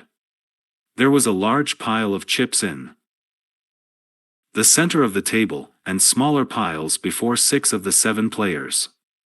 Only one of the frat kids seemed to be on the winning side of the cards. A pile twice the size of the pot was stacked in neat towers in front of the last player, who also seemed to be drawing into a nifty full house, queen high. Kevin tapped Fisher's shoulder, gesturing toward the kid with the lucky hand. The kid was extremely tall, over 6'5", with spiky dark hair and an athletic, stretched-out frame. His face was narrow, his eyes a little too close together. His features looked Slavic, his size partially obscuring his lineage, half Chinese, like both Fisher and Kevin. Andrew Tay, Kevin whispered. He's a sophomore, just joined the swim team. He was also an All-American baseball player in high school. Stop, Fisher grunted. You're turning me on. Just watch him play, Kevin responded. Tay barely looked at his cards as the deal continued. He threw out his bets haphazardly, carrying on conversations with the other players while they tried to focus on their hands. Pretty soon the others started to drop out, frightened by his strong visible hand. Just before the last card of the game was dealt, the playing field had dwindled to Tay and one other player, who was also drawing into a full house, but this time, king high. Instead of folding, Tay pushed a large stack of chips into the center of the table. He smiled at the other player, daring him to match the bet. His confidence was unnerving. Kevin could see the other player weakening with each passing second. Finally, he folded, unwilling to take the chance that his last card would give him the full house. Tay scooped up his winnings and began to stack them in his neat towers. He's pretty good, Fisher said. He's better than that. Rumor has it he's paying off his student loans playing in games all over the city. At the frat house, it's just friendly, nickel and dime. Chips. Otherwise they wouldn't let him play. If he's a pro, Kevin shook his head. He hasn't been to Vegas since he was 10 years old. Don't let his size fool you, he's just a kid, real small town. He grew up in the Hicks outside of Detroit. But he's crazy smart. He'll be Phi Beta Kappa next year, electrical engineering. He works in the robot lab in his free time. Fisher was impressed. He's got the math, and he's got the look. Can we trust him? Kevin nodded. Tay looked up to him like a younger brother, his loyalty bordered on idolization. He'd never think of crossing Kevin, and he'd jump at the chance of joining the blackjack team. Tay had told Kevin all about his childhood. His earliest memories involved lying on the ground playing craps with his father, a man who had kept his family afloat during the Vietnam War by rolling dice on the lower deck of an aircraft carrier. Tay had grown up around gambling. Every spring, the Chinese side of his family would caravan to Vegas. His size had enabled him to hit the tables with a fake ID at the age of 14. "That's one down," Fisher said, decided. "We'll bring him to the infinite corridor tomorrow night." "So now we just need to find 2 more, Kevin responded. Fisher cocked his square head. "I think I might know a perfect pair. They don't fit the casino profile, but they don't fit our profile either." "They don't fit any profile. I'm not sure Mickey's going to like them, because they don't go to MIT. But they're as smart as any of us. And they sure as hell know how to work as a team." Kevin realized who he was talking about, and a wide smile broke across his face. It was a wild idea. The casinos would never know what hit them. Chapter 15. Foxwoods Casino, present day. She was wearing a tight black leather miniskirt and high-heeled shoes. Her shoulder-length red hair flared out around her elevated cheekbones and angled chin, framing her confident Nordic features. Her body was sharp like her jaw, more corners than curves, and her thin frame couldn't have weighed more than 90 pounds. But the look in her blue eyes was a warning: don't judge a girl by the length of her skirt or the color of her hair. This bitch will rip you to shreds. I sat down next to her at the blackjack table. The dealer had just finished shuffling and was rolling the deck back into the shoe. There was only one other player at the table, an elderly woman in a bright pink jumpsuit. She could have been wearing a neon flamingo on her head and the dealer wouldn't have noticed. His gaze was pinned to the redhead with the razor-edged chin. "Christ," the redhead commented as he started to deal the cards. "How long have I been sitting here? I wish my husband would finish playing craps so I can get the hell back to Manhattan." She brushed her chips with her hand, the enormous diamond on her ring finger flashing brilliantly above her bright red fingernails. The dealer sighed, his attention returning to the cards. Another high-class arm charm, blowing time at the blackjack table while her husband rolls the dice. The dealer never would have guessed that in fact Jill Taylor was a tough fledgling corporate consultant at one of the top firms in the country. That she had graduated with honors from MIT undergrad and Harvard Business School, and lived by herself in a $1 million townhouse in Hartford, Connecticut. That, at 27, she was recently divorced from an advertising executive who no longer wanted to compete with her professional drive, her firebrand personality, her unyielding need for speed. The dealer definitely never would have guessed that she and her husband had once been one of the premier card-counting couples in Vegas history. Her act had him completely fooled. She could get away with anything at his table, and over the next hour, I watched her count cards with an expert's ease, while raising and lowering her bet with a rich woman's disdain. Even when she moved into the $1,000 per bet range, the pit boss never came over to look. On her own, she was a formidable presence in the gaming pit. I could only imagine what she and her husband had been like on Kevin's team. When she finally cashed out her chips, she was up more than $10,000. I waited a few minutes for her to clear the gambling area before following her toward our arranged meeting spot. It was slow going, as usual. The casino was surging with visitors from all over the Northeast. It was an amazing thing to comprehend, considering that the place was located in the middle of nowhere.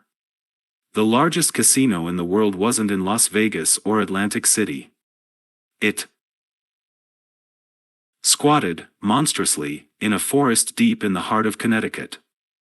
From outside, it had the appearance of a many-storied, pastel-colored spaceship that had fortuitously crash-landed on American Indian land. Foxwoods Resort and Casino had been built on a massive scale. The main complex totaled 4.7 million square feet, with 315,000 of them dedicated to gaming. The casino boasted 350 table games and more than 5,800 slot machines spread through 5 distinct gambling areas. Its 11,500 employees serviced an estimated 50,000 guests daily, an incredible accomplishment considering that the entire Pequot Indian tribe which had built the casino numbered a mere 300 members. As far as I could tell, I didn't pass any Pequot as I made my way to the Golden Dragon, a kitschy Chinese restaurant in the heart of the casino. Most of the guests looked like they had driven in from the suburban towns that surrounded Boston, places like Revere and Sudbury and Waltham, where hairspray and wide polyester collars were still heavily in vogue. I did, however, observe a giant lucite statue of an American Indian standing proudly in the center of the building's main atrium. You can take the casino out of Vegas, but you can't take the Vegas out of the casino. Jill was waiting for me at a table in the back corner of the restaurant. She was picking at a plate of beef dumplings with a pair of polished wooden chopsticks.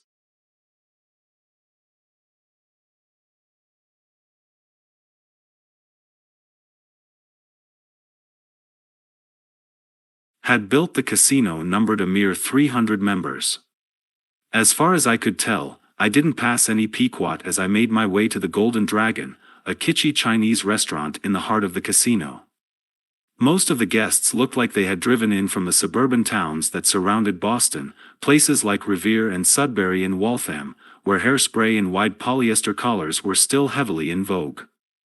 I did, however, observe a giant lucite statue of an American Indian standing proudly in the center of the building's main atrium. You can take the casino out of Vegas, but you can't take the Vegas out of the casino. Jill was waiting for me at a table in the back corner of the restaurant.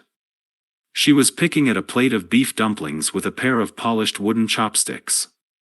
She didn't look up as I sat down, nor did she seem interested in trading pleasantries. Even though we hadn't seen each other in years, she wasn't going to waste time with small talk. Casual chatter might have fit with some of the characters she had played in the casinos, but in real life, Jill was one of the most directed people I had ever met. When she was at MIT and I was at Harvard, we both graduated the same year. We had been acquaintances but not friends. It was only years later that I learned to see through her hard exterior to the complex woman underneath.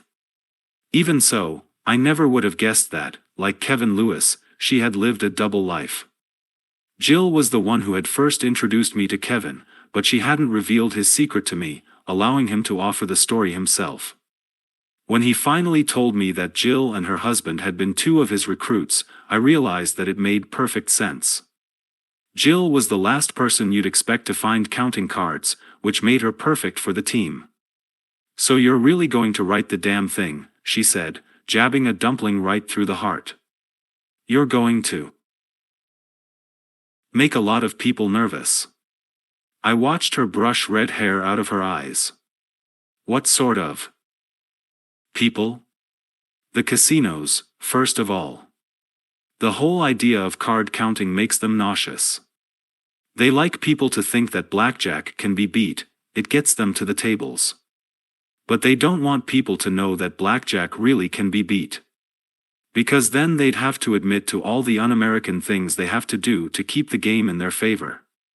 She wielded the dumpling at me like a medieval weapon. "And the card counters won't be happy with you, either. You're going to give away a lot of their secrets. And you're going to popularize the notion of team play, which will make it even more difficult to pull off." "I have to admit," I responded, "I never would have pegged you for a defender of something like card counting." Jill smiled at me. It took me a while to come over to the dark side. When Kevin and Fisher first presented the idea to Dylan, I wasn't thrilled.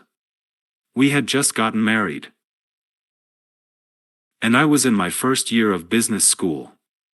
I didn't know Fisher.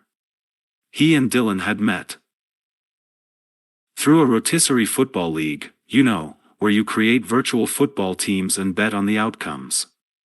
The football league was bad enough. With blackjack, I was afraid Dylan was going to get us involved in something illegal. But I looked into it thoroughly. I'm told the law is pretty clear. As long as you don't alter the outcome of the game, or use a mechanical device such as a calculator or a computer, the worst they can legally do is throw you out. Still, I started. I know. Straight-laced, conservative, hard-assed business girl running around Vegas with a bunch of overeducated anarchists. But I found the thrill of the game almost as addictive as the field of consulting. The idea of going up against a huge corporation, finding ways to beat them in their own arena, it was a real high. I nodded. I had heard this from everyone on the team.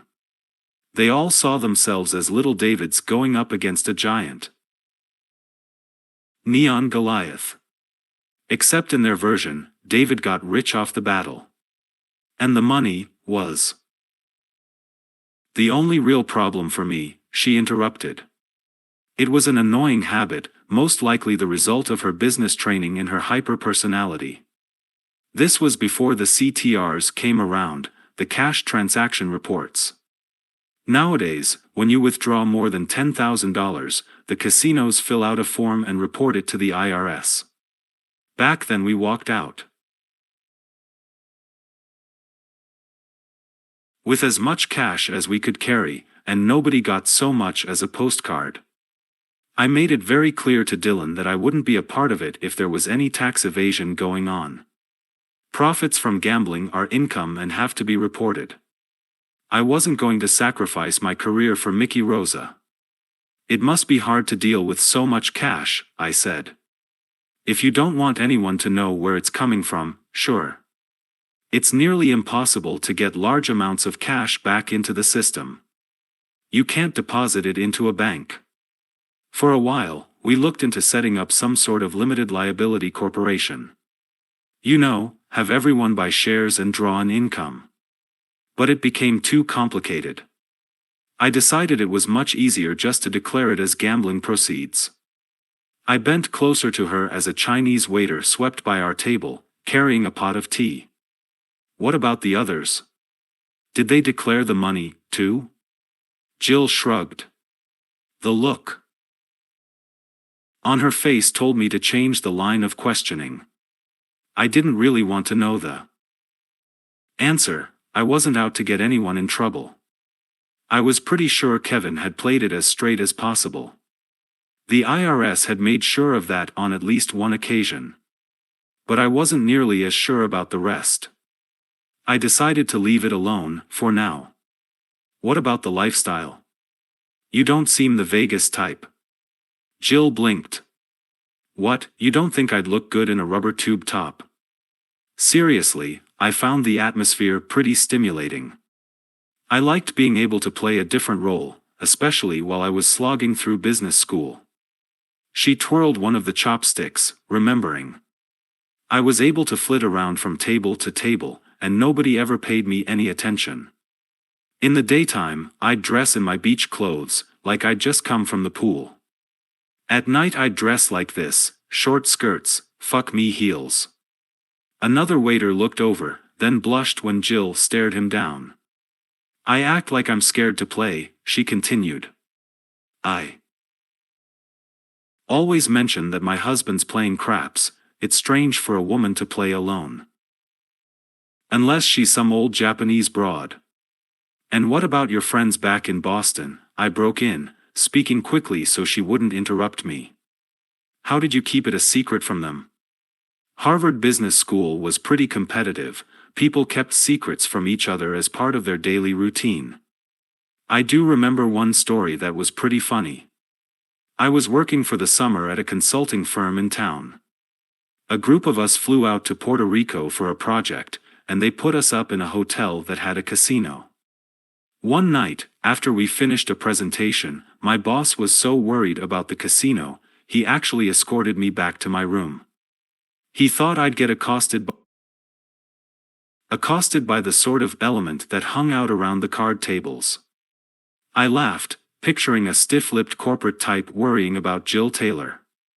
She shook her head, red hair flying everywhere. Of course, I snuck out in the middle of the night and played a few hands. There was sheer joy in her tone. The bug had obviously bitten deep. Were your experiences with the team pretty positive? She started poking at the dumplings again. There were certainly some personality conflicts. I can be a tough little bitch. And at first Martinez was the worst sort of chauvinist. he didn't believe that a woman could ever count as well as a man. To be fair, I didn't help things by arguing throughout my testing period. I always thought he was fucking with me, just to make me look bad. But he was just being a tough teacher. I eventually, learned to respect him. Once the team hit Vegas, I prodded, "Things smoothed out?" "At first," she said. "There was so much money. Coming in, we had nothing to fight about. The first 6 months were like a dream. We took card counting to a whole new level." Her eyes were bright as she recalled the high life, the incredible Vegas weekends I'd already heard so much about. But there was something else in her voice, something foreboding. I was going to say something but decided to let her get there herself. She tapped her red fingernails against the tablecloth. "The brighter you burn, the hotter it gets, right?" I wasn't sure what she meant. Through my interviews with all of the elements, the story was unfolding for me just as it had in real life, and I was fighting the urge to jump ahead. Jill Taylor had already been there. I could tell from her voice, she didn't want to go back. "Dylan and I used to joke that we'd get divorced over this," she finally said. "Now he lives in the south of France with his new girlfriend. I'm a consultant in Hartford. And neither one of us has been back to Vegas in 5 years." Chapter 16. July 1995 to October 1995. Andrew Tay was absurdly tall for a card counter. At 6'5", he towered over everyone else at the table, and if he backspotted his way into a shoe, he almost had to squint to see the cards. It was impossible for him to vanish into a crowd, and he couldn't wander unnoticed through an airport. If someone was looking for him, they'd find him, in a club, in a bar, in a crowded casino. Likewise, Jill and Dylan Taylor stood out in the average Vegas crowd. They were upwardly mobile professionals. Jill was enrolled in the most elite business school in the country, while Dylan drew a 6-figure salary from one of the highest-profile advertising agencies in Boston. They traveled like newlyweds, staying in honeymoon suites and eating in 5-star restaurants. People remembered them, because of her fiery halo of red hair, because of his button-down look and serious manner, because pretty couples stood out in a crowd. And yet, somehow, these 3 additions enabled the MIT blackjack team to catapult their card counting to a higher dimension. Beginning the weekend of July 4, 1995, Kevin was assigned the 3 new recruits as his permanent squad. Mickey Rosa's team was now divided into 3 separate groups able to work simultaneously, each with 3 spotters and a BP, usually split among 3 different casinos. The teams worked 8-hour shifts, playing as many as 1,500 big money hands a night. Calculating a profit of up to 10% per hand, and an average bet in the $1,000 range, the team was capable of generating $150,000 a night for its investors. On many weekends, the team did much better than that, as they learned to maximize each member's strengths and take advantage of the disparate personalities. Because of his height, Andrew Tay couldn't blend in. But he could signal like no other spotter in the business. Kevin could stand 30 yards away, pretending to hover around a roulette wheel or a clamorous game of craps, and still have no problem registering a call-in from his towering teammate. And no pit boss in his right mind would ever suspect that the flashy, arrogant Asian kid with the big bankroll had any connection to the sloppily attired, oversized frat boy who'd been playing the minimum all night long. Tay's negatives as a counter had to do with his age, not his size. He was still very much a kid, prone to showing his emotions. He never made mistakes with the cards, but he was notoriously paranoid. He'd signal that he was getting heat so often that Kevin had to stop taking him seriously. Dylan Taylor was on the opposite end of the personality spectrum. At 26, the oldest member of the group besides Mickey, he had been an accounting major at Babson. Before going into advertising, he had worked at a PR firm where he met Jill, a summer intern, for the first time. He was of average build and height, with meticulously coiffed blonde curls and a conservative style of dress. In his white Oxford shirt, blue blazer, and khaki pants hemmed perfectly above his shiny leather loafers, he approached the blackjack tables like a young Republican. He played flawlessly, and his spotter notes were so good that Kiana immediately offered him the position of team secretary. He took the office extremely seriously, creating detailed player charts after each weekend excursion, calculating expected gains and losses and analyzing how the players stacked up. Meanwhile, his wife burned up the tables with her fierce personality and unavoidable sex appeal. Kevin wondered from the start how the couple ever ended up together. Where Dylan was meticulously calculated in all he said or did, she liked to launch herself into every situation with the ferocity of a pit bull. Kevin had watched her tear apart dealers and players alike, not to mention Martinez and Fisher, when she felt a need to assert herself. Despite their differences, the couple never seemed to fight, at least not in public. They shared a room and ate almost every meal together. Though Jill was often a bit hard to take, Kevin was developing a close friendship with Dylan. Unlike Fisher and Martinez, Dylan had a life outside of blackjack. He went back to his advertising firm every Monday and saw blackjack as a lucrative hobby, not a lifestyle. Although Kevin wasn't satisfied with his banking job in Chicago, he found it stifling and not nearly intellectual enough to inspire him. He still resisted the idea of making blackjack his full-time occupation. Even so, his weekends overshadowed his weekdays. That first July 4th fully opened his eyes to the true potential of what they were doing. All three teams played like well-oiled machines, and the cards fell even better than expected. On Sunday morning, Kevin found himself relaxing by the Mirage pool, waiting for Terry Pollock to meet him for brunch. On the ground next to his lounge chair sat a duffel bag, partially unzipped. His team had finished gambling for the weekend a few hours earlier, and Kevin was going to deliver the bag to Mickey at the buffet line at the Rio Hotel. He had tried getting the zipper to close all the way, but the bag was overfilled, stacks of purple chips barely contained by the bulging material. Kevin wasn't sure, but he guessed there was somewhere on the order of $950,000 in the bag, more than half of it pure profit from the weekend. As he lugged it through the casino, the only thought crossing his mind was that they needed to get a better duffel. Kevin's cavalier attitude toward the money was unavoidable. Because of his new position as one of the team's investors, there was so much cash coming in by the end of the summer that he didn't know where to put it all. When he dug through his laundry basket at his apartment in Chicago, he'd find stacks of $100 bills at the bottom, as much as $100,000 held together by tight rubber bands. When he reorganized his CD collection, he uncovered a garbage bag full of purple chips hidden behind one of his stereo speakers, enough to pay his rent for the next 5 years. When he went to restaurants with friends or colleagues, he always paid with $100 bills, not to show off but to get rid of the damn things. He was making far more money in Vegas than at his banking job. And he was having far more fun.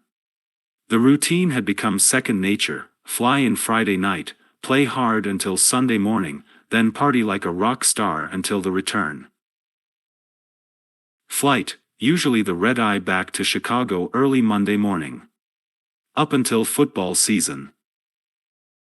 Terry would fly into Vegas to meet him, usually arriving late Saturday night and joining him at one of the various strip hotels Sunday morning. They'd spend half the day in bed, then hit the pool, a swank restaurant, and a posh nightclub. Terry would take him to the airport, kiss him goodbye, and a few weeks later it would start all over again. With the new additions to the team, Kevin shifted into the role of teacher, and along with the responsibility came a certain swagger. Separated from Martinez and Fisher, he was top dog, and he strolled through the casinos like he was invincible. Once in a while he even brought Terry with him, something Mickey never would have condoned, and let her carry some of the cash. He became a fixture at certain casinos, the Stardust, the MGM Grand, the Mirage, and many of the pit bosses thought of him as a friend. None of them knew who he really was, but they knew he was rich and liked to make big bets. And on Sunday nights he liked to party. Labor Day weekend, end of 1995, he found himself escorted to a private booth in a newly opened club at the Hard Rock Hotel. Surrounded by strippers and starlets from LA, Terry on his arm, Jill and Dylan one booth over but never making eye contact, and Tay on the dance floor, his head bouncing high over the crowd, Kevin watched the flickering lights and wondered if life could possibly get any better. He had $70,000 in a money belt around his waist and another $250,000 back in his room. Card counting was the key that had unlocked the casino's coffers, and there was no reason to think the party ever had to end. The next morning, as Kevin nursed a hangover while standing in the taxi line at O'Hare Airport, he impulsively decided it was time to quit his job. He didn't know what he was going to do next, but Vegas allowed him the freedom to seek out the life he wanted to live. He didn't have to make blackjack his profession, but it could cushion him between jobs. The weekend before he moved back to Boston, the entire team came out to Chicago to help him pack and throw him a coming-home party. More important, they came to hit the Grand Victoria riverboat in full force, because Vegas was in the downtime between Labor Day and New Year's Eve. By 9 p.m. they had managed to get all 12 playing members of the team on board the boat at the same time. Kevin had been designated BP for the evening, and the 11 others were spread out across the blackjack area, covering much of the casino. Kevin went from one hot deck to another with almost no time in between. He'd barely rise from Dylan's table before catching a call in from Tay, then find himself passed from Tay to Jill, then to Martinez and Kiana and Brian. Soon his pockets were bulging with chips, and he had lost track of his winnings. He took a quick bathroom break, locking himself in one of the stalls. Then he stacked the chips on the toilet paper holder, careful not to drop any on the floor. They were positively killing the Grand Victoria, at least $90,000 in the past 4 hours. Kevin was riding high as he returned to the casino floor, and was immediately called into Fisher's table, a positive 12 shoe. He was about to push $1,000 worth of chips onto the table when he froze, suddenly staring at a blackjack table 20 yards away. Sitting in the third base position was a short, stocky Indian kid in a light blue shirt and khaki pants. It was the same classmate he had seen in Vegas his first weekend with the team, so long ago. Sanjay Das, from his sophomore physics class at MIT. Vegas might have been a coincidence, but this was a riverboat in Elgin, Illinois. Furthermore, as Kevin shifted his gaze past Sanjay to the next table, he saw another familiar face, a Japanese kid with thick glasses and a plaid shirt, Sanjay Das's roommate. Kevin shook his head, blown completely out of character. He could tell that Fisher was watching him out of the corner of his eye, so he touched his ear, giving the signal that he needed to talk. Then he quietly gathered his chips and headed back to the bathroom. He waited for Fisher to enter behind him, then went to one of the urinals in the far corner of the room. Fisher stood next to him, waiting for him to speak. Kevin made sure no one else was in earshot, then cleared his throat. 5 tables down from us, the Indian kid at third base. I know him. He's from MIT. Fisher didn't seem surprised, but a bitter look crossed his face. That's right. And he's not the only one. There are at least 7 others with him. Kevin stared at him, bewildered. Another team? Fisher nodded. His lips were curled back at the corners. I saw them when we first came in. I was going to tell you, but decided to wait until we got back to Boston. There's more than one MIT team? Kevin asked again. Even so, how could they have discovered the Grand Victoria? Even Martinez had never heard of it before Kevin went for his interviews in Chicago. That's right. Actually, they've been around a bit longer than us. We call them the amphibians. They call us the reptiles, because we came from them. Which suits us, because we're next on the evolutionary chain. Mickey, Kevin realized. He's got money with the amphibians too. Fisher slapped a hand against the cement wall above his urinal. That's right. He couldn't resist bringing them out here to hit the riverboat. Doesn't matter that this was our turf, or that we're risking burning this place down with nearly 20 counters in the room at the same time. Kevin didn't like Fisher's tone, or where his friend was obviously heading. Listen, Fisher continued. I respect Mickey more than you know. But he's not a player anymore. He's a dinosaur, man. His time came and went. Now he's making money off of all of us, and we simply don't need him anymore. Kevin exhaled. He had seen this coming for a long time. Now that they had brought in new talent, and unlocked new potential for profit, Mickey and his investors were the only things standing in the way. Fisher wasn't going to be satisfied with partial control and partial profits. He wanted the lion's share. And Kevin was beginning to see things his way. He was the one working the floor, why shouldn't he reap a larger portion of the benefits? You know what happens to dinosaurs, Fisher said, flushing the urinal with the palm of his hand. They run amok in amusement parks? Kevin said, aiming for levity. Fisher didn't crack a smile. He was dead serious. Dinosaurs go extinct. If they don't do it on their own, someone has to help them along.